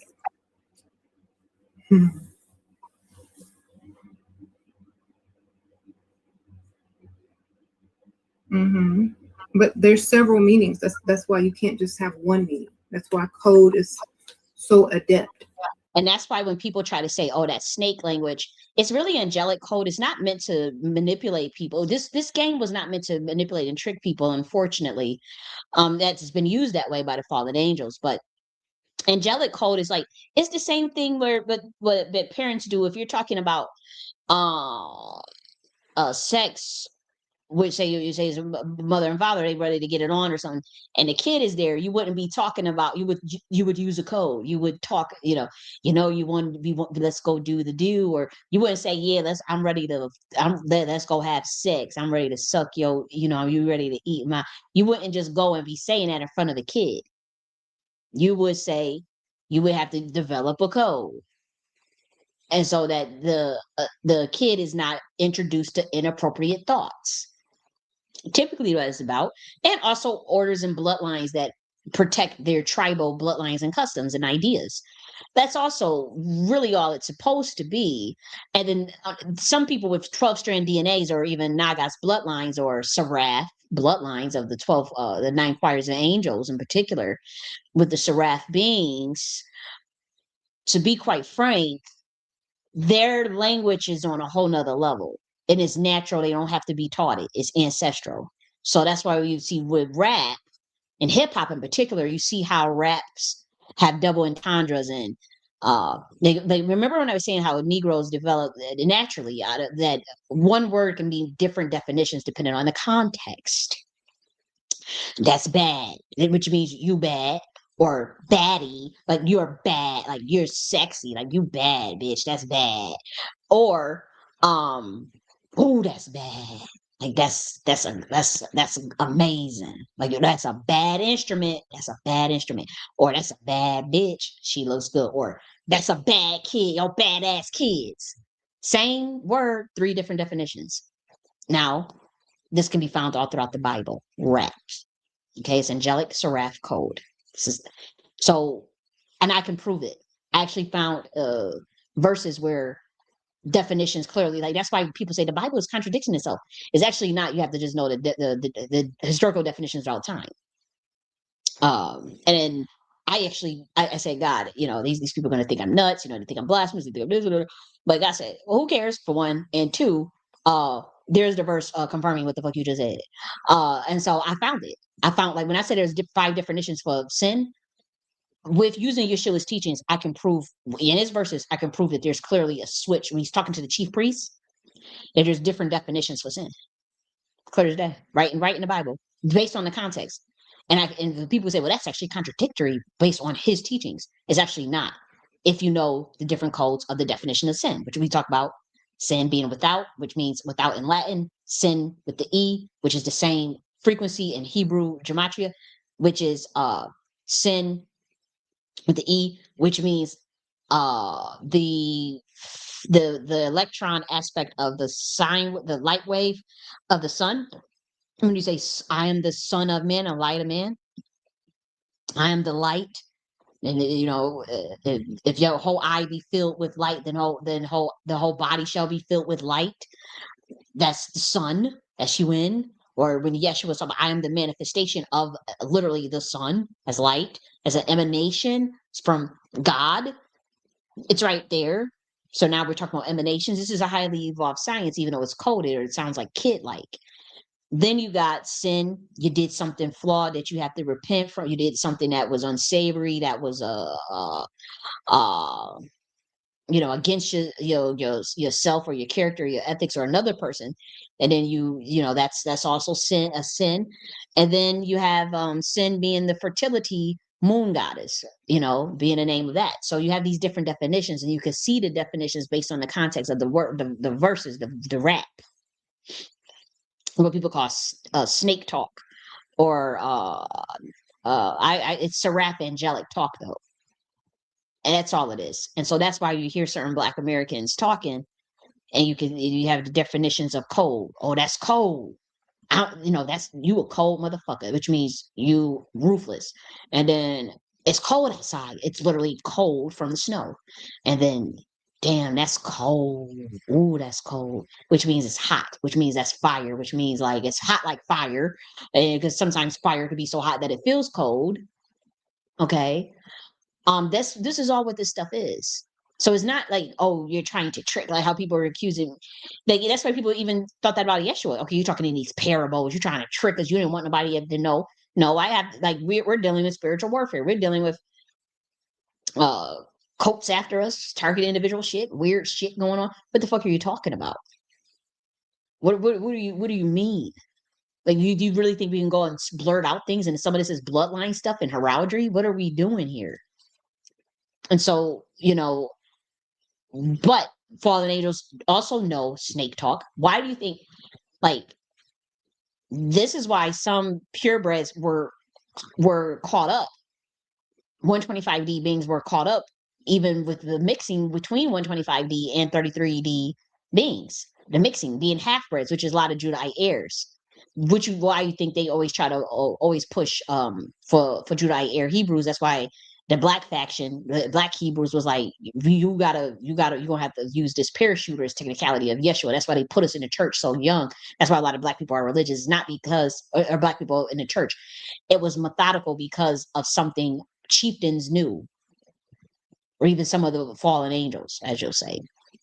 And I guess some of them purposely was mixing in with 125D angels, or would you say can get out to make deal to get out and dump to find someone to hitch a ride out on. That's real. That's real shit. That's real shit. And you do that through sex magic. And so there has been mixing even in the bloodlines, even within all over the world, all over the world. And so, you know, as far as God sorting it all out, that's up to God. But that's why the chieftain, one of the head chieftains that was a Negro, just said, Yeshua, you know, even though we might have, you know, didn't believe what he was talking about or didn't agree with everything, let's just give him Yeshua, tell him to believe in him. But then you also have the Catholic Church that had their agenda in terms of mind control. You have these different agendas at play. You got a faction that is more secular, but also believes in Yeshua. You got a faction of the church that's Catholic that, you know, is pushing a whole nother thing. And you got all these other denominations and whatnot, right? Kojic, Pentecostal, Baptist, Adventist, Seventh Day Adventist, all these different factions. But all in all, it appears to be that the chieftain was like, we gonna have to teach these niggas about Yeshua because they know secretly that they have the angelic DNA. 12 strand, 8 strand, 12, not all Negroes. I can't put that on all Black America. But I'm saying we know, we can identify very instantly. And the government can too. And that's why the government targets certain ones or want to bring you in and give you the deal and give you the contract and get you to take the oath and get you to put on a dress and get you to sell out your birthright and get you to sacrifice to somebody else or get you to do something bad to get money. That's also a part of birthright swiping and trapping people too. So that's another reason why sometimes chieftains will step in or pop out or try to warn other Black Americans don't do that if they know that there's heirs in there. No. Do they listen to us? A lot of times, no, because they feel like we're annoying, and but we're trying to control them. This is like, you know, when Dolores C. Tucker said, "Don't use rap to do that to your community," and they went to the courts to go fight her on the ability to call Black women bitches and hoes. That's the only they went to the courthouse.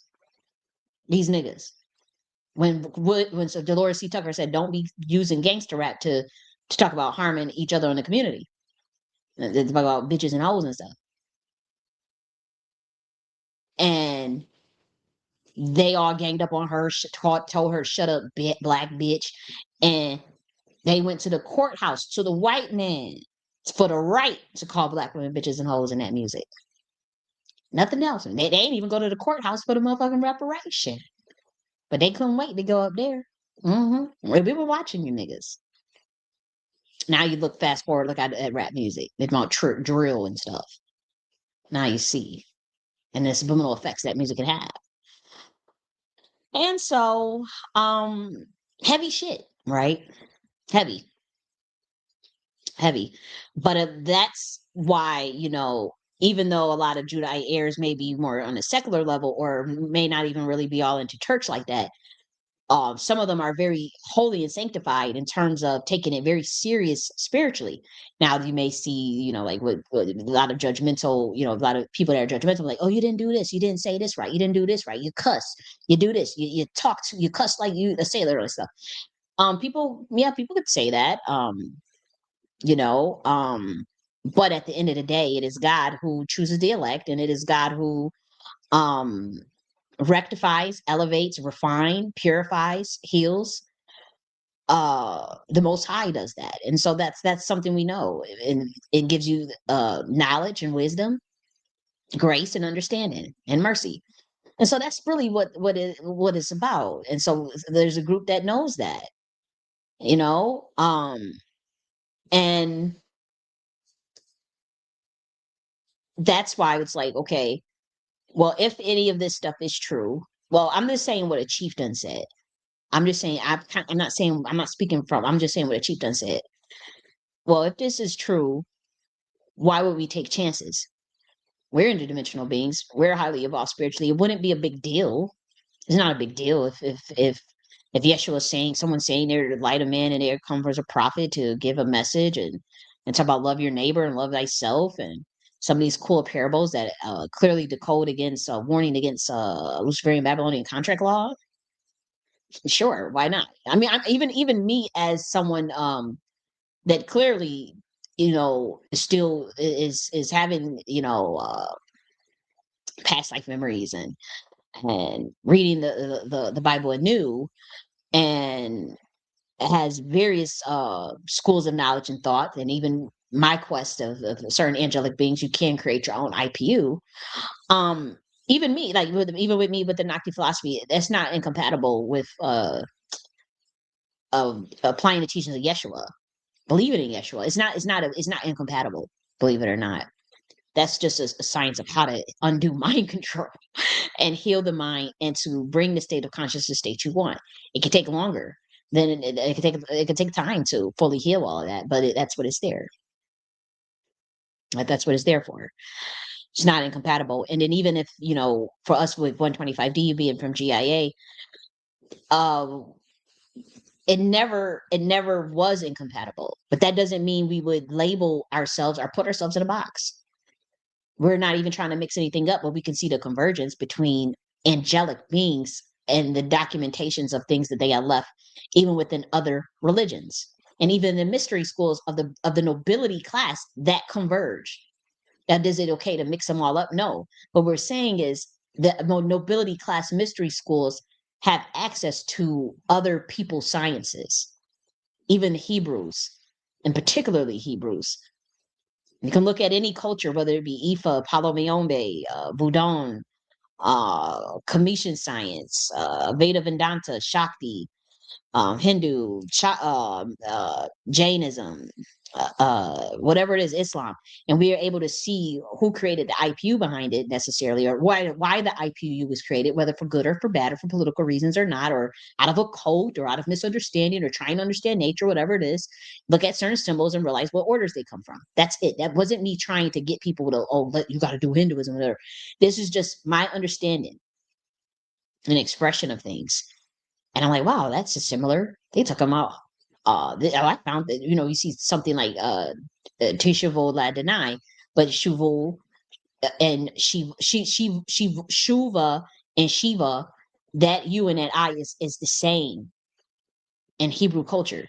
Now, does that mean that you bring in the entity Shiva? No, I'm not saying that. I just thought it was interesting. I just thought, I'm like, wow, that's pretty, because we were talking about them being analogies for the electromagnetism between light. And Yeshua says, repent from your sins. And we broke down the definition of how that relates to the words for etymologically relating to son, and pen means right, so you're rewriting, and then pen or penetrate or penis or son, from your sins, repent from your sins, and then sin, moon, fertility goddess, sin, sign, light wave of the sun, and then sin from your wrongdoings. It's the same thing. Those different definitions are in the Bible, including the one with the light. I can prove it uh clear as day. That's why the context, like, well, that they contradict itself. That contradict itself. No, it's snake talk. I mean, angelic talk from the seraphs. Chieftains created a heraldry book of a timeline of quantum entanglement, how to deal psychologically with it, because the universe is mental, for those who understand the Tutti school of thought. Yeah, yeah. Let me play this real quick though. It had one thing means 20 things. And you have to figure out by the context clues See, one thing means 20 things. surrounding the situation and what time it is. You done spent all your energy up trying to get through the dome. And you just put right back down. Yeah, the flat earth, that's a psyop. Gotta be careful with that. The continents, how all the continents were one, and inner earth, everything was together inside of earth. Hmm.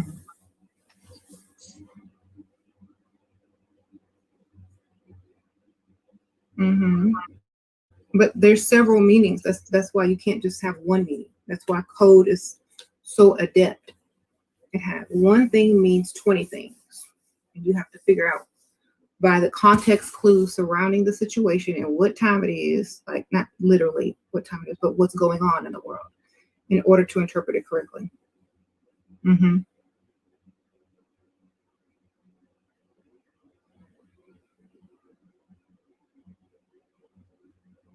Are there any good health rituals for Black women while having sex with their partner? Condom. Unless you're trying to have a baby. Because you don't know what he doing, baby.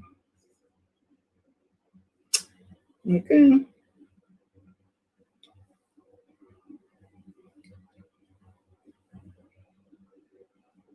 Mm-hmm.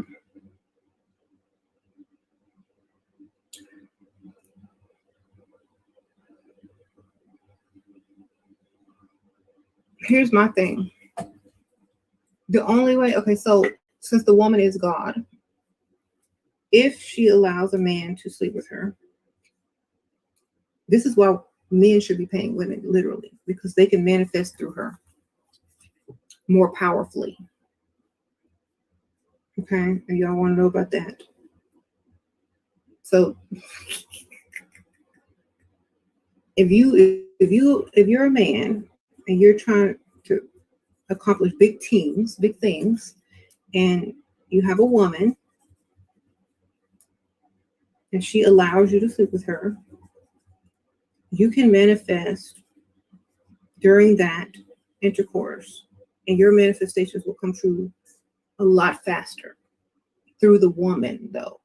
Not through the woman. Not by yourself, maybe a little bit, but not as much. But through the woman, it's going to come fast. That's why all rich men have wives. All millionaires are always looking for a wife, or they have a girlfriend. They always got a woman. They don't ever be alone. Okay? Because this is how they manifest through the goddess.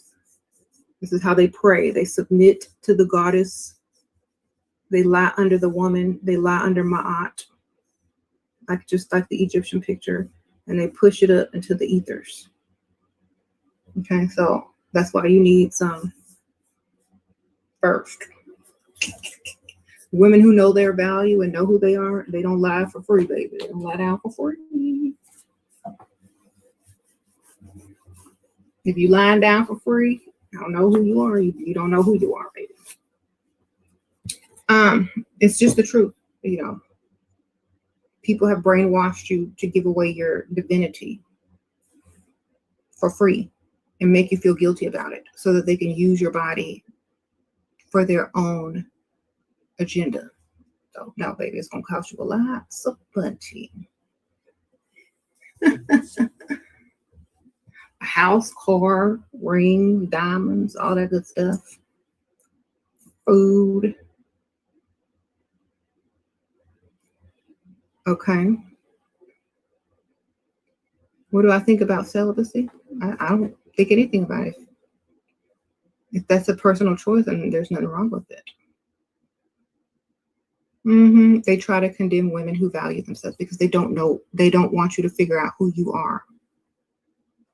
Okay, so they place you at the lowest value because that's whoever they're placing at the lowest value is the highest value. That's why you can go to Africa and buy diamonds or gold for like super cheap because they trick them, say, oh, it's not, we don't want to pay that much for that.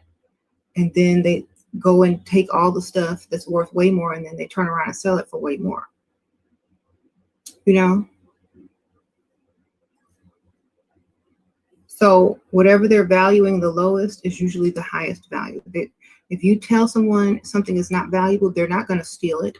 They're not going to take advantage of the opportunity. You say something is not valuable, but make sure I have all of it, or make sure you're, giving me everything that I'm asking for. It is valuable. It's the trick and it's the veil and it's the way that they want you to perceive things. So what is least valued is worth the most. Okay, it's a little reverse psychology there.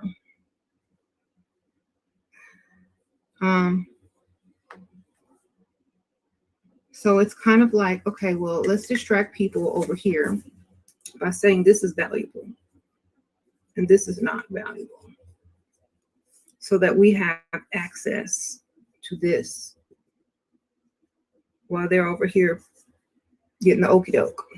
Okay? Okie doke. All right. So this is the true value over here. But people are being distracted by the tricks. All this is here for free for the plunder. Okay.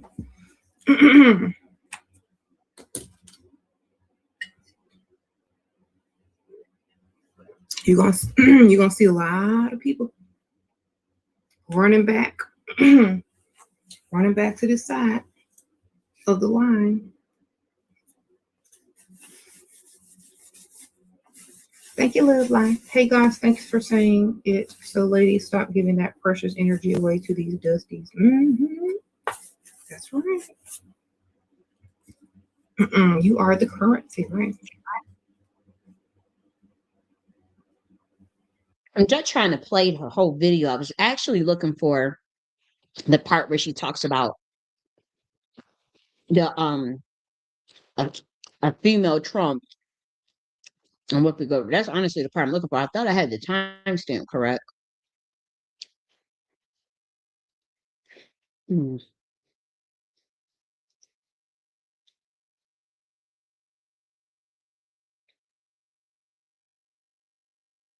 Let me just if I don't have it, let me just look around. Let's make sure.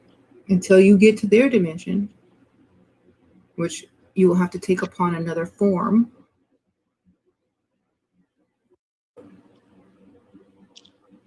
How to make the philosopher's stone is how to hit your rod out properly. Okay, because think about this.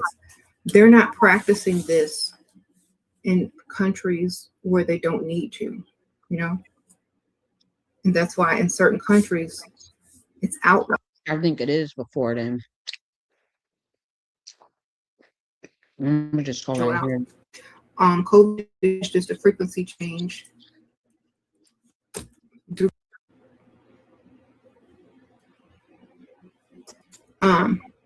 don't need no ride. Okay.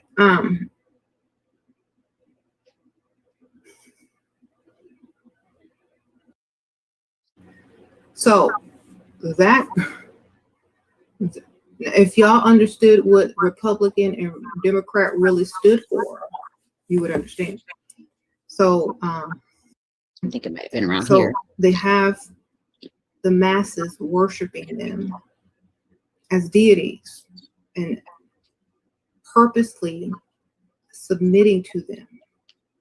And that's why they use you and they use your energy, because you allow them and you sign that contract, whether you know it or not.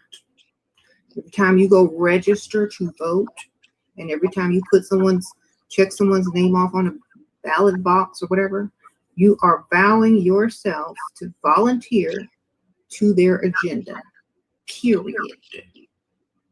If you wind up with corona, oops, you voted for it. If you wind up, a victim of whatever, of cancer.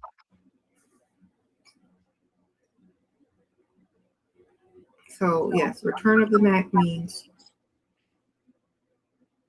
eventually everybody's going to have to mix if they want to get out, because this is going to stay on for a long time. So there'll be more mixed couples.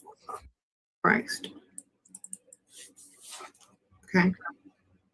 The big one. Y'all saw he had Big Macs on his stuff today? I'm telling you.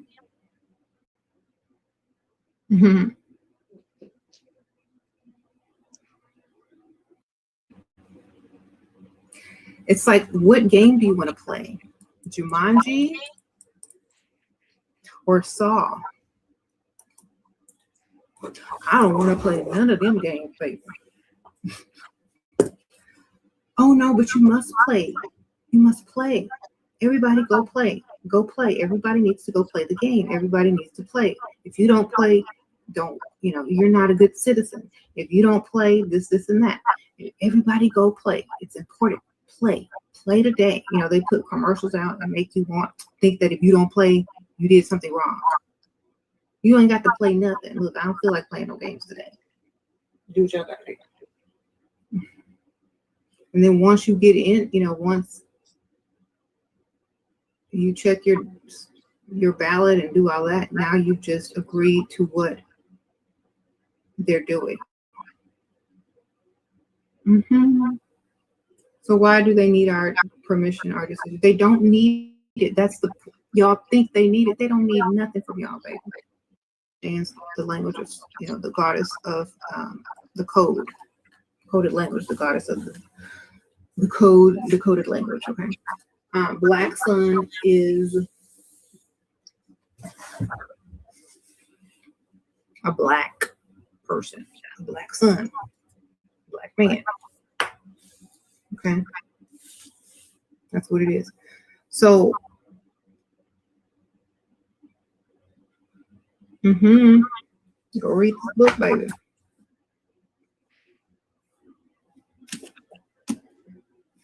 The Murder of Your Reality. It will tell you. That's why you see, go look on Instagram right now. I really can't look for that part. Just bear with me. To make the Philosopher's Stone is how to hit your rod out properly. Okay, because think about this. They're not practicing this in countries where they don't need to, And that's why in certain countries, y'all remember, okay, so let me see. I'll read they have some points and stuff. I'll read a poem. Okay. Okay, so this usually is you usually see a goddess that looks like this in a lot of paintings or carvings. Well, they have. Yeah, they used to originally be Ishtar. A little boy. That's why I'm covering this up. They made this into a boy, a male. They did turn it into a male, but you could find the original female version of that picture anywhere very easily. They're trying to replace the goddess. And they have him standing on alligators. Okay. Reptile. So they're trying to replace the goddess. That's supposed to be cats or goats, which represent humility. Okay. And it's supposed to be a female. That's what I have on my alchemy bottles. The goddess. Okay, here's the Egyptian. So this is like, remember I said the mother ark, and a boat represents a body. And these are all the people in the boat that's trying to get out. Y'all see that? Y'all see this? Net. They can't get through it. They're stuck in the middle, and the pain is thunder. Can't get out. Okay. The matriarch. The only way in is through the mother. The only way out is through the mother. The matrix. So since the boat is black, there's a black sun on top, which is a black male.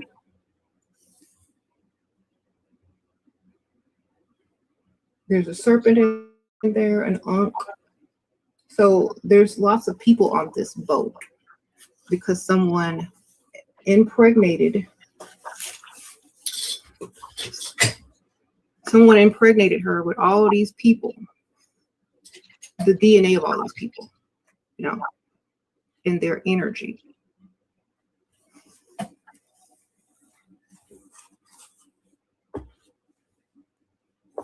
When you lie under two, I'm the one watching. The cathedrals and the different layers of heaven, well, this is what it represents. This is if you think of everything in frequency, this would be dead earth, baby. Flat earth, flat line, flat earth, dead. Okay, flat earth equals dead. It's a code for dead. You drop off some DNA and spiritual DNA and energy, your load is now free. Like you're free. now you're free because that energy has gone through you into another.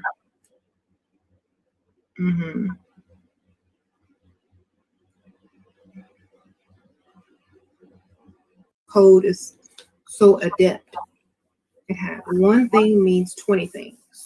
And you have to figure out by the context clues surrounding the situation and what time it is, like not literally what time it is, but what's going on. So now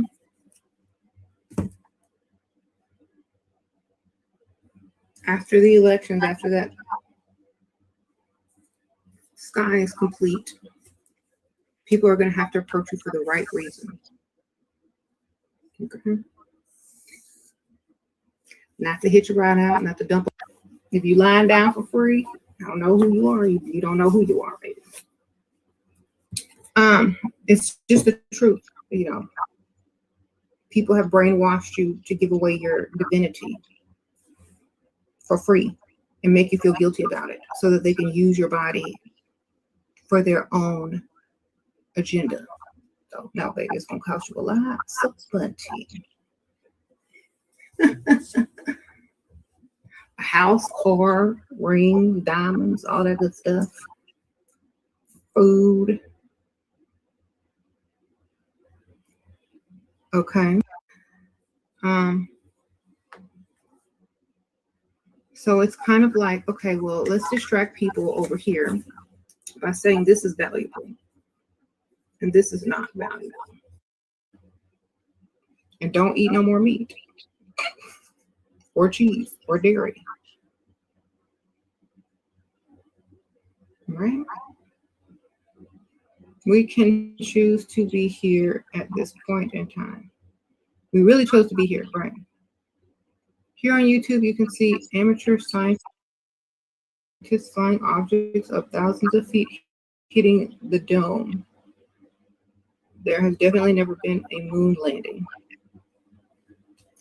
The dome is the ionosphere. It is an electrical. It's like an electric fence, basically.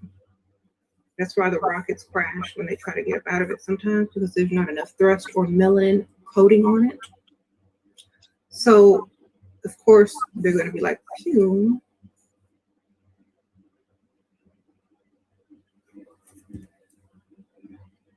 Mm-hmm.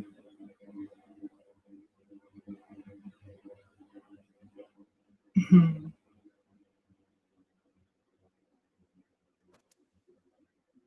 You also have to think about like quantum physics as well. Once you leave the Earth, you go into quantum physics. Once you're trying to leave the Earth and you're dealing with melanin, read a good book, watch a good movie, and not try to decode anything because all I'm going to see is people begging for rides. That's all you're going to see now. Or trying to, like, hopefully that will end after November, but that's all.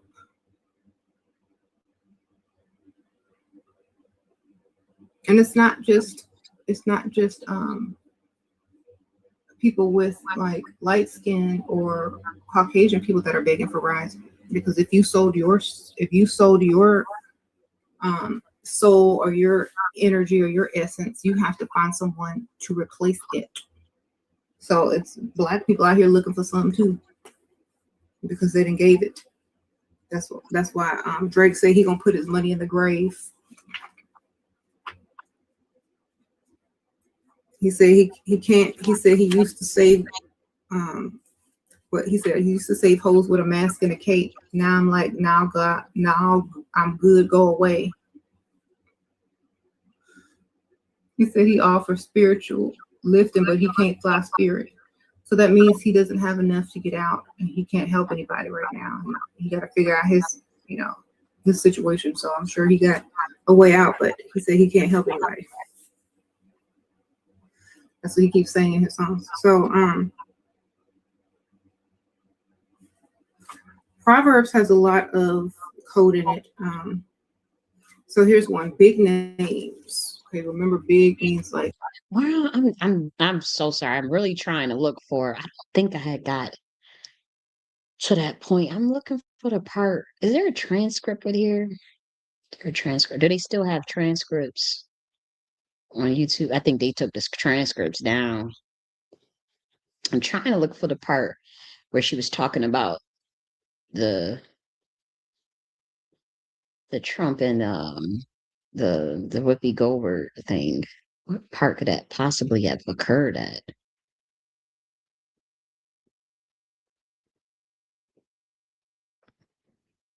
That's why y'all got to stop listening, because this is how the whole thing started. People believed stuff that was fake and not true, and they believed it so much that they bent over, only to learn that the only way back out is through the way they came in. Be around people physically to get to know people. No, that which the Democrats want to keep. Okay, so if you vote Democrat, you're voting for all of those things to continue. Okay. But they already know who's going to win anyway. But just know that still you vow to that, even if they don't win. If you go and put your vote or your vow or your devotion to anyone that is for those things, you are in favor of those things, even if you're conscious of it or not. That is the trick. It is the trick. So you might be a little innocent old lady.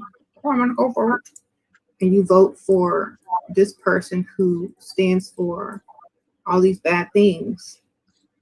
Well, you just vowed yourself to that energy and that cause. Okay?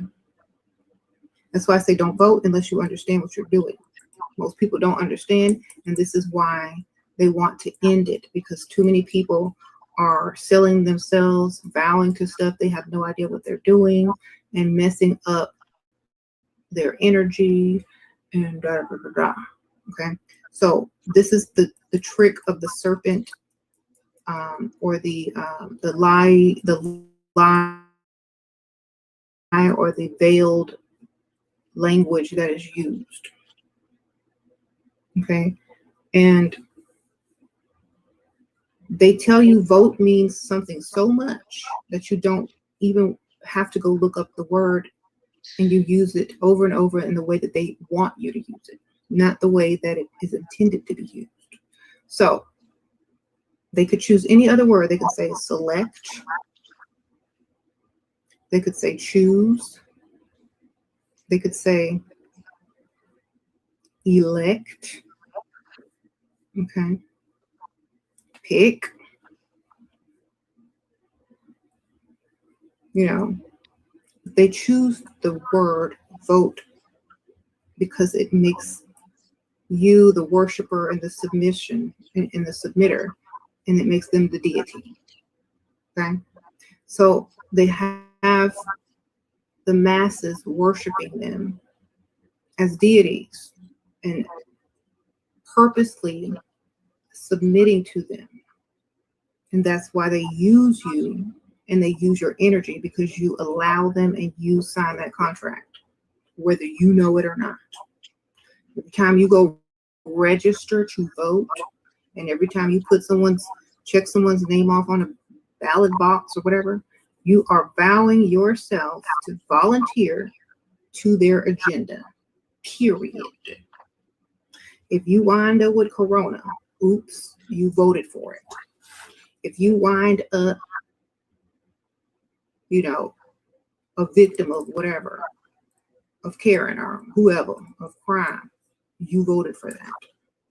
If your child get kidnapped, you voted for that, baby. Okay? If you lose your job because of corona or whatever, you voted for that.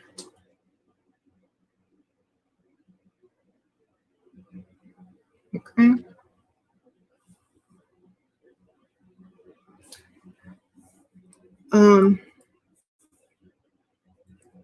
If they want to force vaccines, you voted for that.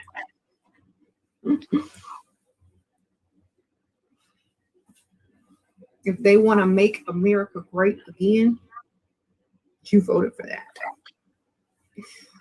Okay.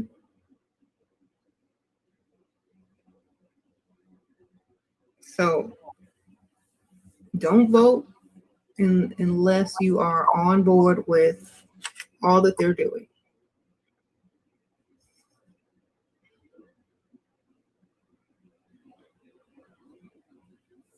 Mm-hmm.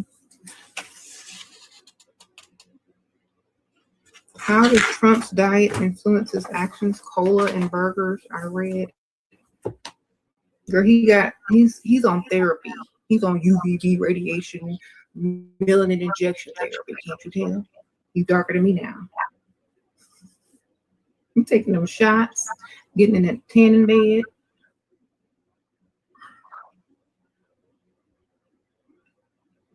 Probably taking he is. Return of the Mac. Return of the Mac. The mother and the child, maybe. Return of the mother and child. To the mother and the Christ, to the mother, angel, and Christ. Okay? The big one. Y'all saw you have Big Macs on his stuff today? I'm telling you. Mm-hmm.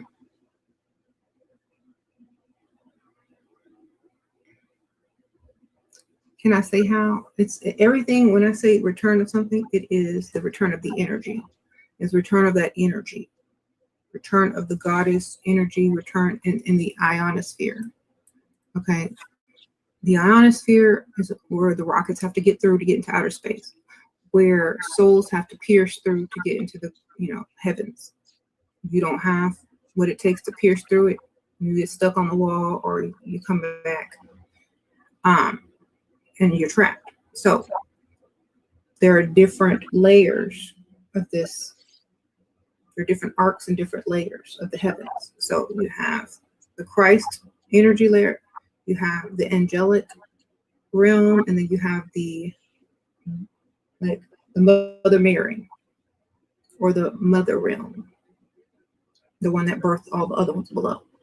And so you have all these realms to get through. You can't get through because the mother was not there for a while. Okay. The angel realm was not there for a while. Only that one small protective realm. That's why it's hot, the sun brighter, because those realms have been removed. And a lot of people were getting out, hitching rides out and stuff. But that deal time over now. No more hitching rides out.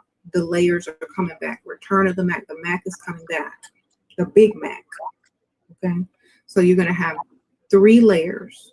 And so even if you try to hitch a ride out, you won't make it through 3 layers. Okay. So that's why people are scrambling before the return of the Mac. They're scrambling to make bids and deals. Okay. You're getting ready to see a bunch of either no talented people become famous or a bunch of Black people that were once poor get rich super fast because those deals are being made right now.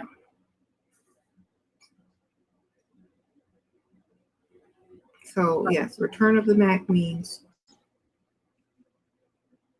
eventually everybody's going to have to mix if they want to get out, because this is going to stay on for a long time.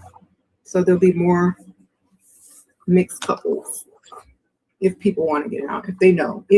Some people don't know. Mm-hmm. So what about us who don't vote?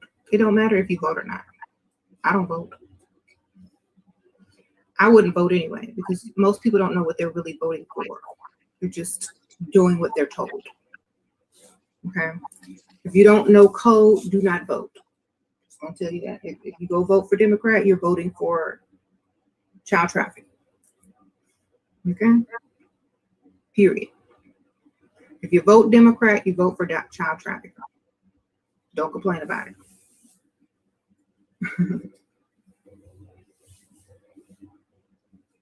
Look at these celebrities pushing everyone to vote. That's ridiculous. They're not pushing you to vote for, I told y'all, it's code. Vote means to bow to someone and hurry up and make a deal so they can get out. They're talking to their Hollywood constituents. They're not talking about politics. Election time is deal time in Hollywood. Who you're going to hitch a ride with, who you're going to pay to get you up out of here. You know, who are you going to pay to, what opportunities are you going to give to this person so they can give your daughter a ride out? You know what I'm saying? Like Kylie Jenner, yeah, she got somebody to hitch a ride with. She voted for Travis Scott. She voted or bowed herself to Travis Scott. Okay, vote means to vow to a deity. Okay, it does not mean what you think it means. That's why they use that word to trick you. That's the whole thing about the serpent language and the coded language, is to trick you into doing something that you don't know you're doing, to control you to their will. You don't have your own will because you thought voting was selecting a president that's already been pre-selected. You're voting for what that party represents. Okay, you're voting for what they really represent, and they're representing, you know, keeping the code alive, making deals, you know, and human and child trafficking. That's what they're about. So that's what you're voting for. You shouldn't vote at all. It's like, what game do you want to play? Jumanji or Saw? I don't want to play none of them games, baby. I'm really trying to look for this part where this whippy go. I'm like, why wouldn't I make a timestamp of that It's beforehand? happening in the time frame. I should have did my due diligence and make a timestamp. I thought I did make a timestamp of it. So, I'm right here, though. You can make a deal with me. If you know what that was, you would understand that they're already here on Earth and they've been here, baby. Okay, they've been here. We've been here. Like, divine feminine extraterrestrial means someone that can live outside of the Earth and is a feminine energy. Any black woman, any melanated woman, any melanated woman. Okay. Anybody, any, meeny, miny, mo.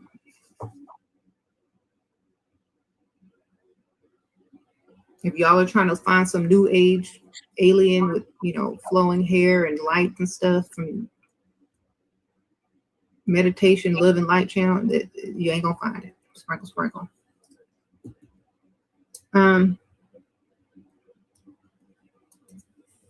Thank you, Carter, Crawford, sprinkle, sprinkle. When will they show themselves, or do we need them all the time? When will who show themselves? Do y'all know what extraterrestrials are?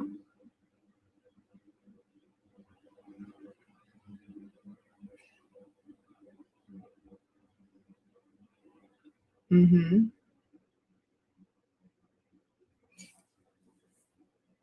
Anything that came from the cosmos and not of the Earth. Though anything like that is an extraterrestrial. So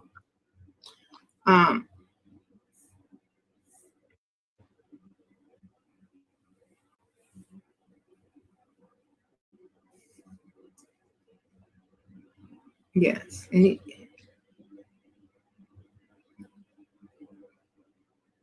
Okay. If you're talking about the gray aliens and stuff like that, the hybrid people that are descendants and stuff like that, most humans are descendants. But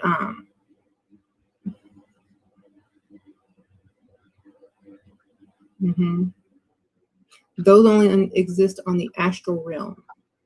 You know, they're not in this dimension.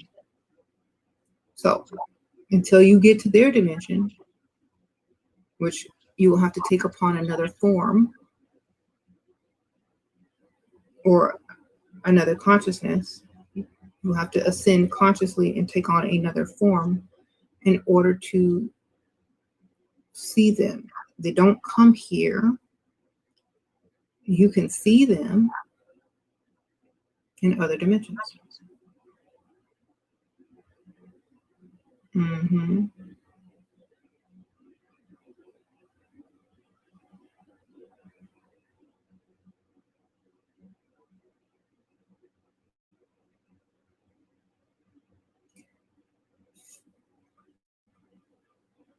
Nazis knew and still know about flat Earth and black sun, Sophia.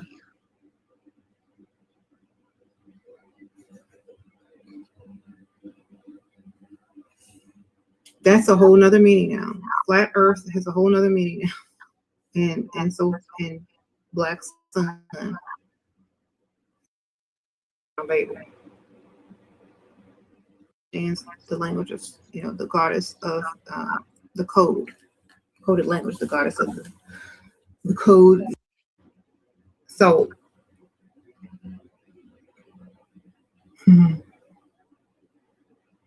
there's several meanings to that term.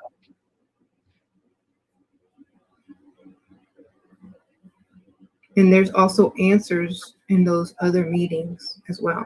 Like how to make the philosopher's stone is how to hit. Okay, I think we already covered that part yesterday. This is wild. I should have been able to find this thing by now, as far as what I'm talking about.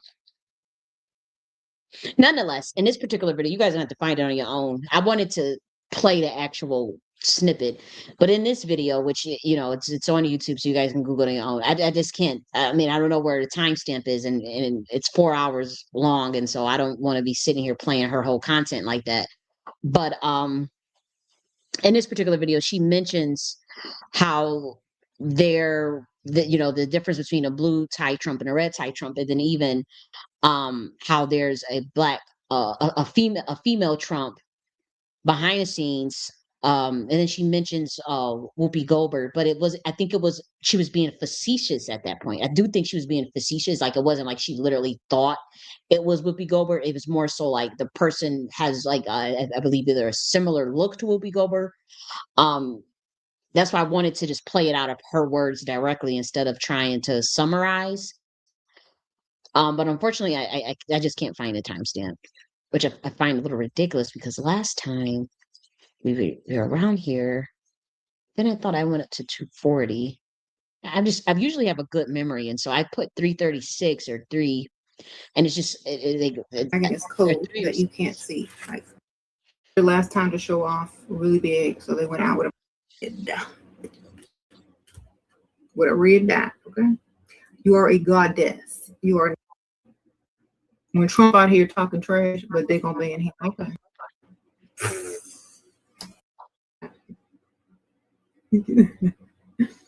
I try to tell him, but he don't listen.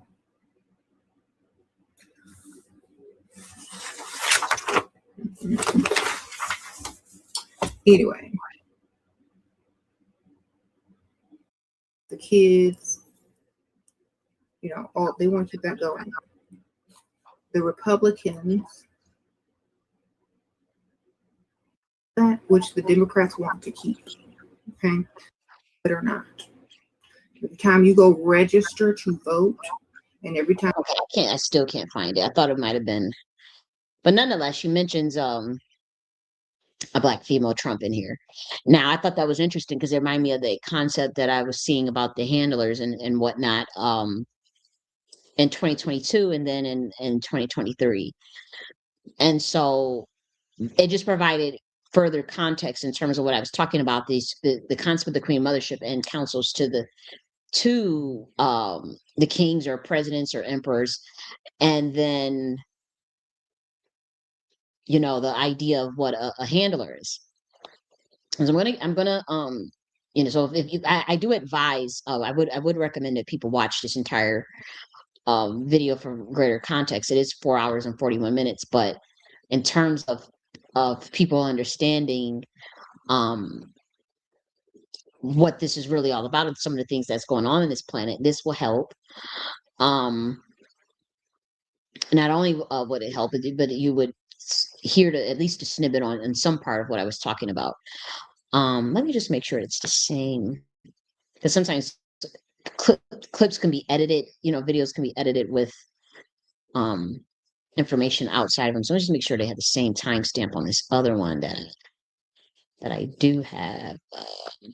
Because I thought they were going to remove this off the internet as far as like the information that's in here. I got nervous that they would take it off the air, and so let's see, this is the same timestamp. Second.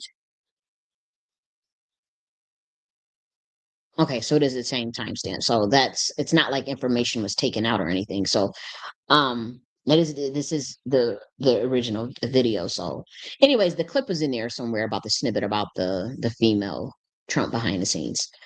Um, Nonetheless, let's go back here. Let's go back here. Actually, we can go here.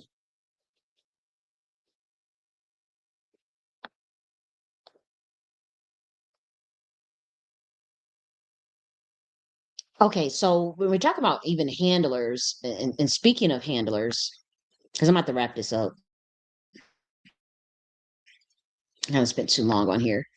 And speaking of handlers, when I found out that that Nicki Minaj had dealt with some unsavory things in the industry and what was happening to her, and that she was coming up with a new album, I think my first instinct was excitement that someone else that has influence or more influence rather, um, at least in the public sense, was speaking out on topics of gang stalking and blackmail and exploitation and things that was going on. And I just couldn't understand, but at the same time, I couldn't understand why she was plagiarizing stuff out of my books with my techniques and then throwing shots, in the coded language, so to speak. So I did ignore it. But she when she said she was making the music and doing the album, I thought she was doing it independent, like finally breaking free, being done, and you know just making her own album and taking care doing the things that she's been doing, as far as being a mother. So within the Nakhti framework of the music department, I was thinking like, well, how would I thought it was interesting. I'm like, well, if she's fully independent, or if there's other people in that position, how do you help someone that is trying to leave the industry and the occult? And this is how the public should be able to see through stage gimmicks and detect who is free and who's still playing the game or trying to do damage control, or who, there's even a lot of closeted Satanists that will pretend to be, they infiltrated the church already, pretty much. They're closeted Satanists. There's even within Christianity. And so people have to be able to detect those type of things. And that's why we did this G.I.A military science breakdown, so you can see and assess and even measure through antics over the years, uh, things that they've done over the years, but you can't really hold that against them if they repent, right? But in terms of measuring sincerity, to make sure that they're not trying to lead people astray, or do a covert switcheroo or a hoodwink, you still have to, at the end of the day, this is all still an illusion. And so the public has to be able to see through stage gimmicks and detect who is free and who is still playing, the game. But one of the things I didn't understand, and this is, my own ignorance of the industry and whatnot, was like, well, Nikki has a fan base. She has the bars, and she says she wants to do an album. And if she's like dealing with cash flow, or maybe not having the team that she once had when she was in the industry, or access to things that the industry offers, essentially being blacklisted, like how would you handle that? what type of how could one handle that? And so let's just do a hypothetical scenario. And this is not something I'm trying to manifest. I'm just literally just thinking like, okay, if someone is trying to break free out of that stuff and they're trying to still have an album, how would they, what kind of resources would they use on their own to get it done? Um, while not having to play the game. And yes, obviously you have to be in control of your own marketing and whatnot. And that can be difficult because they know how to shut people down that don't play their thing, they don't do what they want them to do. But I was thinking, and maybe it's just that they know how to shut you down just that much. And then there's no um that could be a thing too, but that's why we talk about the power of numbers and her actually having already a fan base and having to be able and having access to sell music to her fan base still. But well, I think the first thing she should have did instead of making a deal or getting back in the game was to gather a fan base, some of the barbs that are part of her fan base, into a team. And this is how you can detect whether or not someone is free or if they still, but none of us, this is not to drag her, but it's like there are barbs that would work for Nicki Minaj for free, whether that means doing her marketing, doing her makeup, doing her tech stuff, lighting, production, engineering. And so when we're talking about in the free world, she should have been able to galvanize some of those barbs to take on sections of helping her get this album done or even her podcast done. So it could have been, you know, all done for free. And even this, these tweets that she's talking about. Yeah, talk about the tweets, whatever is ailing you. But then there, you could have had the tweets about you're holding a contest or you want to produce the album. You're looking for barbs that have marketing skills. You're looking for barbs that have tech skills, because you need to build a team. Because and then be honest, like, yo, these motherfuckers blacklisted me. I gotta rely on my barbs, or if you don't want to do all that, maybe you don't want to play the victim card, but you're more so like, you guys know my situation, and if we can do this together, then we can do this. You know, I think that the first step obviously was coming up with your website. But also, when we talk about building up the Barb's team for this release of this upcoming album, what you could have did was like hold like this like makeshift even reality show all on your own, very cheap, resources out here for streaming service that you could put your show on and again a Barb. Hey, is there anybody that does videography? A Barb would unless this stuff is not even real, even as far as if they're all bots and stuff. And that's what honestly what the GIA is also trying to uncover, whether or not like some of the flawed bots and AI tech that obviously comes from CIA angelic tech that was also stolen that the CIA had access to, they can create the illusion of a huge fan base or clout, bots, likes. I do know that they have that. I've been studying that as a military scientist for about 6 months now. And I come to that conclusion just from me studying various, not people, but just comments, as far as detecting what's an AI comment, what's a bot comment, and what's an actual human comment, in terms of like how when you make these deals or sign these contracts, how and part of the contract is some of that stuff is fake. You may not know it, but you think you get fame and the fortune, but you don't. You get the fame, but you don't get the fortune. And so you got all these people that you think are actually real. That's and they may be bots. And so I was trying to uncover that. Okay, are these fan bases real? It's not none of my business, but I'm saying in a theoretical world, if the fan base is real, then why not hold auditions for on a makeshift reality show that's Nicki Minaj's that she owns 100%, that streaming service with her own private server, and she holds auditions for the barbs. The condition is be a barb. Um, they come. She's talking about her marketing. She's talking about she has a section where people show. She should say so. Say with the Nakhti order, what we would have did was develop challenges. Um, and every week there would have been a challenge based on what you would need for your team to put an album together. So the first episode probably would have been makeup, something interesting, makeup. So you would have showed the contest with the Barbs who do the makeup, a challenge showing who can do Nicki Minaj makeup the best, and then probably have people in her close team do the voting, or have come up with a team of people who um select the best makeup artist, and that would be her makeup artist. But I mean, they would know, like, retired on funds, you give them a stipend or something, whatever you have, small budget, you know, but just something where if she knows she needs makeup artists, then the next one would be marketing.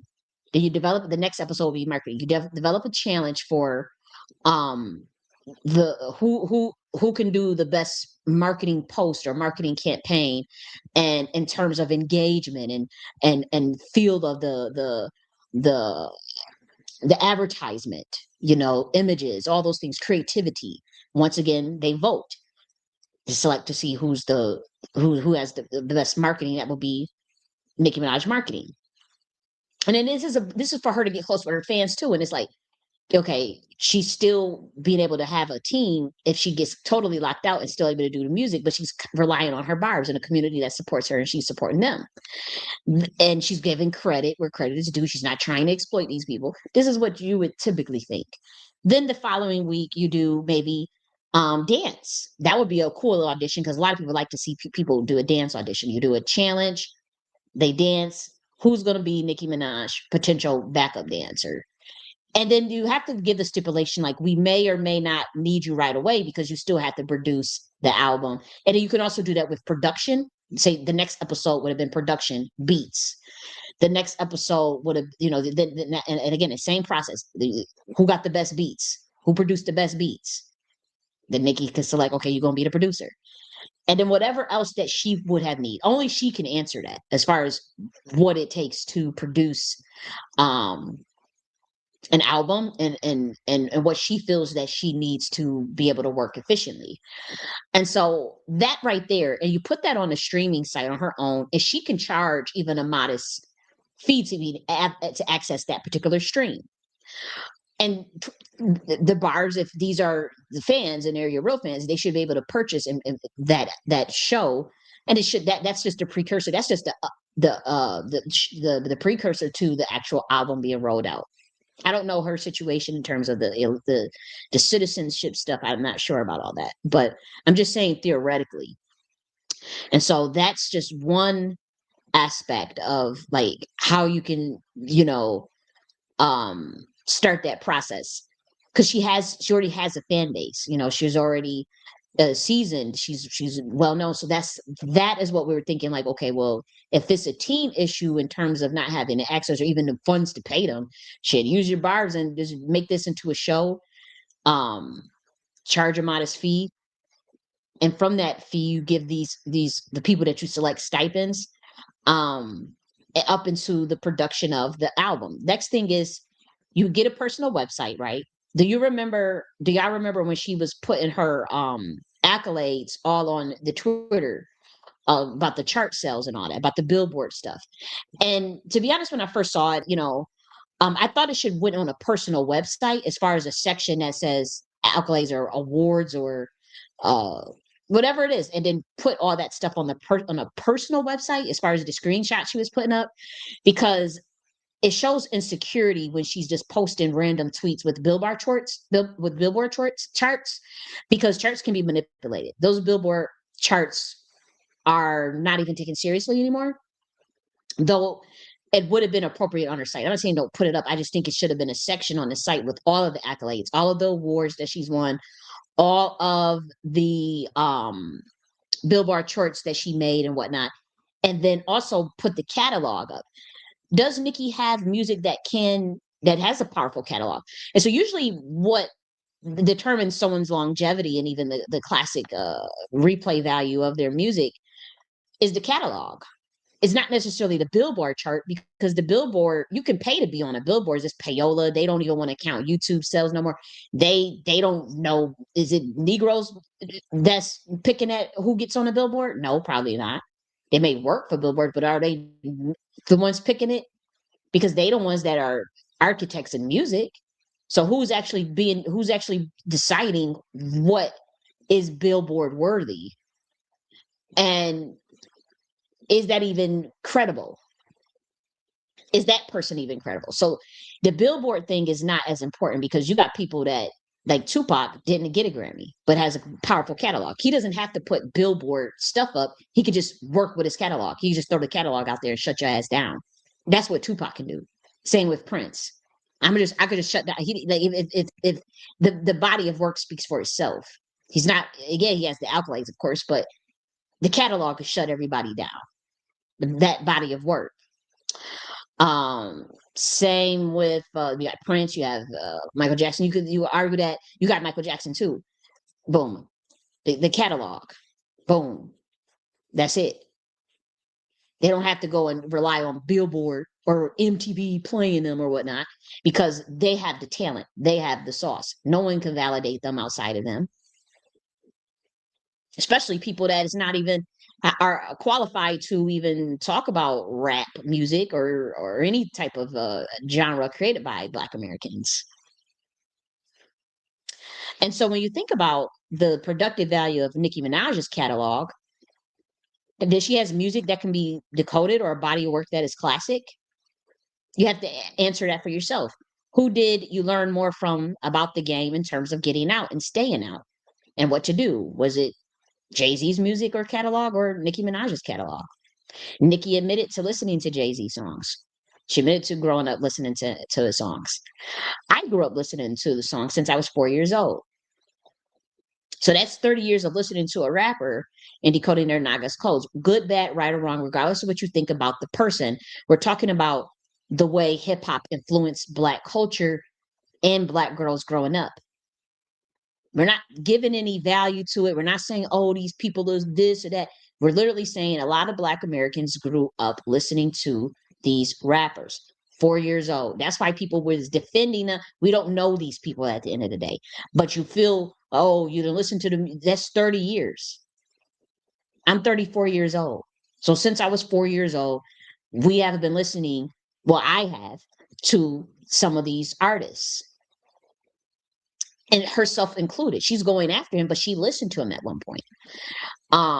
She said he would have been the only nigga that she assigned to. She was on stage with him. They did songs together. So you have to think about those things. And so maybe she finds out certain information about him and she's like, oh, okay, and then she feels slighted. He did something.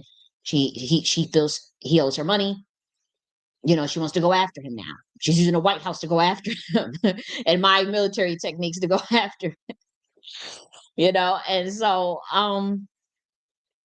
it's a situation in which is loaded because, like we said, when we think of the body of work as far as decoding, as far as why the government wants to go after these people, you have to think a lot deeper. It is a lot deeper. And so that's why I do advise people to watch, the information about occult rituals in the industry. Um, and does Nikki's music contain the same codes warning people to stay out? Or what is the value of the catalog of her music of these last 20 years? Calling the Black women the nappy heads. The nappy heads need a perminator. The nappy heads, you broke your EBT bitches.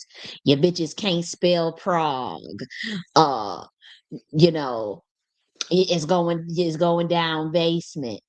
You shitted on them. All this stuff desecrating the divine feminine. Talking about bitches and pussy. Is there anything to really decode? Perhaps, perhaps not. I mean, I personally don't think there is.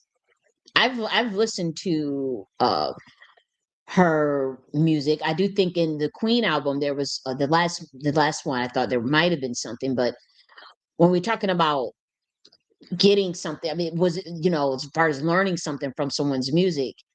Did you learn something from Nicki Minaj's music? Anybody? Maybe the Barbs did. Maybe the Barbs did. Did you learn the code from any? A lot of these artists, they gave out a lot of game cryptically and try to help people and even try to keep Black Americans out. Real talk. If you read some of these things, you will see like okay, they're trying this artist is warning against getting in this particular game, playing this or staying out or alluding to something you should go and research on. And it could be something really, really deep as far as esoteric information, financial information, a book, something that you need. And I'm just saying that with certain artists, that is afforded in their music. Does that mean that they have not that they are what Nicki Minaj is saying? It could mean that, or it may not. You cannot say that every artist. You know, I talk about the ladies' king. They're not in that industry. People don't even really know who they are, but you see that talent. You know, um, some people they call it the conscious. They may not be mainstream, but they're still artists, or they may be industry adjacent, but not in it. And so I think it's a blatant blanket statement to say that every single last one of them, um she's saying this without any proof, and I do think that it's possible. I think the likelihood of this actually being true is definitely probable. She just needs to at that point you can't you're gonna just put out a tweet.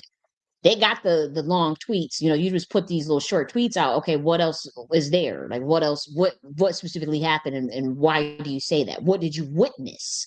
If you know that these artists are doing it, what did you witness in terms of the sacrificing of, in a satanic cult? Let's talk about it. And that's not trying to get her in trouble, get her head on a chopping block. Is just like, if you make a statement like that and you don't follow it up with, okay, well, what actually happened? Then nobody, what now it just looks like you're a little unhinged. um, and then, she puts up these screenshots of the billboard charts from the dominant society for validation instead of relying on the classic and talents of her catalog, like a Prince or like how Aaliyah can. They can put up a catalog. Everyone knows Aaliyah songs. Like everyone knows them white folks sub actual talent. She didn't get a Grammy. Nicki Minaj never got a Grammy. She deserved one more than others as far as a female rap. It is what it is. They get to dictate, when you get they dictate your relevance, your influence, and whatnot, and your popularity. But did we even really need them? Did Tupac really need them? As far as like getting the Grammy, but I think she deserved that. But is the Grammy the highest form of identifying um the quality of music? No. Hell no. The catalog is the billboards, it definitely not. The catalog is, you know and so they need it a lot of times. When it comes to black talent, they need the black talent more than the black talent needs them. And then once they realize that, they'll be able to see that. And so putting up the billboards of the tweets when people can detect what good music is, and there's no Negroes making decision for those charts. It could be payola. So I would say lead more so with the catalog, and then put the accolades in the section on the website, and then all of the awards that it should have been a personal website with a section of all. If that was so important to her, she spent half a day just putting up all of these billboard charts and all of these accolades, and I think that it should have went on a website, her website. But when you put it on Twitter, it kind of looks like you're insecure. This is what we talk about, like being a handler. It looks like you're insecure and that you're looking for validation from others instead of just letting the catalog speak for itself. The next thing on the itinerary, you know, so we talked about the little makeshift reality show to build up the Barb's team for this upcoming album that was supposed to be released in March, actually.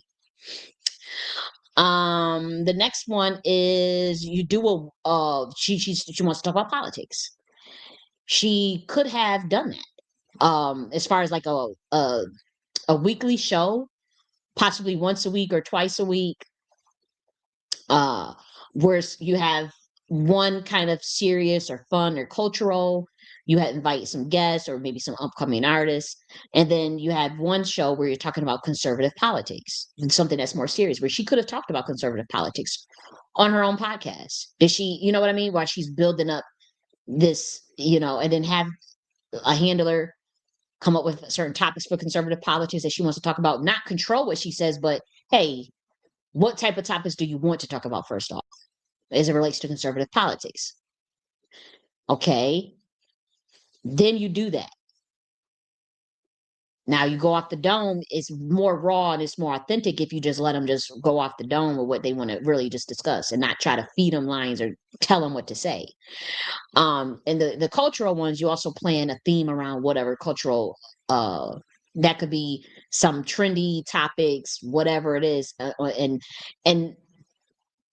perhaps twice a week is too much, but even if it's just once a week, you would either decide, um maybe if you had the first half of the show serious and actually more fun and cultural, and then the second half you have an intermission and then you can talk about conservative politics, and that way maybe you get it down to an hour 30 minutes on the more fun stuff, because you come on, these a lot of the barbs, they don't like to have all that serious stuff. They're not political. The barbs are just not political people. They like to dance, shake that ass.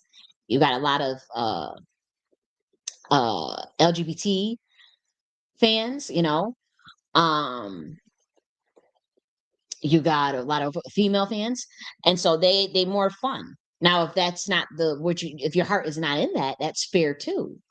And maybe you whatever your heart was in, I do think that there could have been room for the podcast, and particularly if you wanted to get in a political arena, then that would have been the space to do it given your influence. And this is just as we talk about in the theoretical road, if you are truly free, what the Nakhti order itinerary would have been, um as far as handling Nicki Minaj's affairs. Then you do the countdown. As far as that's, you may hold a meet and greet, a couple of them, with the flash of vinyls. Remember, you're recording the album in the background of all of this and making the music or whatever you want. And then remember we talked about the flash vinyls, and that was putting the music on the actual flash drive and having your password protected photos or password protected information that you want to give to your fans on the flash vinyl. And it has exclusive, that's the Nicki Minaj album on the flash vinyl. You make that yourself. I already talked about in a video in depth about how you would do that. And you would put the music on, how you would get the flash vinyls, how you would sell them online, how you could sell them in person, where you would get them from, how much you would sell it for, price point, cogs, all of that. That's all on this channel. Then you hold that meet and greet. You do perhaps you sell the flash vinyls at the meet and greet. This is the exclusive countdown. These people get exclusive access to the flash vinyls and get a meet and greet. And so you're making money still. They're buying the flash vinyls. They're taking a picture with you. You can even charge some of them to take the photo with you. Some of the boys, some of the girls, some of the boys that take the photos with you. You know, uh, and that way you still generating income. You're selling a flash vinyl, and then um the touring. Now the touring may not have been all these big time stadium stuff like you're used to, but it's still, people would show up. The barbs would show up. They would still do your touring too, obviously. And I think it could have been,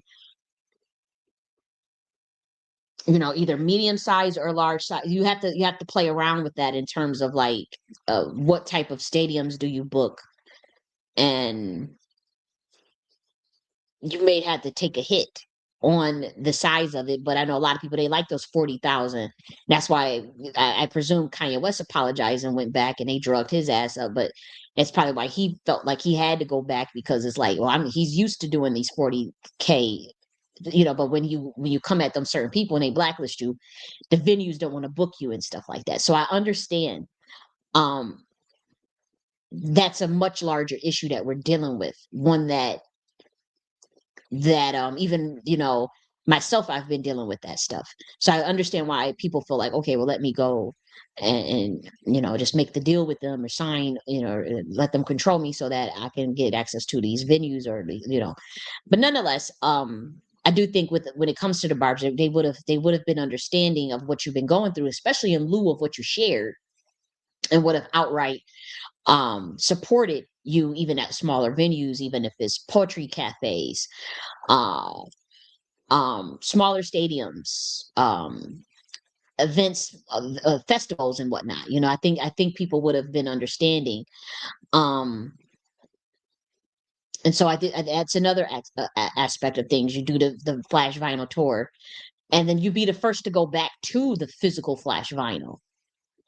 Like if Nakhti was handling this situation, she technically would have been the first to be able to go that would have been promoting more of this physical thing instead of the streaming, which is undermining the artists.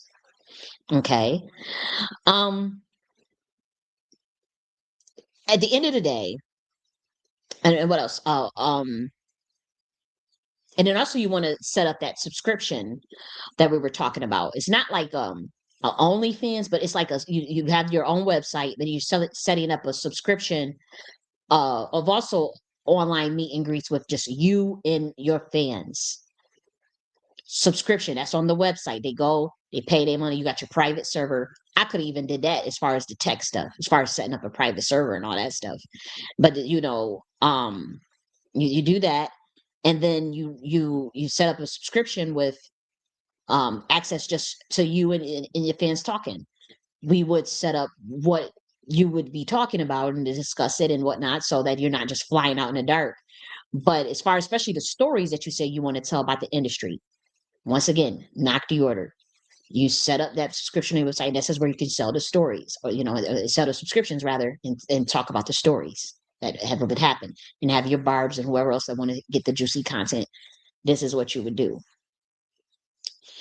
And that is honestly, when we heard what was going on with you, that was the first thought. Okay, well, let's just help her. And they roll out this goofball. She jumps the gun and wants to go for the revenge thing. You know, um, and throw digs at me and whatnot, which was unfortunate. So I just was like, what, nigga? What's my motherfucking A? Jenny Nunn Stanley. Which I thought I was about to say Jigga. No, I'm not possessed. I'm Jenny and Nunn. I'm Jenny Nunn Stanley, niggas. I know exactly who I am. I'm in control of all faculties of me, in my vessel. And you know, a tricky situation with these artists, because again, we talk about this term parasocial, like listening to these people and decoding their stuff, especially if you're 12 strand nagas being, and be able to decode rap. um Honestly, for a long time, you're listening to somebody when you're 4 years old, you're 30 years old. Yeah, you're gonna, you know you feel like these people. And this goes for the women and the men. Don't try to make it a man thing, 'cause I know y'all hear men and y'all so male identified. Same thing with the women too. And so, she's on a warpath. She wants revenge. She's on, um but niggas would have done me right. As far as what happened with the RNC, they didn't want no black people up and being that as far as handling Trump.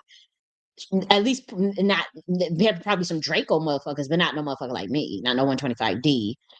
They probably had some Draco niggas, behind the scenes plotting, planning stuff. They stealing from me and shit. But them people, if it is some Draco Moors behind the scenes, um, they on that still kill destroy shit type too. Very satanic, very dark. Um, and so they are mainly, to me, in my eyes, more so to be blamed than even Trump. I think it's bigger than all of that, is what we're saying. And according to Jacobian law and to the Hebrew and Masonic law, then the next in line to even be in a position not of America as the president, eventually probably that too, but even just behind the scenes, would have been as Trump's handler, somebody working behind the scenes on that behalf. But in a very obvious way, not taking attention or anything away from whatever, his deal is. His deal, he likes to be all of the center of attention at all times, very egotistical. And but run stuff behind the scenes. And we're talking about under the Hebrew law, which a lot of Americans made a shadow government, essentially. The people that really know about that. And he didn't want some black woman, from the hood in Buffalo in that position. And I would have needed to be compensated. I did a lot of work for free, out of care for this country. And I got tired of that. It's not fair. It's very disrespectful to me. And they didn't want to pay. And they knew good and hell well I would not have went after Negro rights and harm it, with Project 2025. Oh, that would have been scrapped. So they try to do the Masonic credit swiping to get me out the paint, which is no touch psych warfare. And then have Nikki come out and copy me to trick the public to go after people she thinks has wronged her, or even just for the Democratic Party itself. And so it's spiritual wickedness that is on higher levels that I would tell people to use their discernment at this time. As it relates to myself, you know, she still, after these antics, she could still even implement some of the ideas that I talked about here as it relates to her album. Um, when she I think she said she decided not to do the album. But I think that if that would have been a better route instead of just doing this aligning with Trump shit, I think that the itinerary for getting her barbs involved in terms of making sure she builds long-term community in lieu of being someone who blew up the spot essentially and talked about things that had happened in an industry, that would have been a smarter move versus making the deal with Trump. Okay. And jumping back in the game to get revenge, and you don't know if them people working together or not. You really don't. You don't know if Rock Nation and Trump is in it, but they probably all could be working together to target whoever. It could be me, it could be anybody. You just don't know, and so it's too much of a gamble. I think that move was just too much of a wild move, just totally uncalculated and driven by either money, fear of losing what you got, or a vendetta, or jealousy and revenge. Um, that's what it looks like on the outside of things. It could be much more nuanced and intricate, and I can give people the benefit of the doubt on that. Now, as far as her copying me and doing that and throwing some of these subs and these digs and stuff, I mean, whatever. I'm kind of used to it.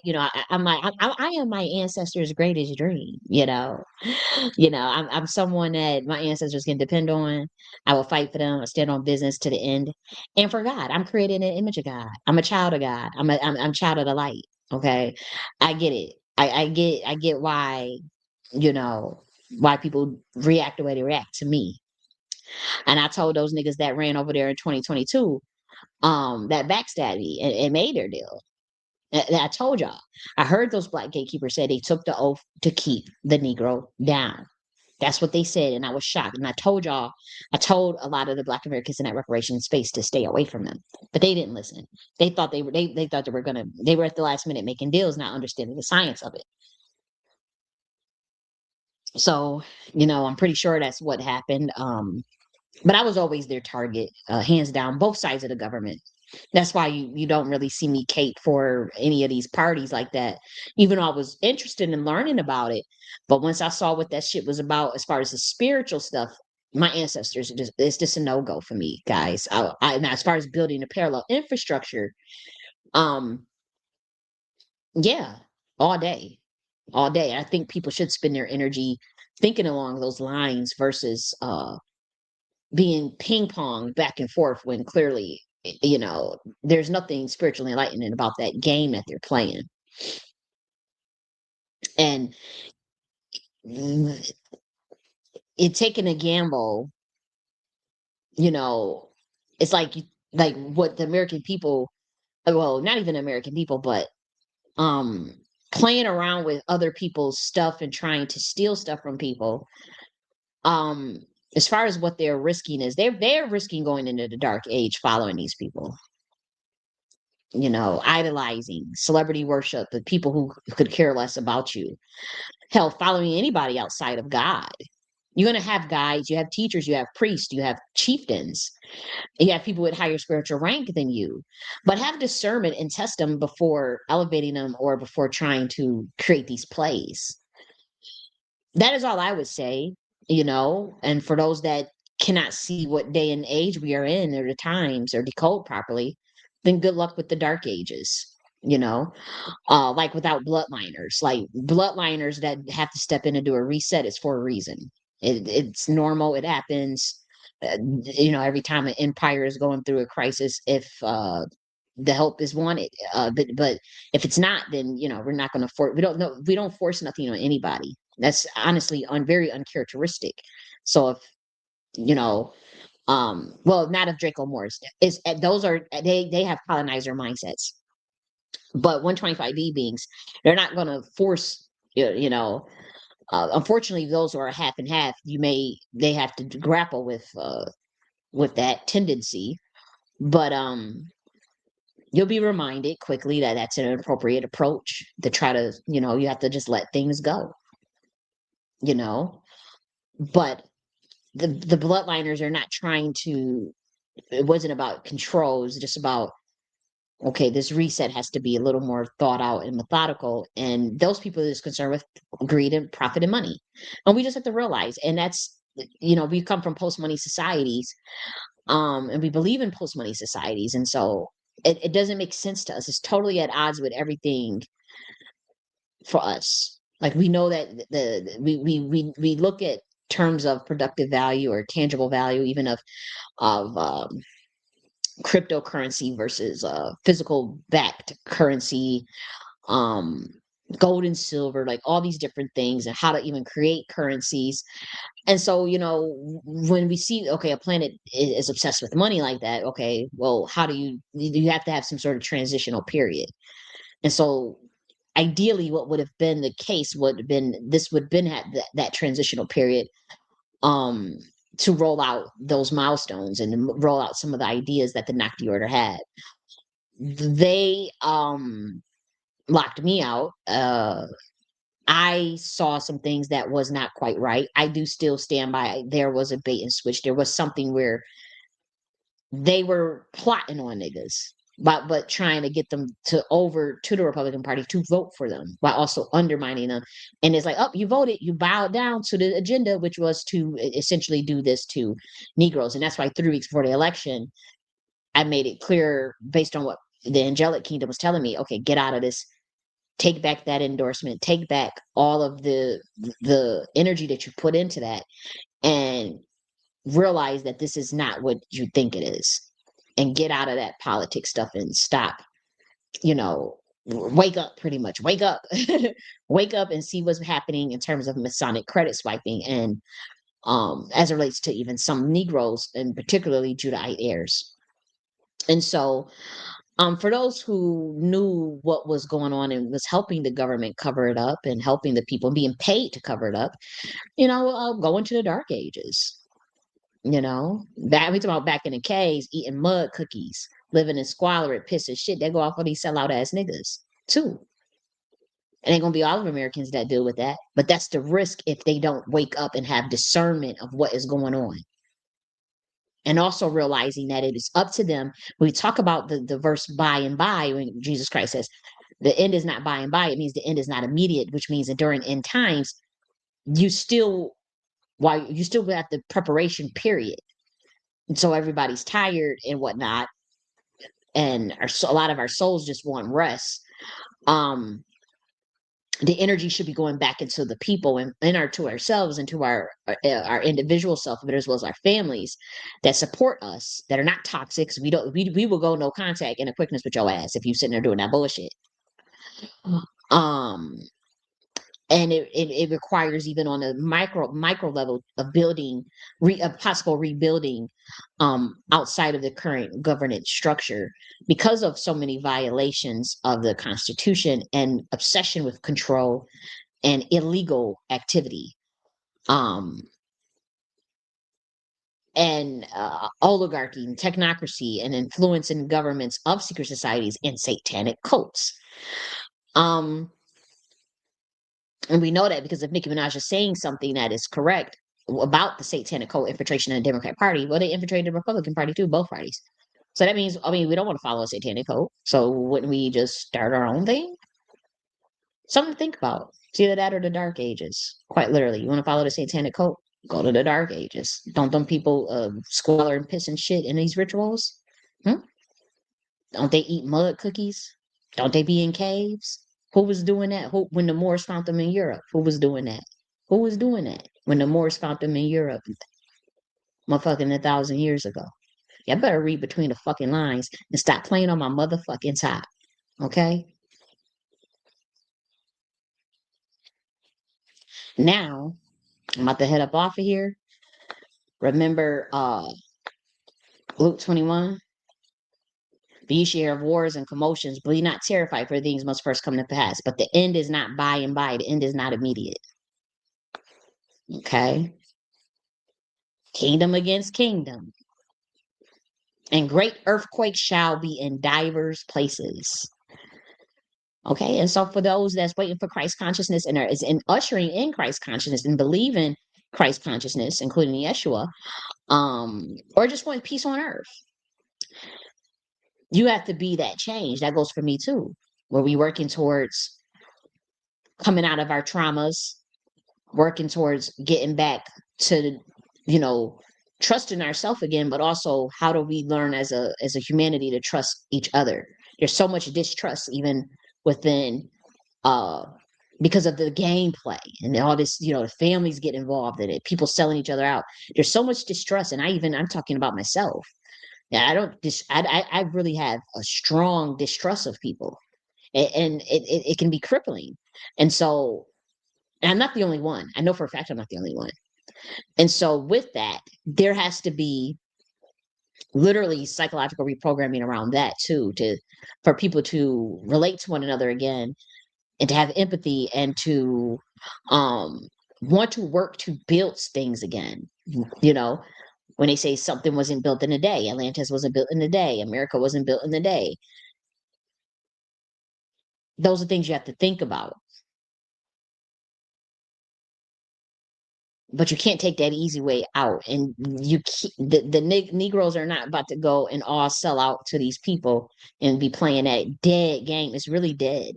It's dead, and it's too much of a gamble.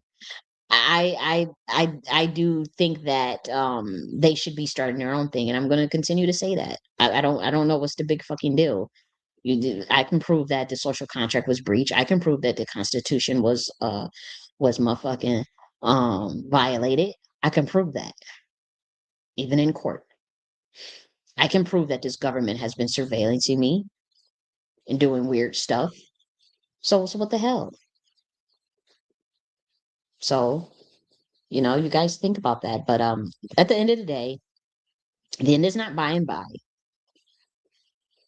We have different angels working to bring in his Christ consciousness, bring in higher orders of what we know about the divine feminine, about love, about peace, about being in tune with earth, all those things. That's all that that's it's multiple people working for a greater cause that's not meant to harm their self or humanity or any living creature on this planet. And so there's people try to stop us for that. Many have even died. And so you guys have to think about those things, you know. But if someone such as Nicki Minaj has something to say about what has been going on, I think she should share that. I just can't take it serious if she's in this political stuff. She's gonna have to come out of that. And I mean, she can do whatever the fuck she wants, right? But I'm just saying, like, there's people with a lot of discernment, and when you're talking about critical thinking skills, Nicki Minaj, I mean, I think this whole video, I mean, we kind of pointed out. I think we did a lot of fucking critical thinking. And yeah, it doesn't pass the smell test for me as far as these antics that you're pulling. Come off very inauthentic. I think it is what it is. The public is like sheep, as they say. So I guess they're banking on, well, actually they're not. A lot of the public is very awakened, actually, but they're banking on the public, being like sheep. That's what they're banking on. And that's not the case. And that's why the backlash was the way it was, because they know. Like, dude, your ass was over here. It ain't even about defending Jay-Z. It's just like, nigga, you was making, you was a part of it too. Then, that's the first thing people would say, and so you would have to give the context of to as to which that's not true, and or the context um to show how it's nuance and what exactly happened to you and why this Freudian slip right here, your favorite artist has been practicing, and this is to your barbs, and they'll read that and you see it. The first thing I would think is, whoa, you, what if you their favorite artist? You see what I'm saying? That's like a confession without really confessing. Damn near. And I know this is term where every accusation is a confession. That's not true. That's not fucking true. Sometimes it is though.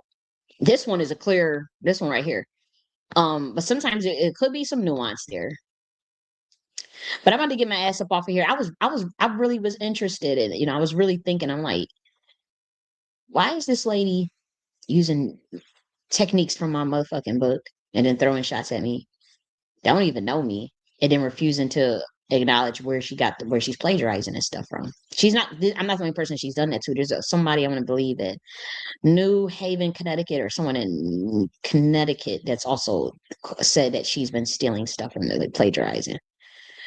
Then not to mention that she's beefed with every woman that has damn near probably ever in existence. This is a person. Um, I would say kind of got some issues. It's constant. I'm gonna stop sharing real quick. It's constant dramas over the years. You talking about little children, nigga, you was just attacking a little kid not too long ago. Not probably less than a month ago. So, I know they roll you out, to undermine real niggas. It is what it is. But I think it's sad because again, what was so hard? If you were really leaving that industry and wanting to really remove yourself from all of that, you would not have ran to politics. That would probably have been the last place you ran. I think you should have ran to yourself and did your music like you said you was going to do. And if you were truly free, then the itinerary for if you don't have a team or if you're blacklisted or whatnot is what we just talked about and discussed with the Nakhti order, making sure that as far as the rollouts and the podcast, the getting the barbs to volunteer their services so that you can put this album and this project together, and then even an event, even you could have did an episode with management because you're going to need someone to help put the tours together and all that stuff. That could be a barb. It's people that will do that. Now, when the money comes in from the tours, they can get their pay. You can pay them as they go with milestone payments. Milestone payments is also good. Something up front and then something during the milestones. That can also be negotiated with a scope of work agreement. Not a contract, but a scope of work, something very simple that's not trapping people because we're not doing those things anymore. I mean, people do what they want, but I'm saying the Nakhti order doesn't operate like that. But something with the scope of work and in terms of what's a fair pay. Um, Especially people that the economy is struggling, people would have jumped on it and them barbs would have jumped on it. So it didn't make any sense to run the politics. That's all I'm saying. And so sweetie, Yeah, you kind of showed your hand, boo. And it's like, this is that shit we talking about, what black women be doing, but this is that shit that they, that, and also the niggas be doing to each other, not sticking together and whatnot. We see her with a blonde wig on with eating fried chicken with the fried chicken in her mouth. Obviously, there's nothing wrong with fried chicken, but you know that they putting this out as a stereotype. The chicken wing, even necklace around her neck. Is this potentially an MK Ultra victim? I mean, what black woman would go out like that? That I mean, even with this blonde, with that. Now, black people eat fried chicken, yeah, but they ain't going on no award show. The context of it, they're not showing up to no award show with this like that on their mouth like that with the fried chicken thing. So who's making our people do this, or is she even our people? But like, who's making melanated people do something like that? Is the bigger question. And for why did you do that? Yeah, because that's not your idea. You ain't gonna tell me. She's not even a black American. She's a Trinidadian. They don't eat fried chicken like that. That's not her idea. A white person put that idea on her head and made her do that for part of a humiliation ritual. We need to get down to the bottom of who's fucking behind it, is my point. Is it that same group that, you see what how they got Kanye West?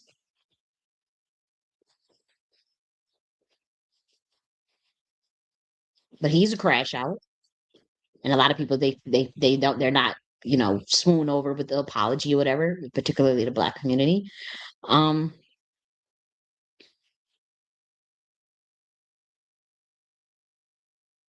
I'm not speaking on that. Just know in 2022, when all them people was coming at him, I saw the validity of what he was saying in regards to the contract stuff. I disagreed.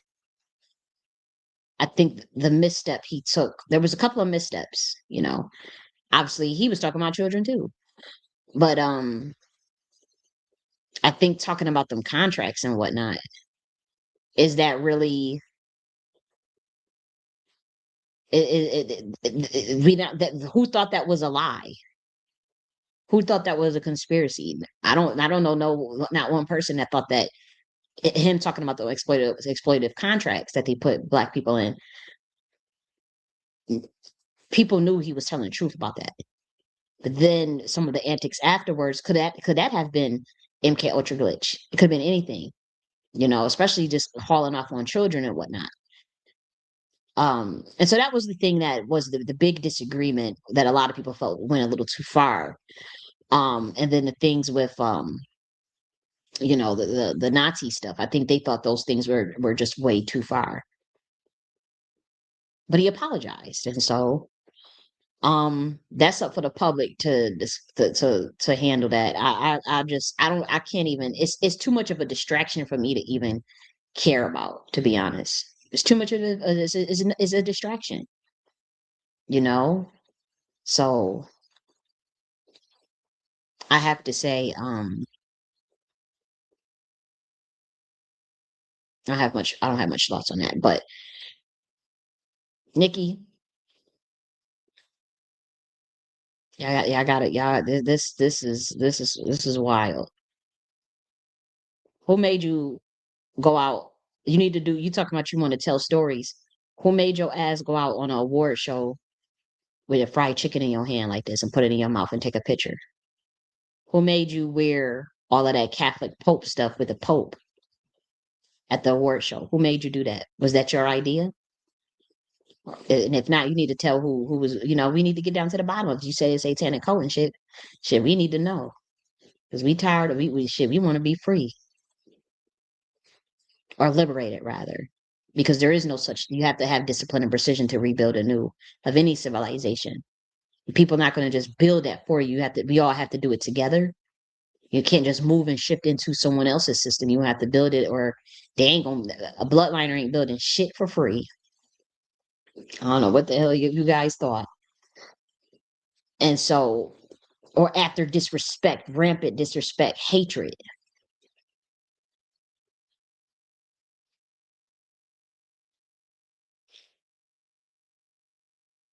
And so we about to head up off of here. Thanks for everybody that stopped through. Royal Deluxe, Boli Boli, DW. and she says she's doing an a sleep deal with anxiety or pica disorder. So that's cool to check out. What if I get off here? Let me close it on Rumble first. If you guys are on Rumble, God bless as well. Me or bliss. Me in the stream on Rumble.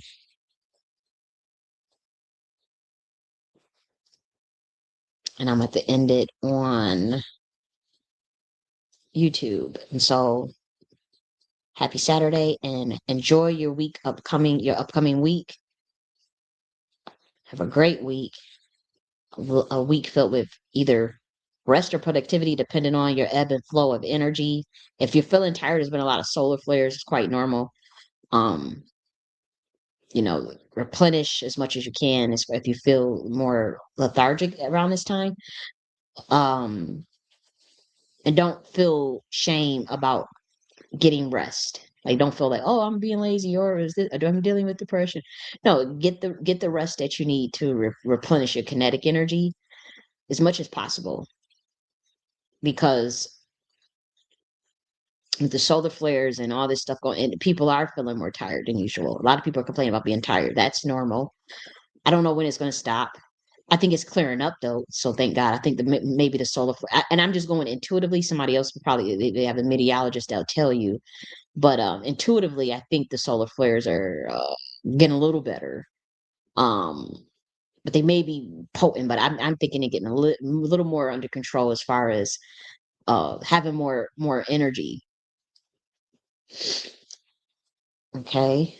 And so, and it's still winter, it's hibernation, like how a bear would get some sleep. Sometimes it's more slower. That's why people get seasonal depression. Um, and so you may need red light therapy and whatnot if you know that you're slowing down and that's because of a hibernation period. You just want to call up the warmth and your warm blanket or a heater and just have some nice warm drink, chai tea or coffee or something nice and warm. And so be kind to each other at this time as well.